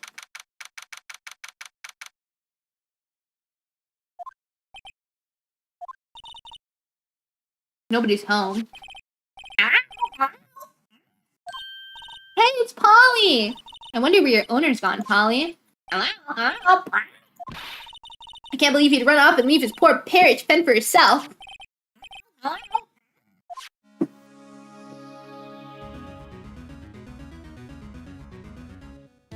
I forgot what happened. Oh.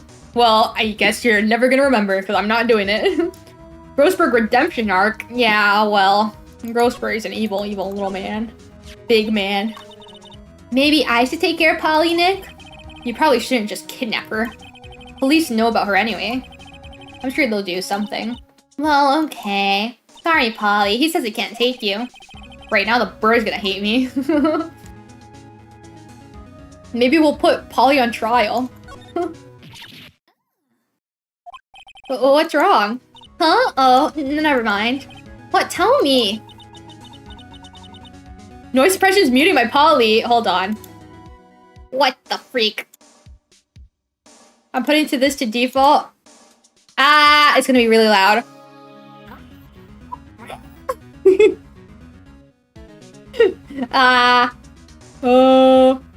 Uh-oh. Is my thing less suppressed now? Is it too loud now? Cause I don't know. It keeps like peaking. It's like going super red. Well, it picked up that and it was fine. I think it should be okay. Hopefully it's not like super bass boosted. Boom, boom, boom, boom. They're showing a Pink Princess special this week. Oh. See, that's why I didn't want to tell you. It's louder, yeah. I'm gonna put it back down. No one, we don't need to hear my Polly. Ah! That's good enough. Ah! I don't,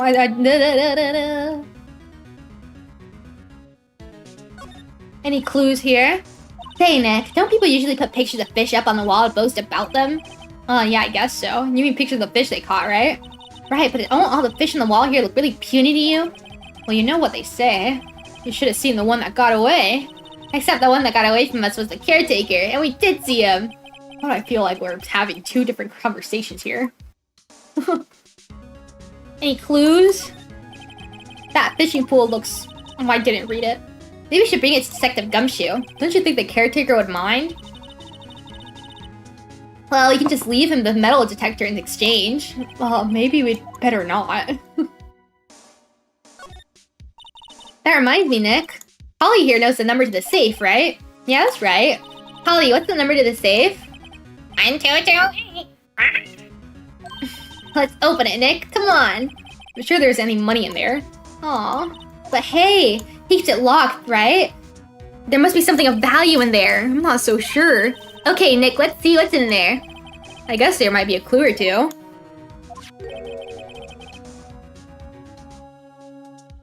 The only thing in here is a letter.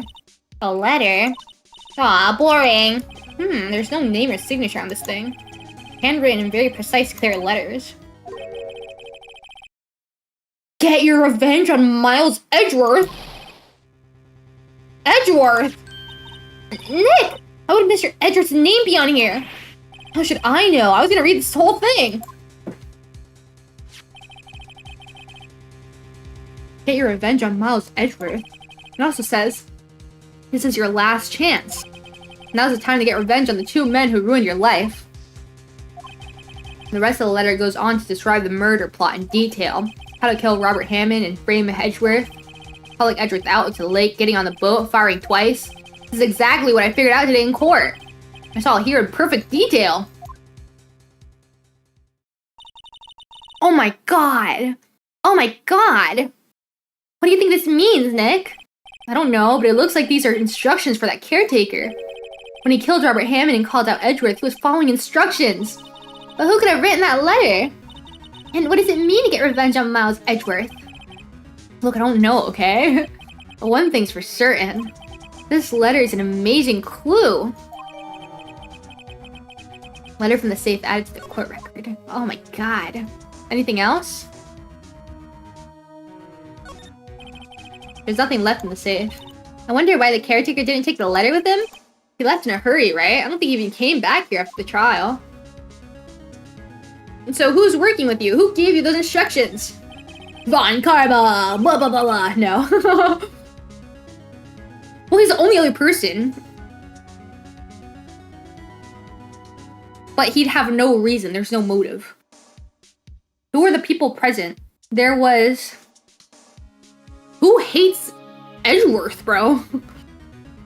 There's Yogi Yani, which is the caretaker, and the guy in the elevator. There was little Edgeworth. There was his dad, and there was the prosecutor. Not the prosecutor. There was the defending lawyer, Robert Hammond. There's the spirit medium, Misty Faye. There's Grossberg that helped cover up the stuff. Blah blah blah blah blah. Are you gonna get a surprise new person? Everything's cold. Looks like he didn't turn his heater on. I guess he hasn't been back here since the trial. It doesn't look like he used his kitchen much. You're right. I guess the whole pasta restaurant thing was a lie. What, you thought he was telling the truth? Guess there's nothing else here. Let's move it, move it.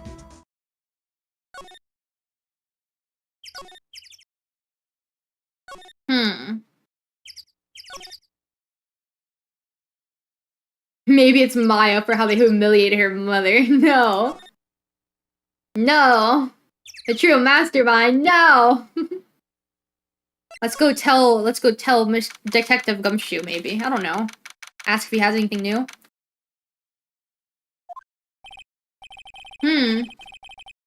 Looks like Detective Gumshoe hasn't gotten back yet. Gumshoe? He won't be coming back today. Really? He said there was some guy he had to arrest by tomorrow. Oh, the boat shop caretaker. He shot something about catching him if the last thing I do, pal. Good luck, Gumshoe.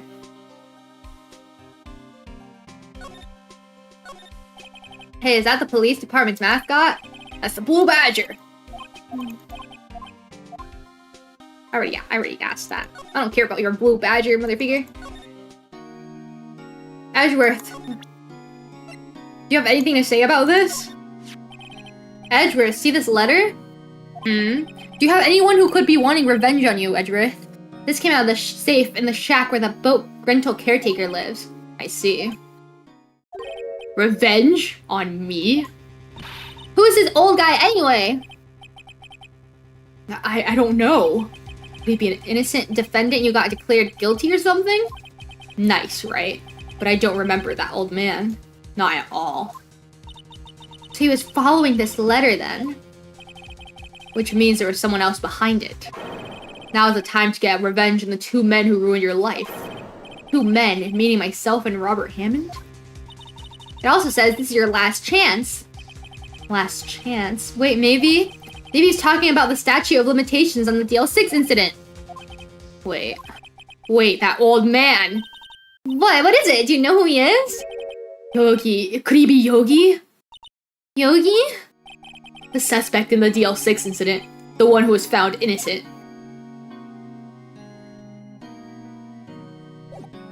Talk to me, Edgeworth. Yani Yogi was a court bailiff at the time. We just happened to be in the elevator together 15 years ago. Earthquake. Wah! The quake was incredibly strong. Before I knew it, everything was dark. We were there for so long, it felt like forever. The air thinned, and the darkness closed in on us in that little box. We became unsettled.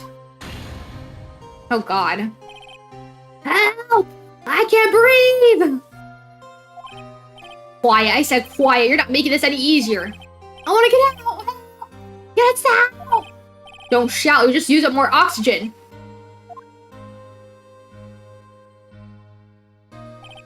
That's all I remember. When I came to, I was in a hospital bed, staring up at the ceiling. In court, Yani Yogi's mental condition was called into question. They claimed oxygen deprivation and stress had caused temporary insanity. In the end, the claim passed the court and Yogi was found innocent. Huh, but isn't that strange? This letter tells him to get revenge on Edgeworth. Why do you want to take revenge on you? Right. There's something that's been troubling me these last few days. I didn't know whether or not I should tell you. You mean the nightmare? It's a nightmare I've had. A memory of a crime that I committed. Crime you committed? A memory of a murder. I think the time has come to tell all. What, you didn't kill your dad? So, I don't know. For the last 15 years, I've had the same dream almost every night. I wake up in a fearful sweat every time. What kind of dream? It's a dream about my father's killing in the dark. Okay, I'm not reading that again. Quiet, I said quiet. You're not making this any easier. I want to get out. Help! Get us out! Don't shout, you'll just use up more oxygen. I can't breathe! You're using up my air! What? Stop breathing my air! I'll stop you! What are you? Stop breathing my air! No, father! He's attacking father! Then I see the pistol lying by my feet. I don't know if it was evidence from that day in court or the bailiffs. In a daze, I pick up the pistol. Get away! Get away from my father! Ah!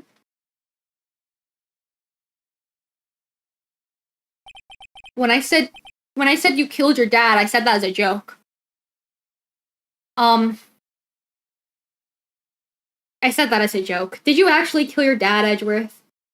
No way, right? I don't know. And with that scream, I wake. It's a bone-chilling scream. A scream that has rung in my ears for the past 15 years. But that's just a dream, right? Right? That thought is the only thing that has kept me sane for the last 15 years. But what if I'm wrong? What if it's real? They say that sometimes people shut out memories in self-defense.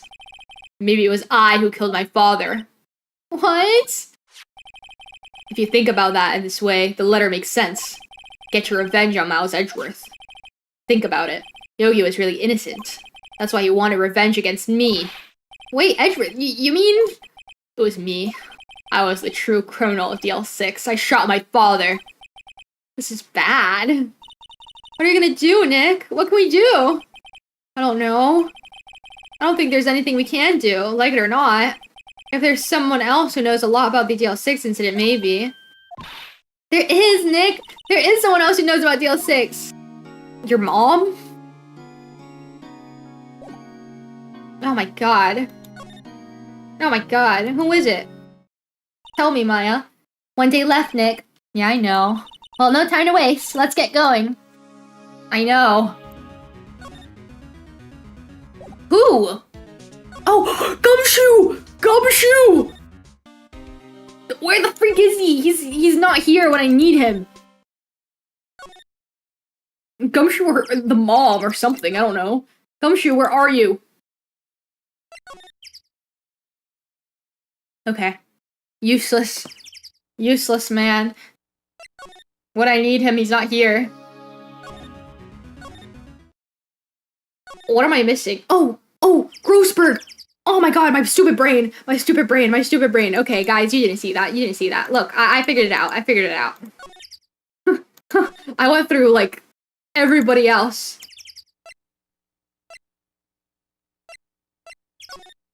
How do I get to Grossberg? Here it is. Light work, light work, light work, light work. Grossberg! Grossberg! Mr. Grossberg! Ah, hello there. What's wrong? You look troubled. No kidding, I can't believe you're not. My. Just calm down and tell me what's happened, hmm? It's Mr. Edgeworth. He...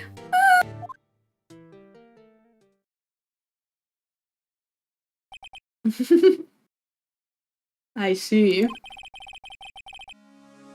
So Edgeworth dreamt he shot his own father.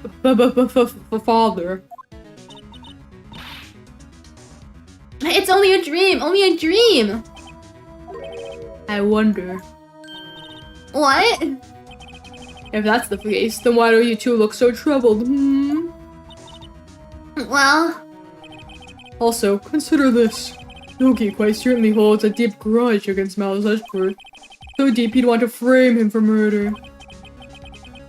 This leads me to surmise that Mr. Edgeworth's dream was not a dream, it was real, as you imagined. Miles Edgeworth drew the pistol to save his father. The pistol fired, and the deed was done. Little baby Edgeworth. No! I don't believe it! Yogi was suspected of murder, and his career as a bailiff was irrevocably wrecked. Irrevocably. Thus, he sought revenge on Miles Edgeworth.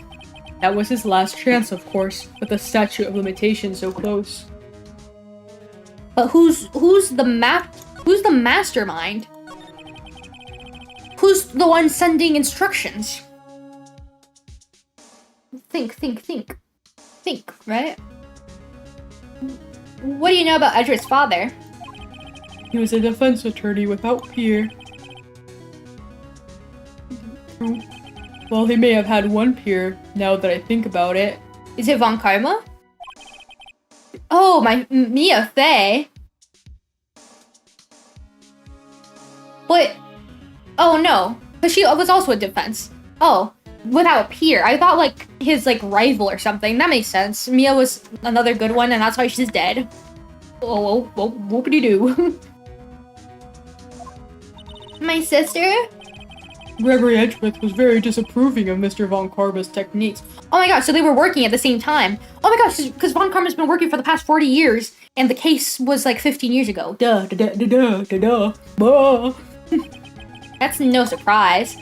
Von Karma is an extreme man. Forged testimonies and evidence are nothing to him. The result, he has a perfect win record in court. To beat him, Gregory Edgeworth tried to call attention to his methods. And? He lost, and died in despair as it were. Oh my god. Oh my god. I said it as a joke before too. But Von Karma actually is the murderer. Because he's a perfectionist, he wants to get rid of everyone in his way. So he killed him. Well, he didn't kill him, but he's trying to get Edgeworth killed. By telling Yogi whatever the freak his name is, like, ooh, you want to kill him so bad. Even though they were like working together. I don't know. I don't know. I don't know. I see.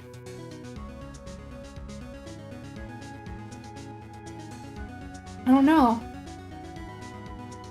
Even with the usual slip-ups, Karma still managed to breeze through the game like no one. Thanks.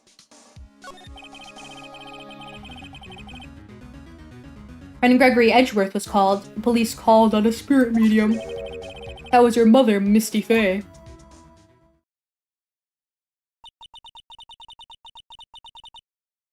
I am Gregory Edgeworth. I have been killed. The one who shot me was the bailiff, Yani Yogi. Yet Yogi was found innocent. That's when my mother left us. Everyone called her a fraud. That's right. Everyone thought she was, you see. Yet, now that I think about it, it seems the one who lied was Gregory Edgeworth's ghost. Oh my god, that's right! Because he would want to protect his kid! Gregory Edgeworth must have known who shot him. I don't believe it. You're saying he falsified his testimony even after death? That Edgeworth dad lied to protect his son? It's only a possibility, mind you. But a possibility nonetheless. Oh my god. Oh my god. Oh my god. Crazy scary how they just predict the plot points. Well, I am a detective. They are a detective, exactly. Can you tell me anything else about DL6? Oh, not this photo. This incident took place 15 years ago tomorrow. So tomorrow we'll see the completion of not one, but 2 trials. All thanks to the statute of limitations. However, I'm afraid the damage the DL6 incident has done will never be eased. That's it? Okay, well. Edgeworth, I've got nothing for you. Okay, I found it out, so what? Now what?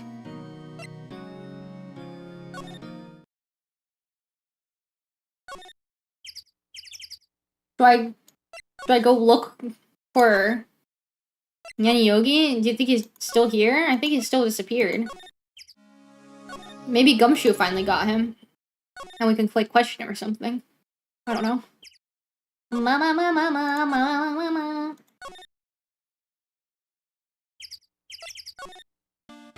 Nope. Still got some. Oh, I gotta keep talking to Grossberg? Okay. Let's see, let's see. Baby Little Edgeworth. That was Baby Little Edgeworth. Like, the photo of him doing murder, man. Accidental murder. Do you want to see this? Is there anyone who would want to get evidence? Oh, so this is the letter. It does seem that Yogi was following this letter when he killed Hammond. But why kill Robert Hammond? Hammond was a skilled defense attorney, but he defended clients not for their sake, but for his own. Huh? His own sake? He never trusted his clients, that one. Oh, he probably thought he did it, and he was like, yeah, I know you did it, you dirty little liar, but I'm still gonna save you, okay? The only thing he trusted was his own ability. But he got his client found innocent, so why should it matter? Actually, my dear, it's quite different. He won that innocent verdict for no one but himself. Yogi was a free man, but socially he was ruined. That's right, because he pleaded insanity. He said insanity, not that, like, my client didn't do it. He said, my client did it, but he was insane. I know, I know. You'll understand soon enough. Wait! What is it? This letter. I've seen this handwriting somewhere before. A long time ago. Whose handwriting was this? Do you have any idea who wrote this?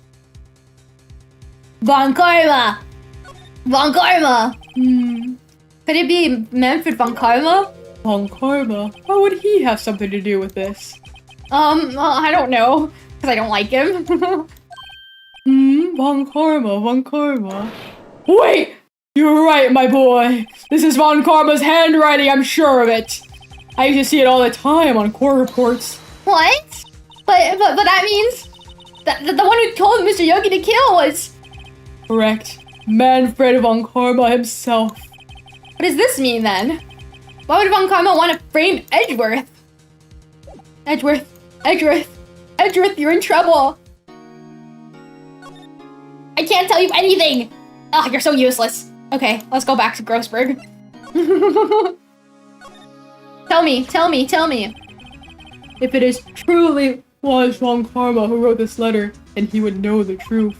He would know that Miles Edgeworth had accidentally killed his own father. Oh my god. He'll say as much tomorrow in court, I should think. He'll press the point until the court finds Miles Edgeworth guilty. Oh no. But how could Von Karma know about Mr. Edgeworth's past like that? Even Mr. Edgeworth thought he was just having a nightmare. That I do not know. Yet I do know that Von Karma is both persistent and a perfectionist. He may be seeking to satisfy a grudge against Gregory Edgeworth by hurting his son. You're 65 years old, man. Get over it. What do you mean? It was 15 years ago. Von Karma met Gregory Edgeworth in court. And Von Karma did win, but he didn't make it through the trial and scarred. Okay, tell me. What happened in the trial between Edgeworth's dad and Von Karma? Von Karma got the guilty verdict he wanted. He won the trial. But Gregory Edgeworth accused Von Karma of faulty evidence. And though he lost the trial, Mr. Edgeworth's accusation stood. Faulty evidence. That is the only penalty Von Karma has ever received in his career as a prosecutor. Gregory Edgeworth dealt a blow to his perfect trial record. Wow. It must have been quite a shock for Von Karma. He took a vacation for several months after that, you see. A vacation? Yes, an unusual event for the man. That was the first and the last vacation he's taken in his many years of prosecuting. Really? He doesn't take vacations? Like to go to the sea or to the mountains? Don't tell me he's never been to Europe. You have strange ideas about vacations, Maya. In any case, that was the only time he took a vacation from work. I believe the penalty upset him quite a lot. Odd, if he wanted to keep a perfect record so badly, why would he take such a long vacation? What do we do, Nick? Von Karma's gonna bring up DL6, even bet on it. What if Mr. Edgeworth pleads guilty to DL6? Won't let him! Yes, Mr. Wright. I hate to say this, but even accidental murder is murder, you know? I know that. I just believe in Edgeworth's innocence. I can't believe he'd kill someone. But Nick! Mr. Edgeworth admits it himself! His father must have lied to protect him from beyond the grave. I don't care! I know he's not guilty! Mr. Wright, if you say so, I suppose I could go check again. The police files might hold something of interest. Mr. Grossberg, thank you! I can't promise anything. In fact, I think the chances of finding something are slim. I understand. Police materials, Thank you so much, Edgeworth, will you talk to me now? Edgeworth, you've got a bounty on your head. And you don't even care! Oh my god! You piss me off, you're pissing me off. Why don't you talk to me, Edgeworth?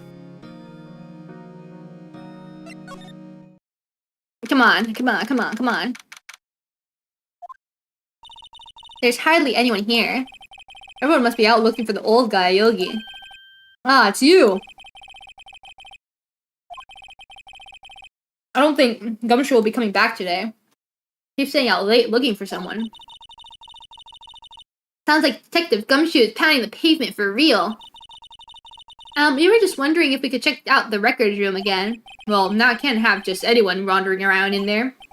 But I guess Mr. Von Karma's in there now anyway. Uh-oh.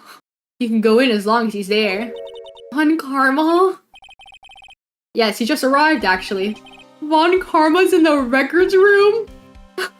Oh, no! Nick, let's hurry! Oh my god. If you think about it, if you throw a pistol, how would it fire? He didn't. He probably like threw it, and then Yogi like grabbed it, shot him. Maybe. If I don't know. Uh oh. Dusty as always. They were only just here yesterday. I'm sure they haven't had time to clean. What's wrong, Nick? Nothing. I was just noticing that he isn't in here. Von Karma. Oh my gosh, where is he? This is the scariest freak. Here are files collected of case reports. Quite a large volume of reports here. Wow, these are all case reports? Yeah, it's like a graveyard. I've already read all this stuff. Is there anything new?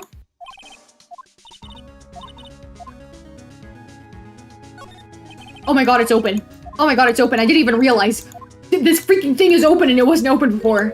Huh? One of the drawers here is open. Someone must have been looking in it recently. Label says unsolved cases evidence. Unsolved cases. Nick! The file for DL6 is completely empty! What? What are you doing in here? What are you doing in here? Oh god. Karma! You. How do you know my name? Huh? Have we met? Oh, what are you saying? We see each other every day, don't we? We're Miles Edgeworth's defenses team. Defense team? Oh, I beg your pardon, you see. I rarely remember defensatories. They're like bugs to me. Needless things to be crushed. I can see how this guy was Edgeworth's mentor.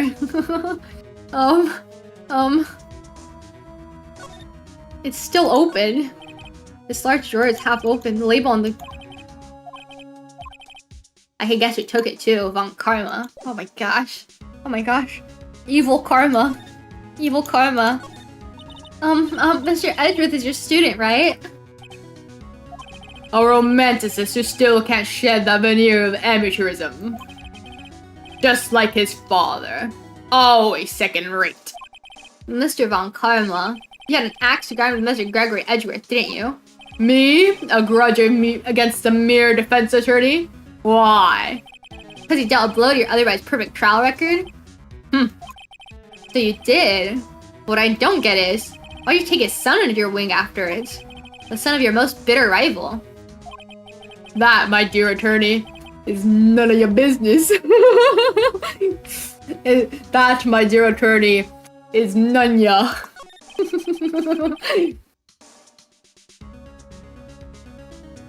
Tomorrow will be the last day of this trial. His face is so scary. His eyes. I can do that too, hold on. Oops. Look. We're like twins. Karma. Oops. I grabbed the wrong thing. Where's my... Oops.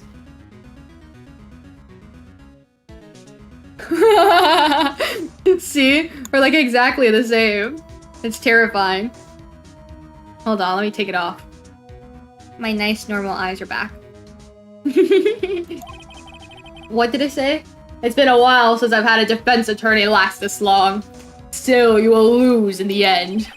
Miles Edgeworth will admit his own guilt. His guilt of 15 years ago, you mean? You're quite the researcher. If you've done your homework so well, then certainly you must understand. You know what Miles Edgeworth will tell the court tomorrow. You're right. The Von Karma is gonna bring up DL6 in court tomorrow.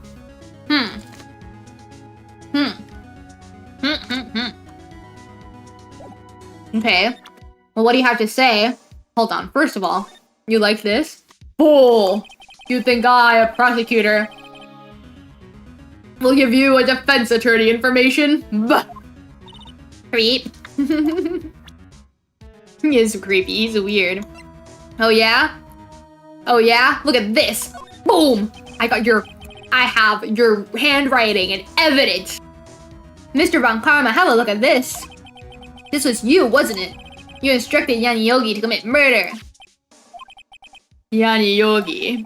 How many years has it been since I've heard him called by that name? He's a fool. I told him to burn after he read it. Oh god, so you admit it? You wrote Mr. Yugi this letter? Yes, my dear defense attorney. Thank you for taking the trouble to bring it to me. Did I just give him evidence? You saved me a lot of needless hassle. What? Nick, what is that thing? Oh my god! Oh my god! A stun gun for self-defense usually. Hello? Hello? Indeed. 600,000 volts will course through your body like a dog touching an electric fence. 600,000? Oh, don't worry. People don't die for usually. Now give me the letter. No! No! Oh god. Whoa, are you?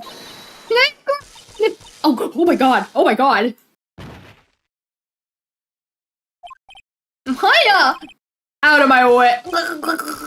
Did I die? Did you guys trick me into getting the bad ending? Ugh, he got us. The letter's gone, of course, and he took the DL6 evidence, all of it. Back to having no clues. Wait, Maya jumped first. Maya, is she okay? Or was that supposed to happen? Maya! Oh, she died.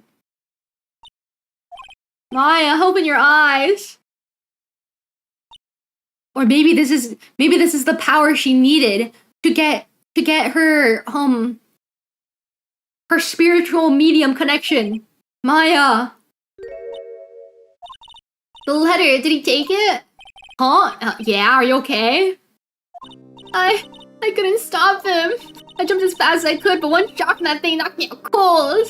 I'm useless. I'm no good as a lawyer or a medium. I can't even call my sister. Not even now when we need her the most. I wish I hadn't woken up at all. Maya! Oh, there has to be some way to help her. I better do something about her self-confidence first. Maya! She's holding something. What is that, a bullet? Bill 6 incident evidence number 7 taken from the heart of Gregory Edgeworth. I remember. Von Karma was holding this when Maya jumped him. Oh my god. Oh my god, I'll prove it to you, Maya. You're most definitely not useless. I'll prove it to you in court tomorrow. Oh, my poor baby. No. No, Maya, you're not useless. You're perfect, okay? You're not even, you're like my friend assistant, you know? You're like a kiwopod. Because she doesn't have formal training, but she works with me. Show him the letter. Yandere, I just run in the Karma family. I don't know what you're talking about. I don't know what you're talking about. I feel a spark between us. I'm gonna tase you. This is it, Judgment Day. Today things are gonna get settled at last. A lot of things. What's the big idea? Sorry, Nick. I only touched your shoulder. I guess the shock hasn't worn off my run-in with the stun gun yesterday. Anyhow, today's the last day of the trial. Good luck, Nick. Yeah, thanks, Maya. Edgeworth is looking glum as always. Edgeworth, did you know that I got tased for you? Edgeworth, do you even care? Edgeworth, can you comfort me?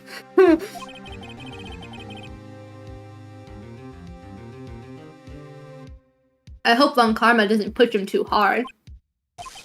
Whoa! What are you doing? Sorry, I'm sorry. I thought I'd cheer you up with a pat on the back. Maya, maybe you should go outside and discharge? Right, good idea. Try not to electrocute anyone on your way out. What? Did you just run into her? What's gotten in that girl? Detective Gumshoe. Morning, Mr. Edgeworth. Good morning. How'd it go, detective? Oh, how'd it go, detective? Have no fear. As promised, I've captured our runaway caretaker. I brought him in, took all night, pal. Thanks, Detective Gumshoe. You must be tired. Actually, after that shock I got on the way in, I feel pretty good. Yogi said he's forgotten his own name, but that has to be a lie. Why would he want revenge on Edgeworth if he couldn't remember his past? He does remember it. I'm gonna prove it. Yeah, even if he forgot, he just can remember it again by asking the bird.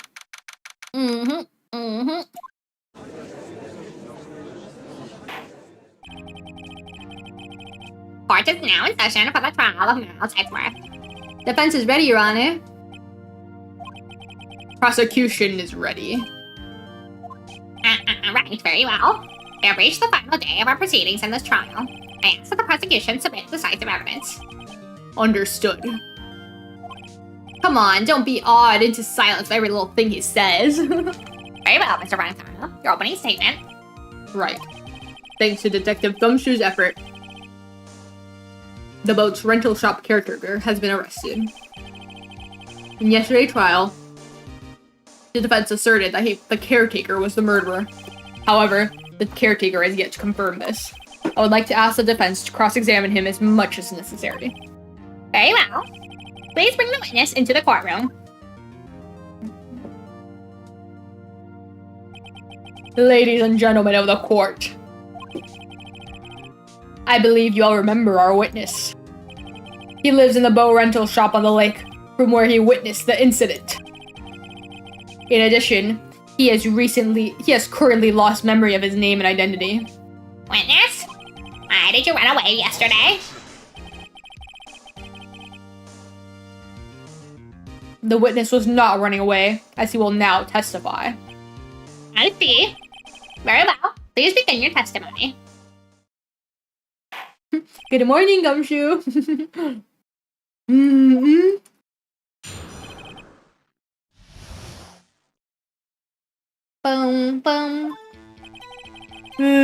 I'm really sorry about just leaving yesterday like I did.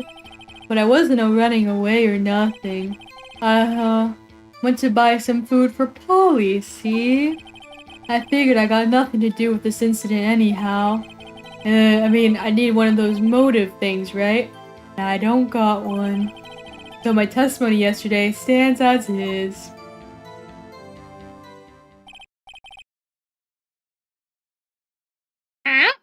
Very well. Let's begin the cross-examination, shall we? He has to know his name. Yanni Yogi, you're Yanni Yogi, and I'm gonna prove it.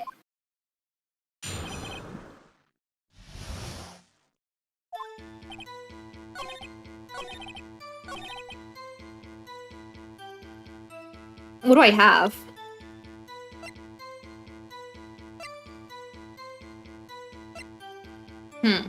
Nothing. I don't got one, liar. How can you say you had no motive? I say you do. You had a grudge against Edgeworth and the victim, Robert Hammond. That's why you took revenge on them, right? Please don't make me repeat myself, Mr. Wright. This witness has no memory of anything beyond several years ago. He cannot hold a grudge. It is impossible. I have to prove he's lying about his memory. Otherwise, it's gonna be the same thing over and over until the trial ends. First things first, I have to prove this man who he is. Do that, and the motive will prove himself.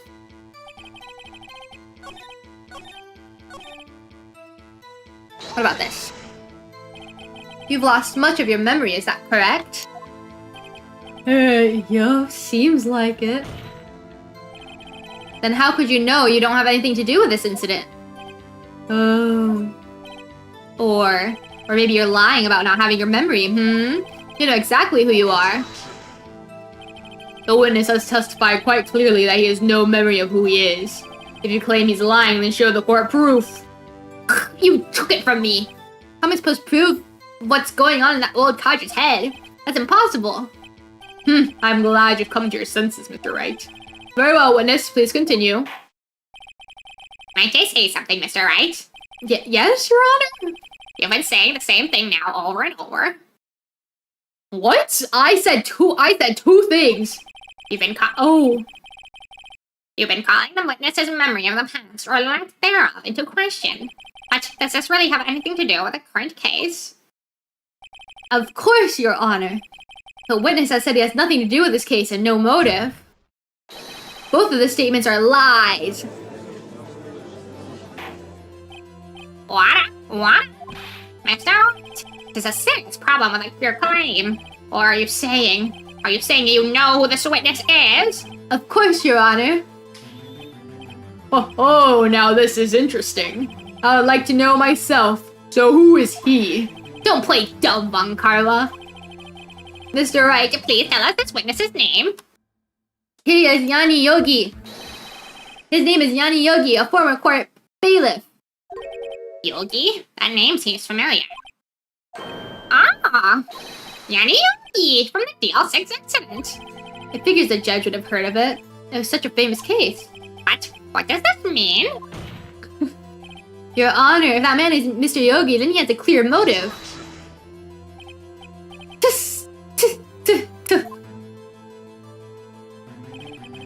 Jumping to conclusions again, Mr. Wright. This witness is Yanni Yogi? Fascinating. However, how do you propose to prove this to the court? This is a court of law, as you may recall. You need proof. And allow me to repeat once more that the witness has lost his memory. Ask the bird. Put the bird on trial. Put the bird on trial. You stole my evidence. You stole my freaking evidence, you motherfucker. You paid me for it.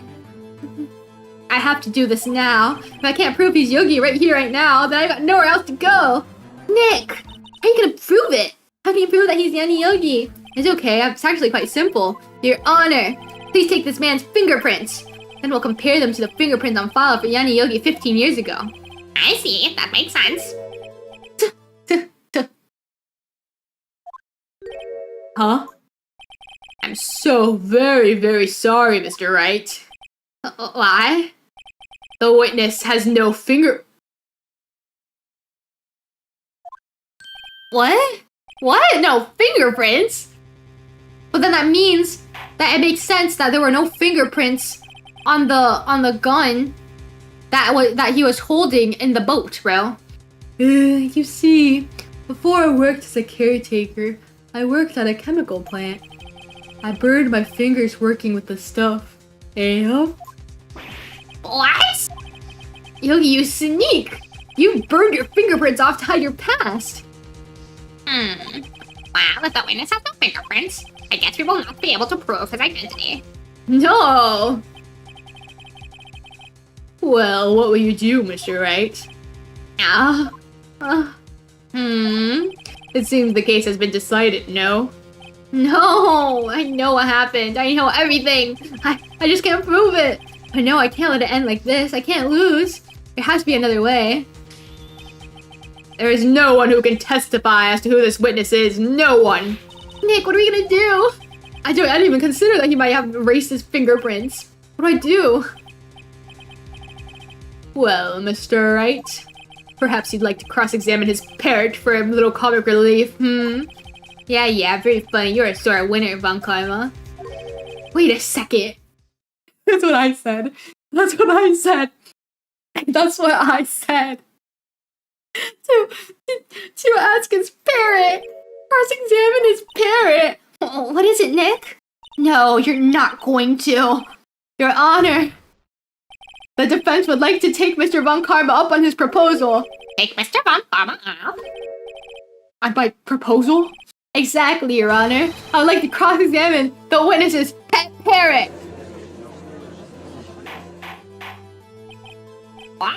What?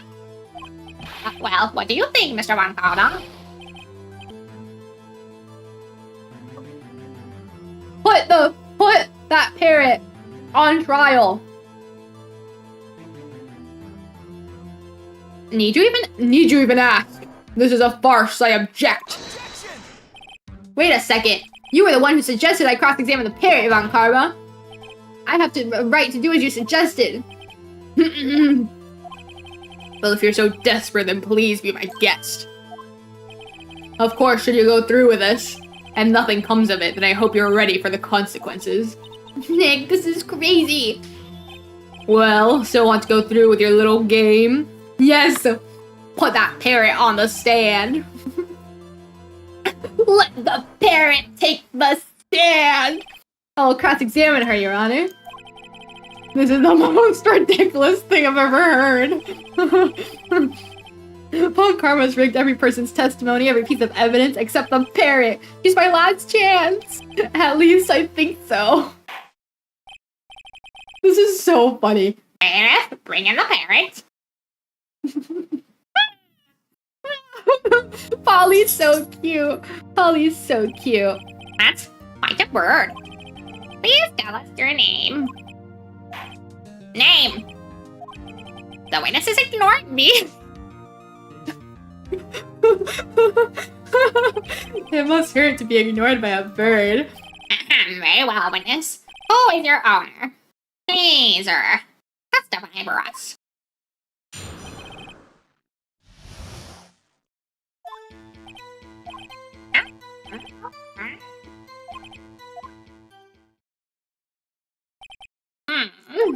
Certainly the most concise testimony we've had so far. Very well, begin your cross-examination. Yeah, what are you gonna do, Nick? I don't know. What do we do, Maya? Just say her name. Say her name. Who's your owner? Oh, Can I say your name? Polly. Polly. Polly. Polly. Oh crap! I freaked it up against the freaking parrot.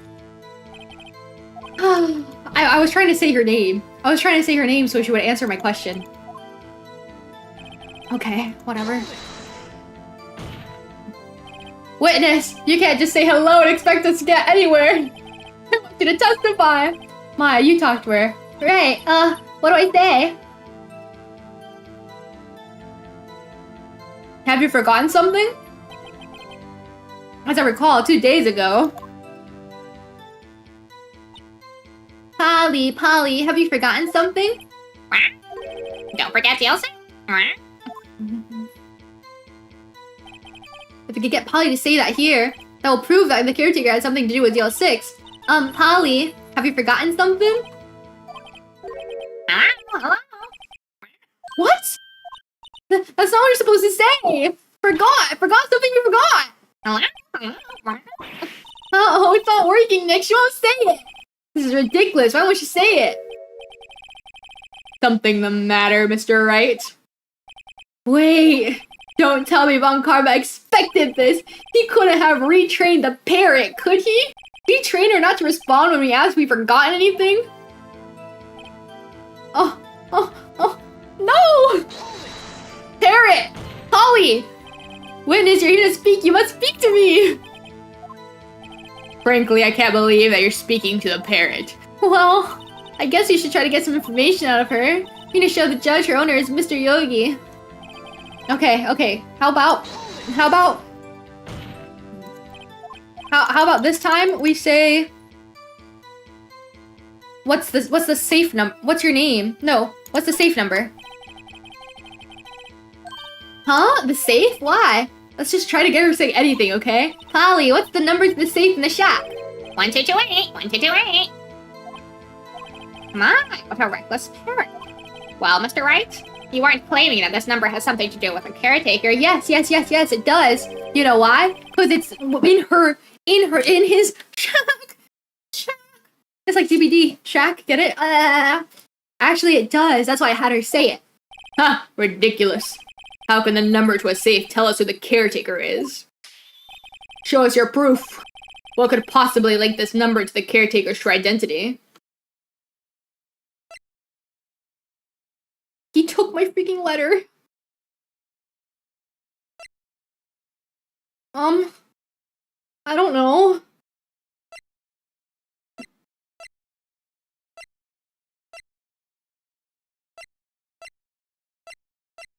The parrot herself? What the hell? What do you mean? What do you mean? What does it have to do? Because it's in his house. 1228, 1228.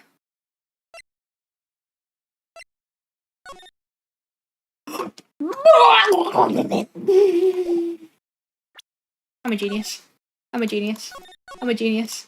1228. 1228. December 28th. Don't play with me. Don't play with me. I am a freaking genius. The DL6 case file. What is this obsession you have with that case? Mr. Wright, where in this file is something relating to that safe number? The case summary. It's on the case summary page. Case summary? Specifically, the date on which the DL6 incident occurred. Date of the incident. December 28th? Why, that's today's date, 15 years ago. And the number on that safe is 1228. Huh? He used the date of the DL6 incident as a number for his safe, Your Honor. That's how important that date was to him. I see. It certainly is an interesting coincidence. People often do set their secret numbers to dates. Buh. This is not tangible proof. I set my ATM's card number to 001 because I'm number 1. That has nothing to do with a date, nothing. Indeed. Allowance is a little weak for evidence in a murder trial. We would need some other corroborating evidence. Where am I gonna find that? Nick, we're getting closer. One more. If you just got one more piece of evidence. Right, but what? Very well, witness. You may continue. Okay. Okay, come on, Parrot. Talk to me. Talk to me, Parrot. What's your name? What's your name? What's your name? What's your name? Maybe we should get her to say your name. Polly, what's your name? Huh? Mr. Wright, I think we've established that this pair is named Polly. Does this have anything to do with her owner's identity? Of course it does. Of course it does. Yes, it does. Heh. Fascinating. You claim that the parrot's name will prove her owner's identity. And show us its proof. Nick, don't you think you're taking the bluffing a little too far? Listen, we're not here to answer the question of who is the caretaker. We're here to prove that he is Yanni Yogi. All we have to do is tie the name Polly to Yogi. Your Honor, the proof that the parrot's name reveals the caretaker's identity is... I don't know.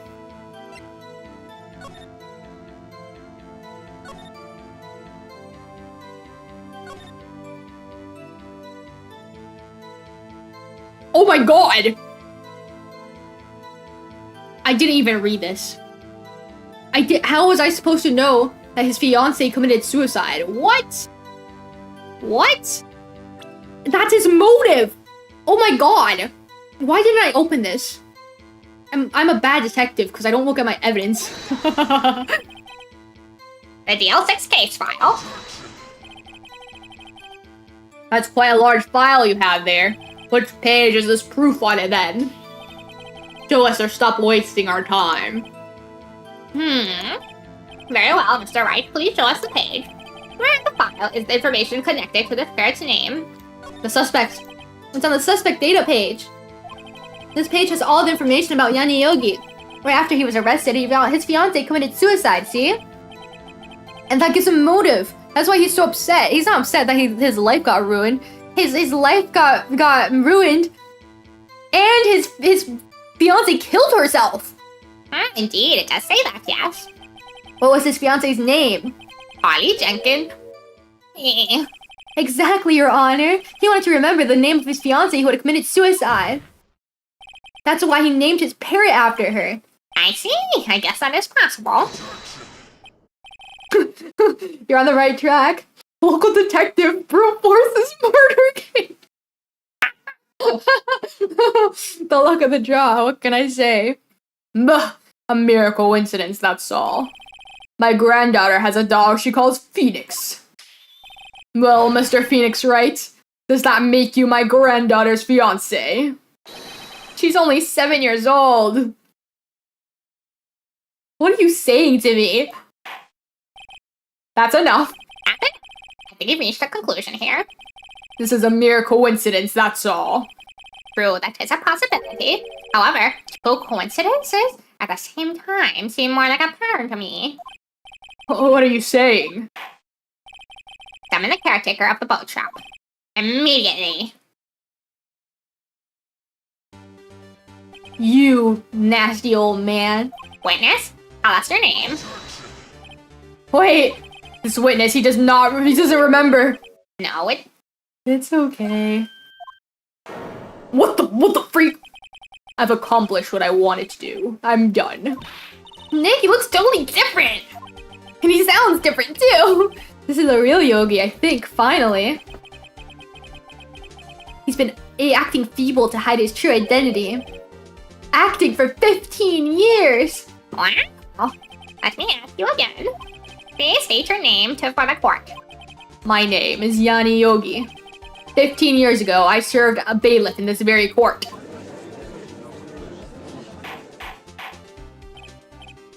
What? Yanni Yogi, so was it you who killed Robert Hammond and trying to frame Miles Edgeworth for his death? Yes, it was me. I did it. They put me on the witness stand 15 years ago. Robert Hammond, he said I was mentally unsound. He told me it would make me innocent, get me off the hook. So, I pretended to have a brain damage. I was innocent, really, but he didn't believe me. We won the trial, but I lost everything. I lost my job, my fiancé, my social standing. Then this year, 15 years later, a package arrived. It was a letter and a pistol. The plan was written out in careful detail. It was a plan for me to take my revenge on the people who ruined my life. I didn't care who had sent it. I thought this was my chance. After 15 years, this was it. Finally, a chance to have my revenge on Robert Hammond and Miles Edgeworth. I have no regrets. Wait a moment. Revenge against Miles Edgeworth? What do you mean? I'm not at liberty to speak on that matter. Why don't you ask Mr. Edgeworth yourself? Anyway, I admit it. I was the one who killed Robert Hammond. Uh-oh. Hi, Spit. Spit Irwin, hello. Welcome. We're about to we just caught a murderer. Von Carlo lost IQ points because of this cross-examination. He locked in. I know. He suddenly stood upright. I was like, oh my god, you're tall. Monica, where is Mr. Yogi? Under arrest, Your Honor. I saw no room for error in his confession. Then the defendant, Miles Edgeworth, is... Innocent in this case, at least. Very well. Will the defendant please take the stand? Even if he's innocent here, he wants to get him guilty anyways in the other case. But you know what? I don't think Edgeworth did it. Also, technically, if you killed someone while you were a kid by accident, wouldn't you just have gone to juvie and not to jail? Or if it was manslaughter, if it was purposeful, then he would have gone to jail. I don't know how it works. I don't know anything about law, so sorry. But if they find him guilty now, they're not gonna put him in jail, would they? But anyways, as I was saying, this is my theory.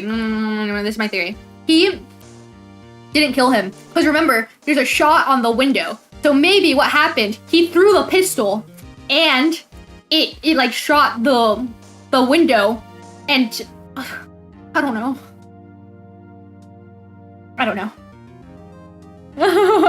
They would actually? Oh, he would go to jail? Oh. Oops. Okay, well.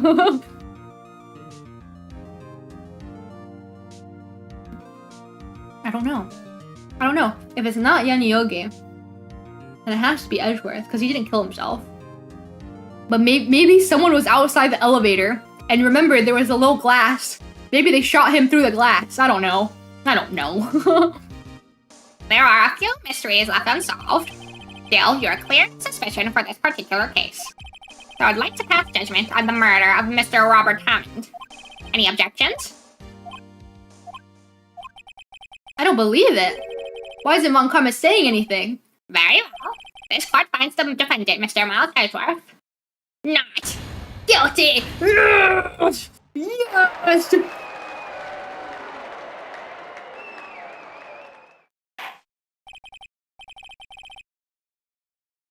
Stop the conjecture. Okay, sorry. But I don't want to think. I don't think Edward did it. Cause then that means he's gonna have to go to jail. No. Why would anyone be outside the elevator? I don't know, like the fire department people that came to rescue. Maybe it was Von Karma because he hated him so much. He. I don't know. I don't know. Why would anyone? Why would anyone be outside the elevator? I'm sorry. I'm sorry. Okay. Let's get back on the trial.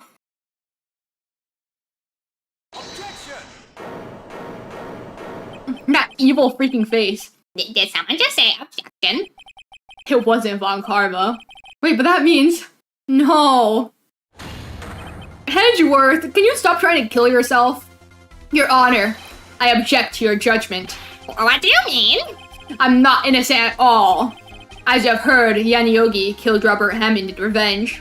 But revenge for what? Nick! Stop him! Edgeworth's trying to confess. He's gonna say he's guilty. He's gonna tell them he was a murderer in Deal 6 incident. He's gonna tell them he killed his own dad. Uh-oh, what do I do? No! No! No! The judgment has already been passed. I object to Edgeworth's outburst. Didn't something like this happen yesterday too? I believe a certain witness raised an objection after a guilty verdict was passed. Help you, Larry. We must hear this new statement. We must hear Miles Edgeworth. He's right. I have a duty to hear Mr. Edgeworth out. Edgeworth, can you stop trying to kill yourself? What are you doing? Hold on. My baby, my sweet baby, is like begging to go outside. Hold on. Do you guys hear this little jingling? What the hell? It's not picking up. Okay, well. Give me a second. I'm just gonna put her outside my room. I don't think she needs to go outside. I think she just wants to walk around. And she has a pee pad. 1 segundo. Uno segundo. Why is it not muting?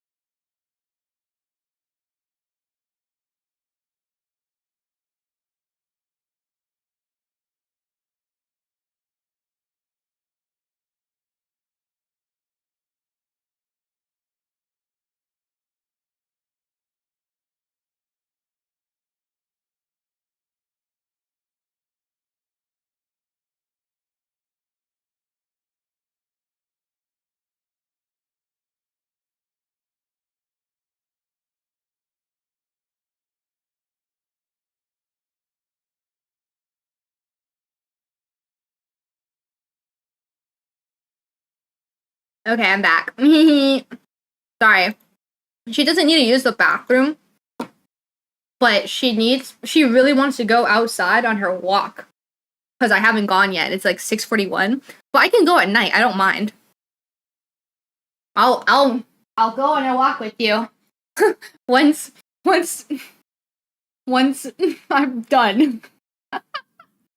Miles, you're innocent, please. I know. That's what I'm saying. I just got you freaking declared not guilty. Can you not try to undo all my hard work? For 15 years. I've had a recurring dream. A nightmare. It's only a nightmare. That's what I told myself. But now I know it wasn't a dream. Yanyogi wasn't the killer. You mean, in the incident where your father died? From the distance of the shot, it wasn't suicide either. Everything was as clear as day. The murderer. The criminal in the DL6 incident. It was me. Your Honor, I confess my guilt. I'm guilty for DL6, the statute of limitations, which ends today. Culprit is me. Why are you pointing at me then? I'm the one on this side of the courtroom. Stop. Order! Order! This is certainly unexpected. The defendant declared innocent is confessing to a different crime. A crime for which the statute of limitations runs out today. I'm not really sure how I should deal with this. Ugh. It's obvious.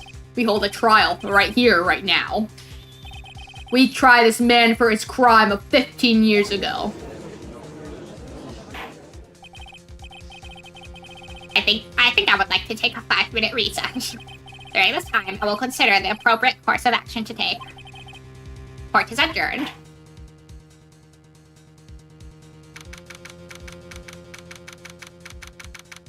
Good freaking lord. Edgeworth, what are you doing? Edgeworth, what are you doing? I'm sorry, right? I've just wasted all your effort. Mr. Edgeworth, I just don't believe it, sir. I mean, you kill your dad. I didn't want to believe it myself, detective. But it's the truth. I deserve to be punished. Murder is murder, no matter what the circumstances. This is crazy! This is crazy!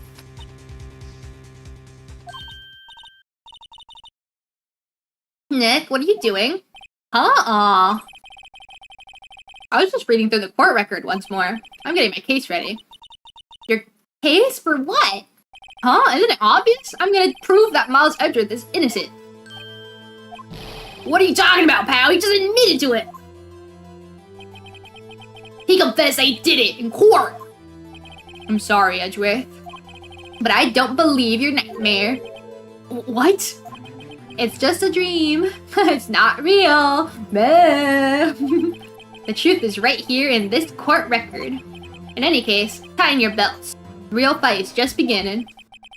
I'll prove you're innocent, trust me. Right. Let me kill myself? No way, Jose.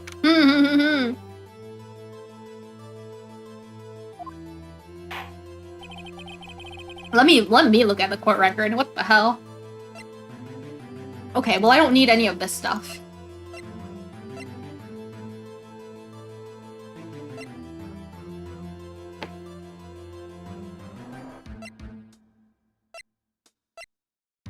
Let me read this again. 1228. Oops. Oh no, I've got hiccups! I've got hiccups! This is the worst day of my life! Hold on, let me see if the water will make it go away.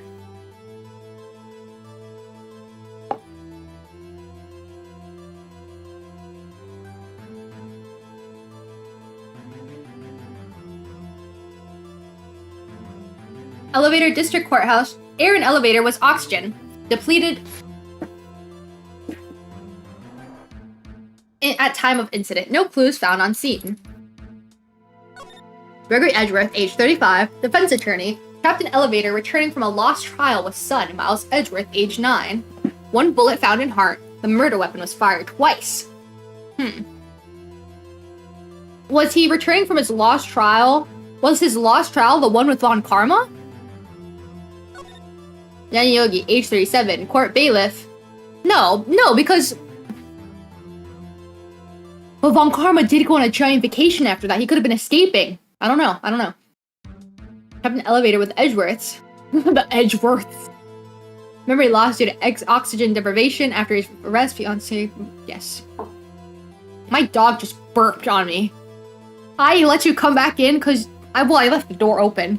And you come and jump on my lap and burp on me? You're disgusting.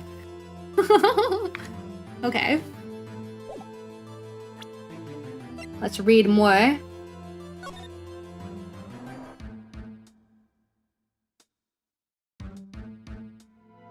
This was the Von Karma penalty case, yeah? Oh, okay, I see.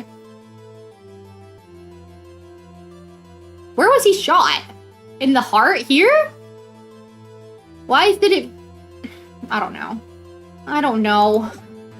I don't know anything. I'm just a stupid detective. Oh. Take from Gregory still bears clear ballistic markings.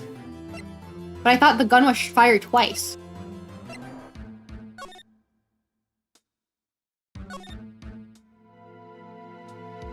So where's the other bullet? So where's the other bullet? Ha. Ha. Judge, Miles Edgeworth has admitted his own guilt. He has confessed his crime. Let us begin by hearing his testimony. Then, though pointless, let the defense do their cross-examining. The statute of limitations on the DL6 incident runs out today. Though it's unconventional for me, I'd like to run this one by the book. I see. Does the defense have any objections? No, Your Honor. Von Karma, you knew this was gonna happen from the very beginning, didn't you? Very well. Will Miles Edgeworth take the stand?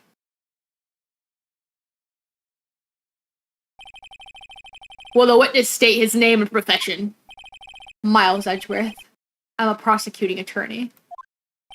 Mr. Edgeworth. 15 years ago, you mistakenly killed your father, Gregory Edgeworth. Is this correct?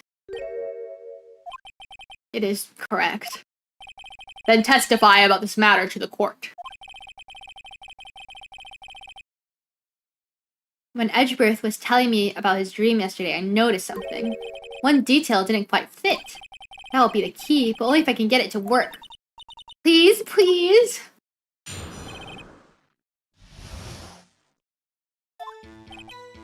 That day, I had gone to the courtroom to observe one of my father's trials. As we went to leave, an earthquake struck, trapping us in the elevator. My father and Mr. Yogi lost their composure and began to argue. Just then, something heavy fell at my feet. I picked it up and threw it at Mr. Yogi. I wanted them to stop fighting. A moment later, there was a single gunshot, then a scream. It was a terrible scream. I remember it to this day. That's all. Single gunshot, my butt. Butt. And until now, you thought this memory was a dream? We were stuck in the elevator for 5 hours. The oxygen in the elevator ran out, and I lost my memory of the events. Bah! The same claim Mr. Yogi has made.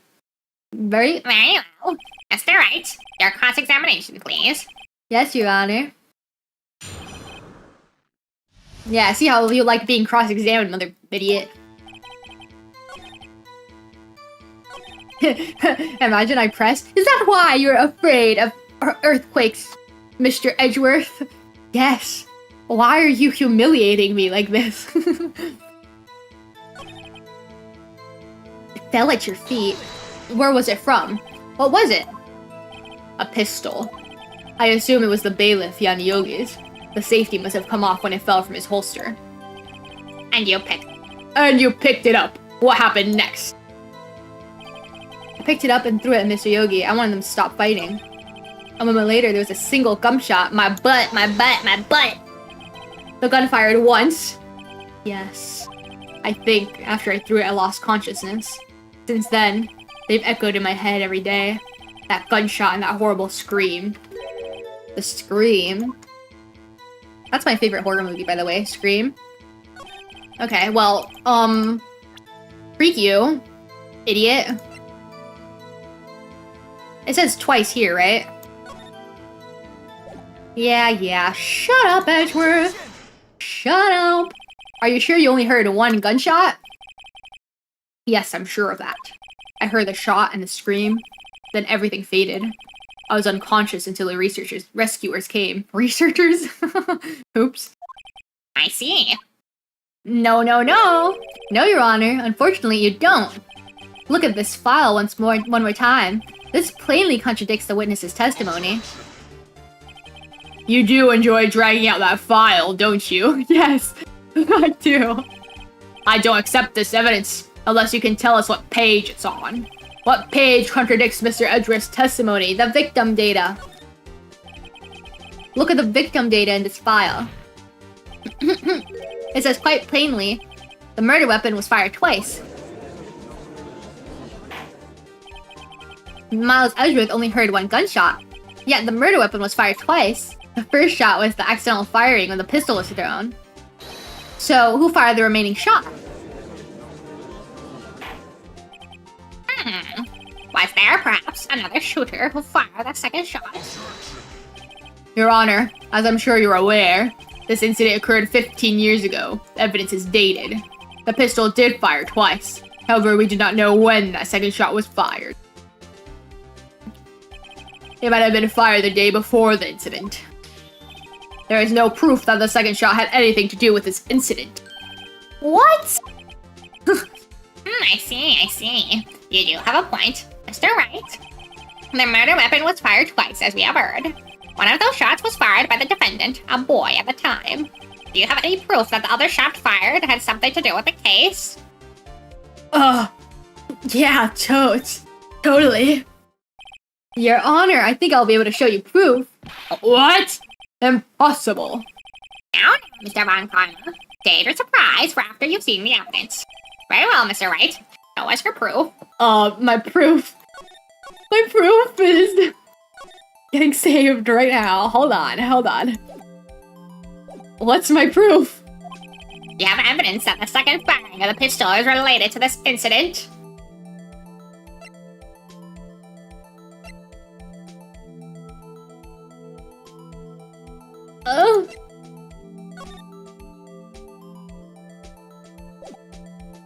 Isn't it this one? Look at this photograph. Yeah. There's the one in his heart, because it was in his heart. That's what it said. So it shouldn't have gone through. Because it shouldn't have gone through, right? Because it was embedded in his heart. That's what the file said. This is the photograph of the scene from the crime 15 years ago. I can see that the victim lying there is Gregory Edgeworth. This proves the murder weapon was fired twice at the time of the incident. This photo proves it. So, let me get this straight. This photo proves 2 shots were fired. Where? Your Honor, please get a clue. Show the judge. Watch this. Take that. Judge, Your Honor, as should be obvious, the contradiction is here. I see a bullet hole in the door. Your Honor! Gregory Edgeworth was killed by a shot from the pistol, yet there's also a bullet hole in the elevator door. We also know that the murder weapon was fired twice. Thus, someone other than Edgeworth fired that second shot. What? Mr. Wright, what are you driving at? It's simple, Your Honor. At the time of the incident, 2 shots were fired. One went into Gregory Edgeworth's heart. The other hit the elevator door. Remember that the defendant lost consciousness after the first shot he fired rang out. In conclusion, we must agree that the second shot was fired by someone else. Mr. Wright, but who could that someone else be? The murderer, of course. What are you objecting at? I knew I should have stepped in before your wild fantasies got out of hand. Mr. Wright, look once more at the DL6 incident case file. Look closely. Try the case summary page. Case summary? Well, that's on page 1. Look what is written there. Not a single clue was found on the scene. If the pistol had indeed been fired 2 times, then the other bullet would have been discovered on the scene. He does have a point. That second bullet has never been found. Why? Because the second bullet does not exist. The bullet that claimed Gregory Edgeworth's life was the one fired by his own son. That is the truth of this matter, the whole truth. It was undoubtedly something else that made that bullet hole in the door. Oh yes, something else made the bullet hole in the door, other than the bullet. Don't piss on Karma. On Karma. On Karma. You make me upset to share a name with you. What? I will have order. Mr. Wright has proven one thing to us quite clearly. That the murder weapon was fired twice at the time of the incident. However, Mr. Von Karma says the second bullet fired was not found. It is highly unlikely that the police merely overlooked the second bullet. So all we have is the single bullet fired. I'm afraid I have to discount the defense's claim. Tusk.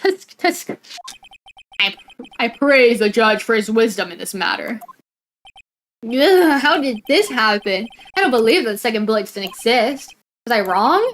Have I been wrong about this whole incident? What are you doing, Nick? Why aren't you raising an objection? I'm sorry, Maya. What? It looks like I was wrong. Nick? If the second bullet wasn't there, then all my conjectures are for nothing. No. But you said you'd do it, Nick. You said you'd get Edgeworth declared innocent. No, because think about it.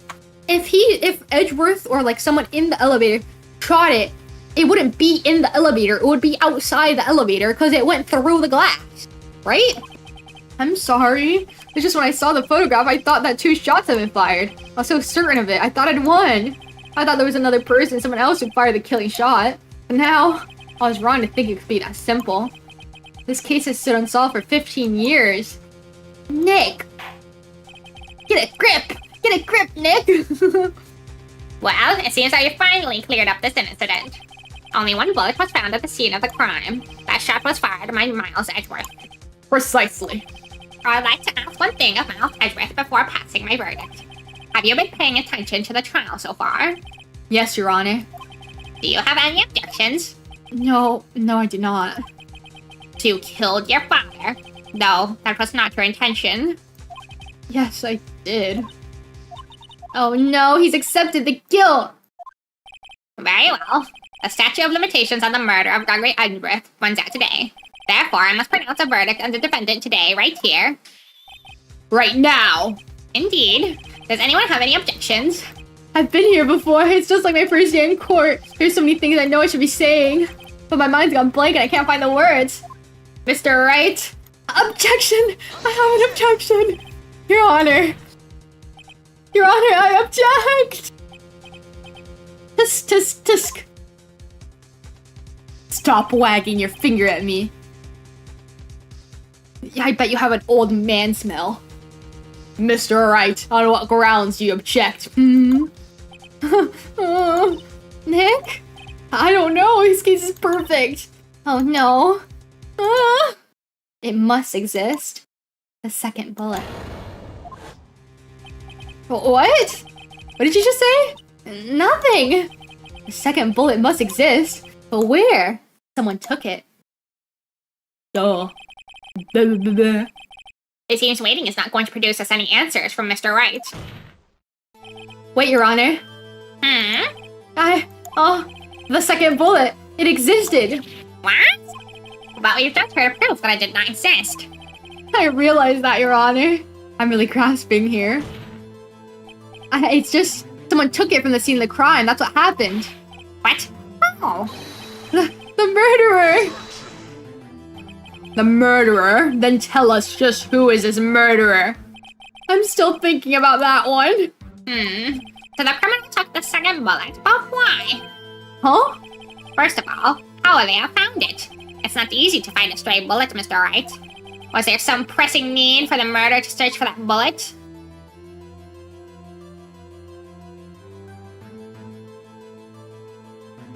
What if Von Karma went on vacation because he got shot? And it was for like a few months, no? And he had to recover. Think. Mr. Von Karma, could you please take off your clothes and show us your bullet wound? He had to find it. Of course there was a need, that's why he took it. I don't know. What possible reason could they have had? Well, the reason the murderer took the bullet away from the scene with them is the bullet would be proof. Maybe they thought the bullet could be used as proof? Ralph. It was a special bullet, so they took it with them. If that was the case, then they should have taken the bullet from inside Gregory as well. Huh? Why would they only take one of the 2 shots fired? Oh, right. Mr. Wright, have you really thought this through? Oh no! Stop! This isn't going so well.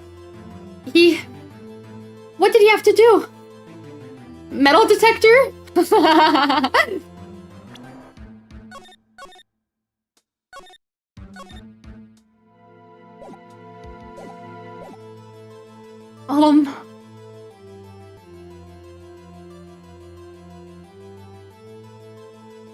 He had to.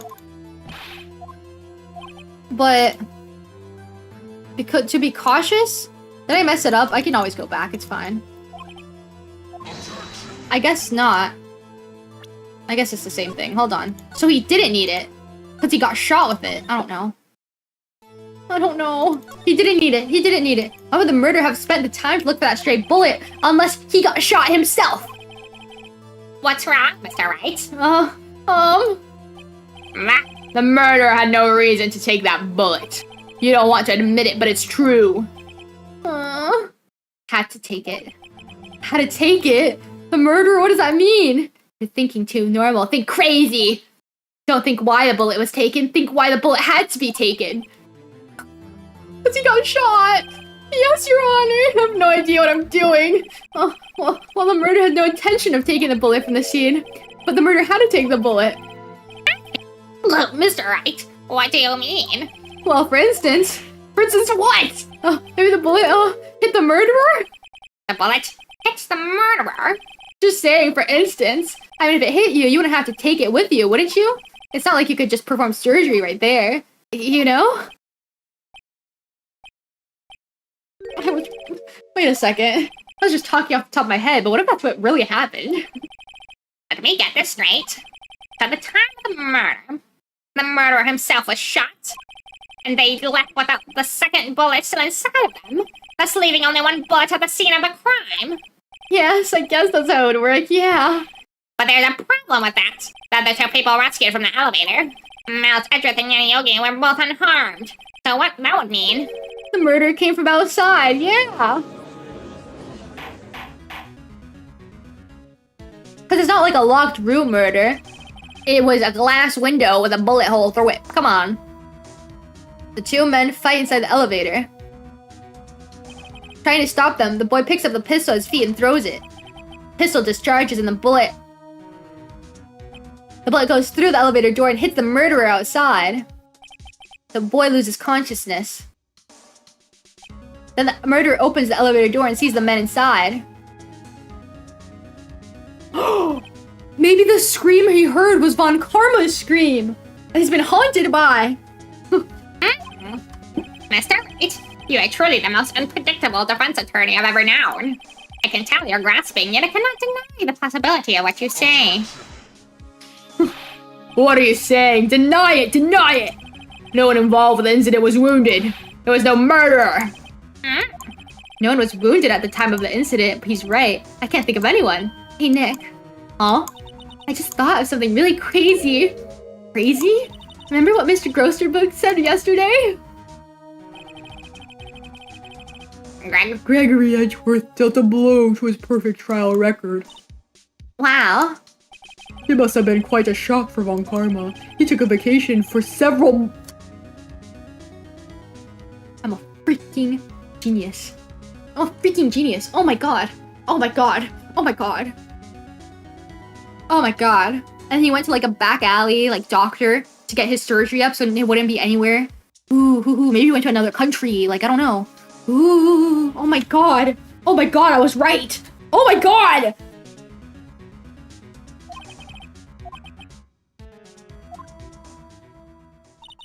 What if Von Karma didn't take that vacation because of shock? Because he took it because he was injured. Which would mean, it could only mean one thing. He was the murderer in the DL6 incident. He was the man who shot Gregory Edgeworth. He was Von Karma. Oh man. Something wrong, Mr. Wright. You seem dazed. No, Your Honor. Well, you have indicated that the possibility that the murderer came from outside. Can you give us the name of your suspect? Uh-oh, should I come out and say it now? Yeah, let's say it. Okay, let me save. Let me save, actually. Yeah, say it. Boom! You! Your Honor! There's a suspect. One lone suspect. Well, this is certainly interesting news. Very well, Mr. Wright. Who is your suspect? My hands are shaking. What? Von Karma. Von Karma? He's smiling! He's scary! You mean the Von Karma, The prosecutor, the one standing right over there. You don't object. I see no need. Why honor this ridiculous outburst with my objection? Because you took a vacation for several months starting the day after the incident, and you pride yourself on a perfect record. Why would you take such a long vacation without any reason? So you're claiming that I took a vacation to heal my injury from the incident. Fascinating. Prove it. I would have needed surgery, no? Where'd I go under the knife at, Mr. Wright? Bring the doctor that operated on me. Have him testify. Nick! Let's find out who his doctor is. It's no use. Mr. Edgeworth? I know Von Karma, perhaps too well. He's perfect. He wouldn't leave clues. Probably didn't undergo surgery. That would leave a doctor as a witness. So it's still in him. It's still in him. Nobody's that perfect. So what, Nick? Did Von Karma pull the bullet out by himself? It's insane. No, he couldn't have. You can't just pull bullets out of yourself. Wait, what does that mean? That bullet has to be somewhere, but where? Well, Mr. Wright, can you produce evidence to prove I was shot? Yes. Yes. Alright, Von Karma, I'll prove it. And I'll even use evidence. I know how you like it so much. What? The evidence that proves Von Karma was shot. Oh my god.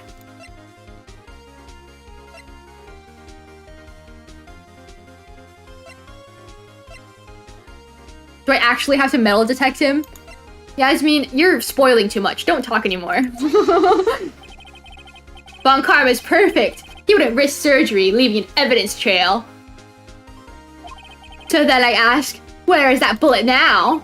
I think it unlikely that Von Karma performed surgery on himself. You don't mean? I do. There's a possibility that the bullet's still inside Von Karma. Is that even possible for all these years? Well, there's one way to find out. Come here, Von Karma. Let me scan you. We can use this metal detector. Well, Von Karma, I'm gonna run this over you and see what we find. Oh my god! Oh my god, he's sweating! Oh my god! I refuse! You refuse? By refusing this means you acknowledge that the bullet is still inside you. What? What? I'm sorry, last time I was spoiled something trust. It's okay, because I figured it out. But no spoiling, okay? For the other people and for me, okay? Your Honor, the defense requests that we be allowed to use the metal detector.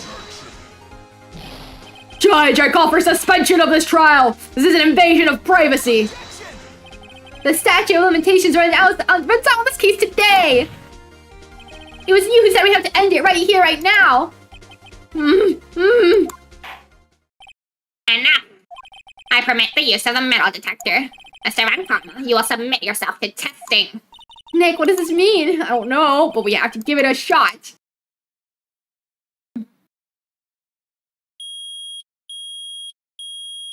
Oh my god, you sneaky little rat! It reacted. Something's inside his right shoulder. The bullet. Mr. Von Karma. Look at Hitchwood looks pissed. You! It was you! I was afraid this would happen, and so I remained silent. Indeed, there's a bullet in my shoulder. However, it has nothing to do with this incident. What? It was shot in the shoulder long before the DL6 incident.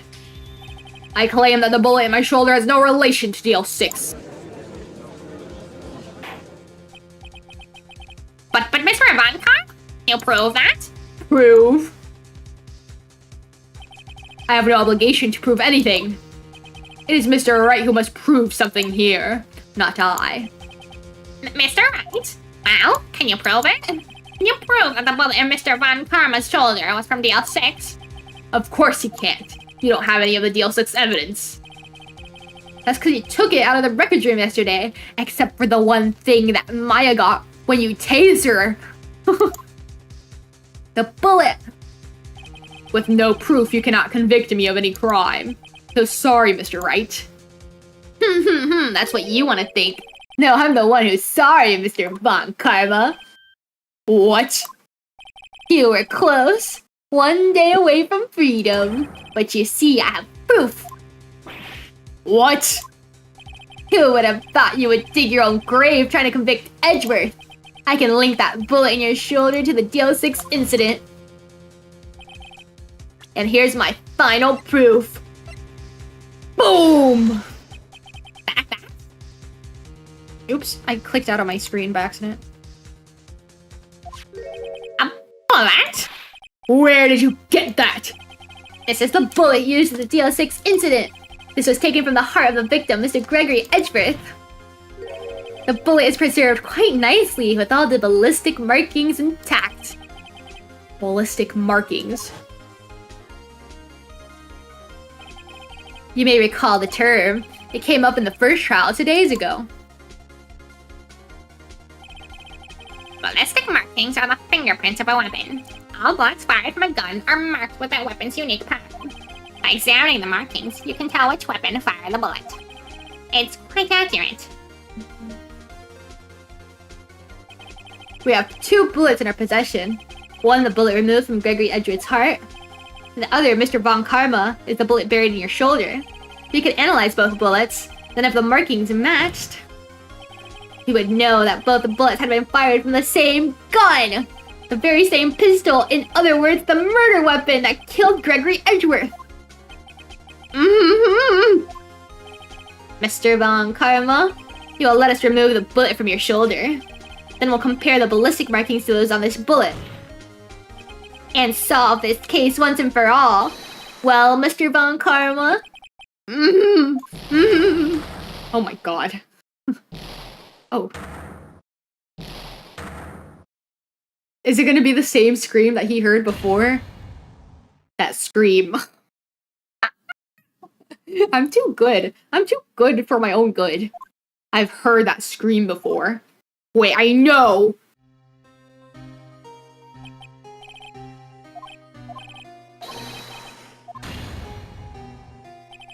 Get away!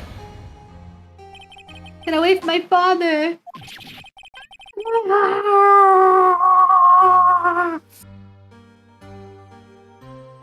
It's that scream I heard in the elevator 15 years ago. Von Karma, it was you who screamed! Mr. Von Edgeworth! Edgeworth! Only you would dare defy me! So it was you. Oh my god. Oh my god. Oh my god. Is this guy okay? Oh god. You and your father are my curse. Your father shamed me with a penalty on my record. And you left a scar on my shoulder that would never fade. I'll bury you with my bare hands. Death.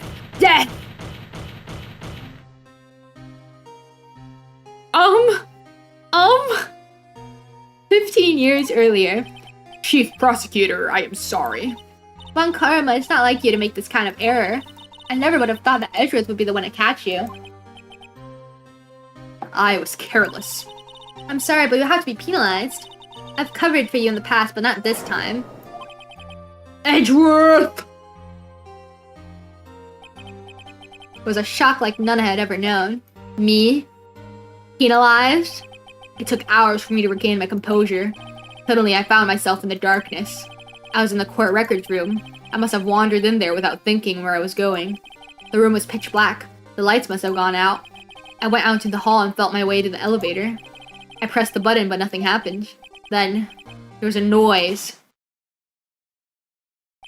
I was in pain, a horrible burning pain in my shoulder. Just then the lights came back on. The elevator door opened before my eyes.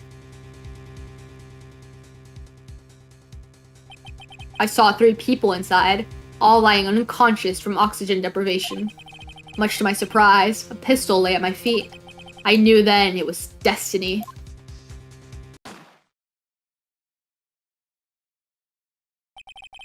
In his last moment, Gregory Edgeworth was still unconscious. He died, never knowing who had shot him. Later, he spoke through a medium blaming Mr. Yogi. He was fooled. It was the perfect crime. Tisk, tisk, tisk. Who would have thought another man would have come to open the elevator door? Judge, What? what are you doing?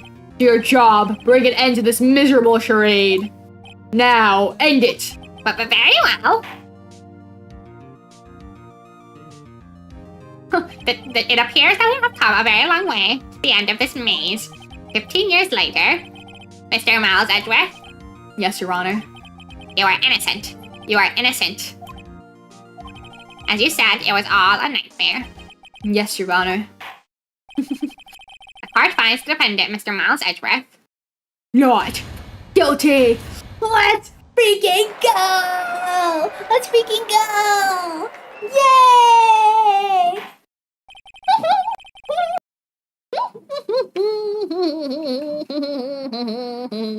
Blah, blah. Who's the better karma now, mother idiot? Bum, bum, bum, bum, bum, bum, bum.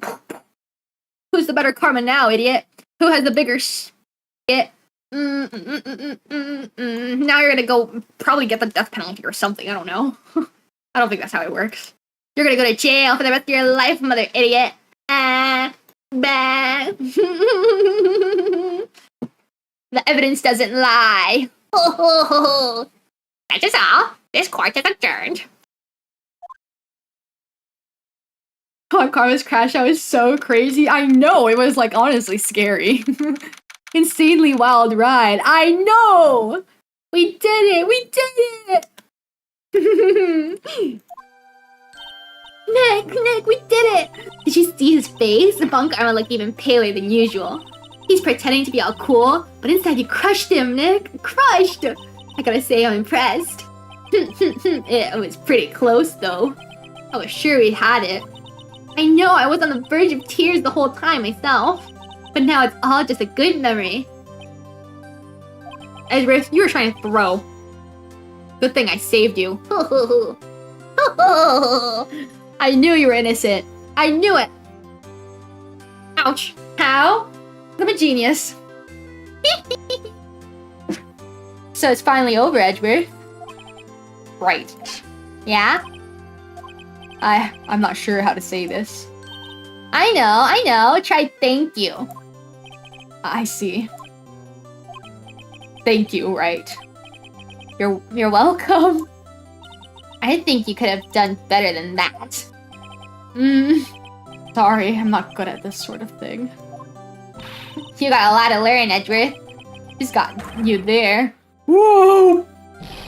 Amazing, pal! You pulled through just like I thought you would. I'll never forget this. I owe you one, pal. Tonight, let's party. Dinner's on me. Yeah, my salary went down a bit this month, but who cares? Oh, see, Mr. Edgeworth, you should take a lesson from Detective Gumshoe. That's how you say thank you. I see. Ooh! I feel foolish. Don't worry. Take it a little at a time. You'll get used to it. It's been 15 years since I've seen Edgeworth this unguarded. Hey, y'all! Lada! Y'all are great in there. Thank you. Yo, Edgeworth, congrats! Thank y'all very much. I knew you were innocent from the start, of course. Just look at you. You want to stick your hand in the cookie jar even if no one's there. You were the witness on the first day of the trial, weren't you? Yeah, well, let bygones be bygones, eh? Speaking of which, what are you doing now, Lotto? Who, me? I went back to college. I gave up trying to be an investigative photographer pretty quick. Really? That's too bad. Huh? Isn't that the hot dog guy from the park? Huh? It's over! It's over, Nick! My life's over! Why the sad face, Larry? What happened now? Oh, Nick! I'm not long for this world! You don't look sick. It's Beyonce! She's gonna live in Paris! Paris, Nick! She's leaving me behind! Should have seen that coming. Yo, Edgy, there you are! Yes, here I am. Congrats, Edgy! Here, a little gift from me in celebration. Celebration? That's unusual for you. Harry Butts! You come along tonight too, my treat, pal! Thanks. Looking forward to it. Yo, Nick! That's the suit that questioned me. When he says treat, that's not police talk for prison food, right? Right? I think you'll be fine, Larry. Right. Yeah, what's up? That envelope that Larry gave me. It's got money in it. Well, yeah, that's not that strange. People give money away to celebrate sometimes. It's $38, right? Huh, what a weird amount.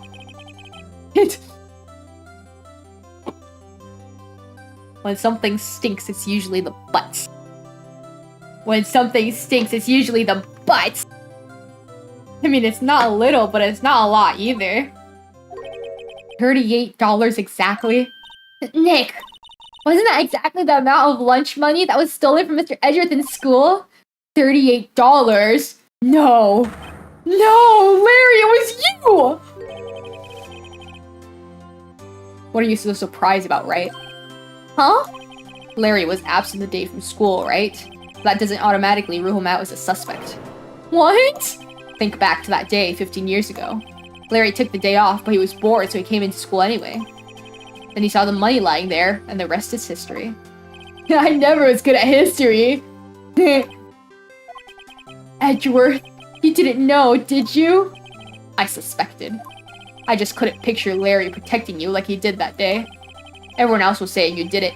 The whole class was against you, remember? Yeah, too well. Right, you may not know this, but we used to have a saying back in school. When something smells, it's usually the butts. I know. Really, right? I'm surprised you didn't figure it out. Well, this sure is an unexpected turn of events, huh? Edgeworth. You should have told me! Now, Nick, it was 15 years ago. We should think the statute of limitations has run out, Mr. Edgeworth. I'd say so, yes. There you have it! Woo! What does that leave me? I became a defense attorney because of what you two did! Well, you have always been something of an insufferable emotionalist. Yeah! And you do get worked up too easily, too. Death! The death sentence for both of you! Man, if only I'd known, I'd become a prosecutor! The same goes for me, only the other way around. For the longest time, I thought that I might have killed my own father. I thought I might be a criminal. I became a prosecutor in part to punish myself. If I had known the truth, I might have become a defense attorney after all. Edgeworth. Want to switch, right? Hey y'all, line up, I'll take a photo. Hey, photo time, let's go! And after that, dinner on me! Gumshoe is a go, yeah! Imagine the interest rate after 15 years. Well, it wasn't a loan. It was a robbery. Detective Gumshoe took us out on the town that night. We celebrated Edgeworth's newfound freedom, even though Edgeworth himself was still in detention. He wasn't even there? Yay! Yay! We did it! Ooh, I went a little overboard yesterday. My head hurts. It's still only 5. Maybe I should go back to sleep. What's this, a letter? Good morning, Nick. You were really impressive yesterday. Seeing you, it made me think about what I'm doing here. I'm a spirit medium, in training of course. I wanted to help Mr. Edgeworth too. I wanted to help you, but I couldn't, I was useless. So I've decided to go back to my training. I'll become a full-fledged spirit medium for starters. I couldn't say it to your face, so I left this letter. Goodbye, Nick. Goodbye? What time is it? The first trains for the mountains have already left the station. I'm gonna chase her? Why? She lives there. That's her home, man. I guess I'm too late. Hey! Nick! Maya! So you're leaving? Yeah. It's hard being a spirit medium who can't talk to spirits. And I think you'll do fine without me, Nick.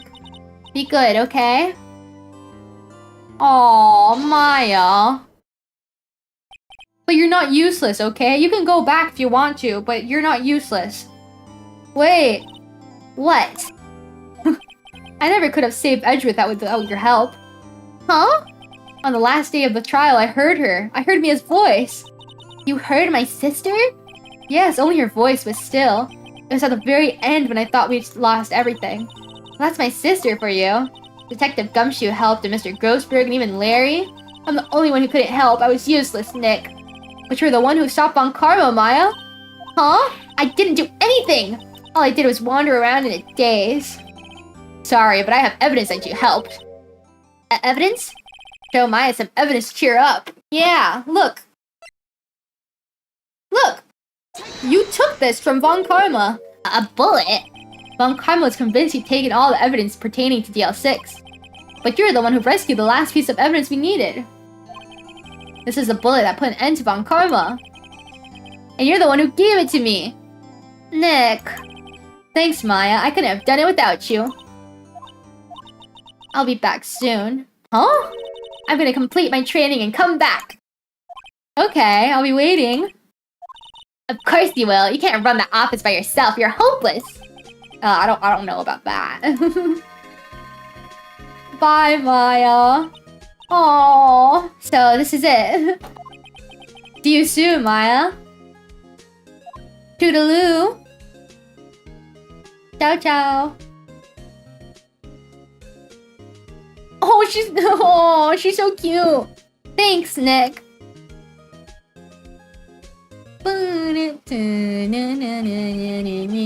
And so my story ends. Time to turn a new page and say goodbye to the novice defense attorney that I once was. Now a new story begins. The same old crazy cast of characters.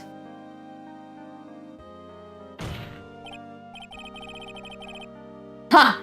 Don't think you've graduated yet, amateur. Mr. Wright, perhaps you'd like to rethink that claim. Yes, Your Honor. Uh-oh, I got a bad feeling about this. What? What? What the freak is going on?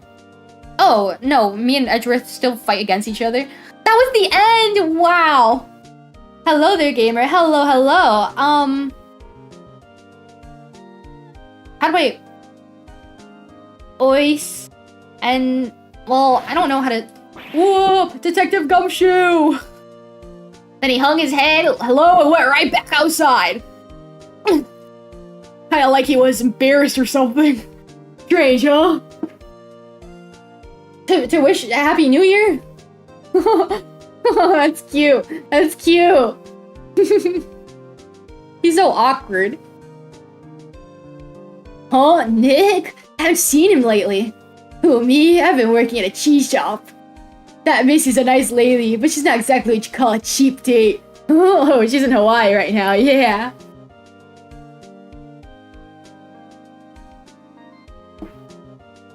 What's going on? What the frick am I watching? Aren't these the credits? Whoa, this guy. Oh, right? Yeah, I remember him. I hear he's been busy lately. You know, not to ring my own bell, but I sort of taught him everything he knows. I'm sure he's grateful. That's true, he was my tutorial. Oh, I don't know what to call you. I'm just gonna call you Ois. Because that's all I can see on my chat. Hello, hello, Ois. Welcome, welcome. Phoenix, right? Oh, the defense attorney for whom I wrote that affidavit for. You should know I've taken over management at the Gatewater Hotel recently. Did you be in the area, please stop by. I want to give them their voices, but I can't do it because it's too fast. And that's the last time I saw Maya ever again. Oh, it's you, Phoenix, right? Ah, yes, Mia's understudy, was he not? I wonder how he's doing. Haven't seen him of late. Ah, the days of my youth. Like the scent of fresh lemon, you see.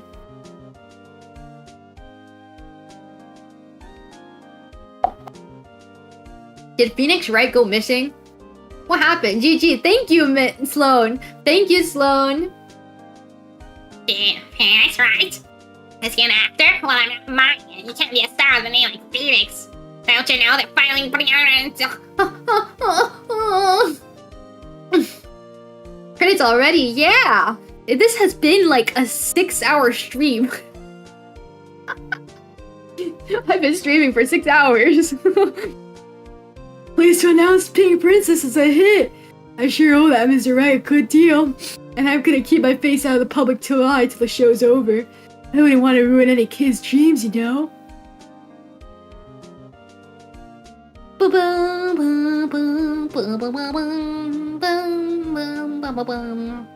I don't remember all their voices. Are they gonna seriously do it? Oh my god. Oh, I got a letter from Maya the other day. Sounded like she caught a cold standing under a waterfall. I wanted to visit, but didn't have time, so I sent her some Pink Princess trading cards. She says can't buy them where she is. What kind of place is she live in anyways? One of the cleanest playthroughs I've seen, no cap, really? Ooh, that must mean I'm really, really smart. Right? Is that you want to talk? Let's talk Pink Princess, alright? But, you know, I stuck into the studio the other day. And I saw her. The one inside the Pink Princess suit. Ugh, what a dog! It's kind of a shock for a boy of my tender age. What a dog. What the heck? W roleplay? Thanks. I voiced all of them and yeah, I remember. The lawyer guy. Me? I'm in training to become a paranormal photographer. You know that picture I took of everyone? Well, just behind them, there's a ghost. For real. Now that's a talent. I'm gonna be famous. Oh, it must be Mia. Mia's in the photo. I want to see the photo with everybody being happy. Who is this? Who's the one asking about Wright? Is it Edgeworth? Oh my god, look! Oh, cute! Aw, look at us. So lovely. We've got everyone. We got Mia, Maya, Phoenix. What the frick? Brand new episode has been added, and we're not gonna do it yet, because we're gonna do that next stream. Whoa! Okay, so I'm pretty sure what it is for the Phoenix Wright Ace Attorney trilogy on Steam. It's like 3 different games, like in one, right? So the first 4 episodes should be like Phoenix, right? And then the next ones should be about like someone else, and then the last ones are something else. And then after that, the sequel is like Apollo Justice. I think, right? Or am I making that up? I guess we'll never know. Yeah, Ace Attorney, Apollo Justice trilogy, and that's another like 3 games, I think. So I'm not gonna click this because it's gonna start the next thing, and that's for next stream, next week. Whoa, yeah, oh yeah. Let me get my things back up. I gotta close this. Saving. Yes.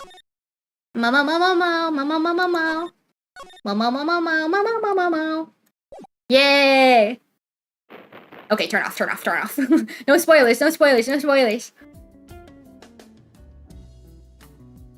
We did it, you guys! We did it, kiwopods!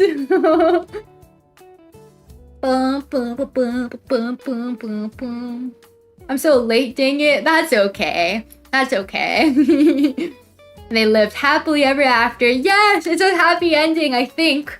Well, everyone got a good ending. We got Edgeworth out of jail. Well, I don't know any endings. And then Maya went back to her mountain to become a good spirit medium. And then she's gonna come back. And then I don't know what's happening to Nick. It looks like he disappeared.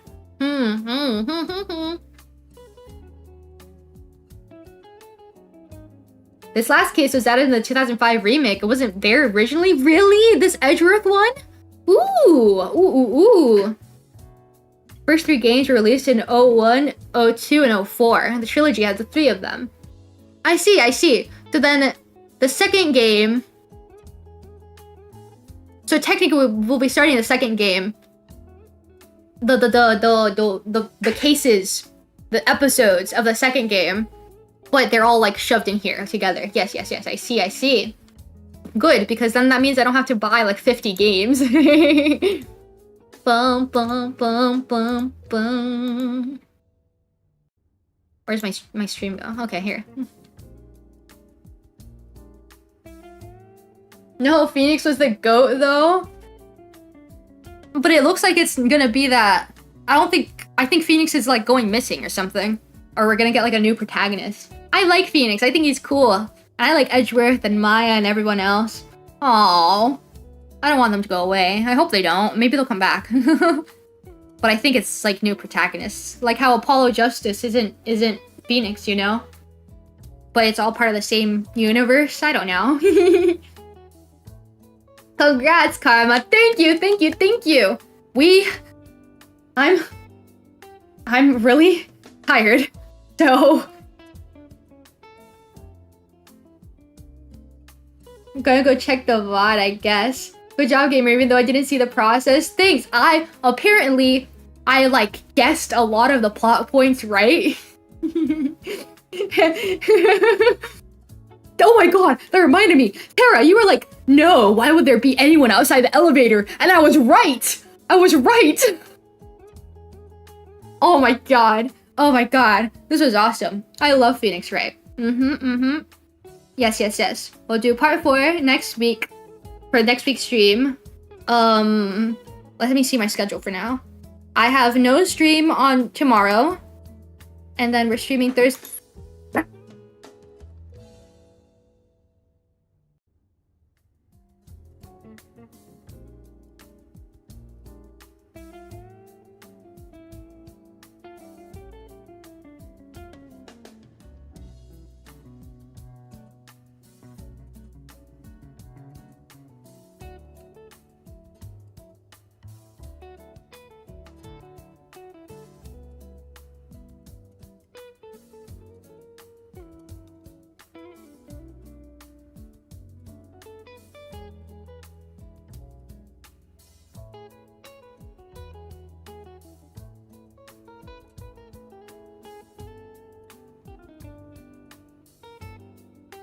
Sorry, my dad came really quickly to get something, and I was like, oh my god, you scared me.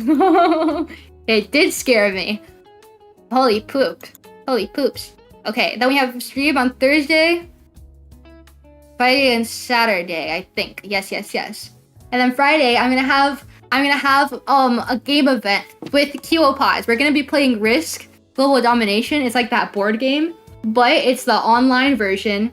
And then I'll like do a little lobby code and you guys can join and play with me. Yes, yes, yes. My first time doing a game with stream chat. So I hope you guys can come. What was I saying? I got completely sidetracked because my dad scared me. No, the case you just unlocked? Oh, the episode 5? That's like a new one, not the original? I see, I see. Okay, well, I guess I have to be excited for it, because it means it's new stuff. You'll see the cast again? Oh, yay! Yay, yay, yay, yay. I tried. You tried. You didn't try. You tried to lead me off the right path. You were trying to, like, be like, no. No. Why would that happen? And it didn't. It actually did happen. Yeah, Phoenix Wright is my favorite character on Marvel vs. Capcom 2. Marvel vs. Capcom? What? What is that? Is that a thing? Let's go. Dad said in cameo? No, no, no. He came to, like, get something. Dad's voice reveal when? No! My parents don't even know I stream, so I'm like hiding it. It's no fun if you guess everything.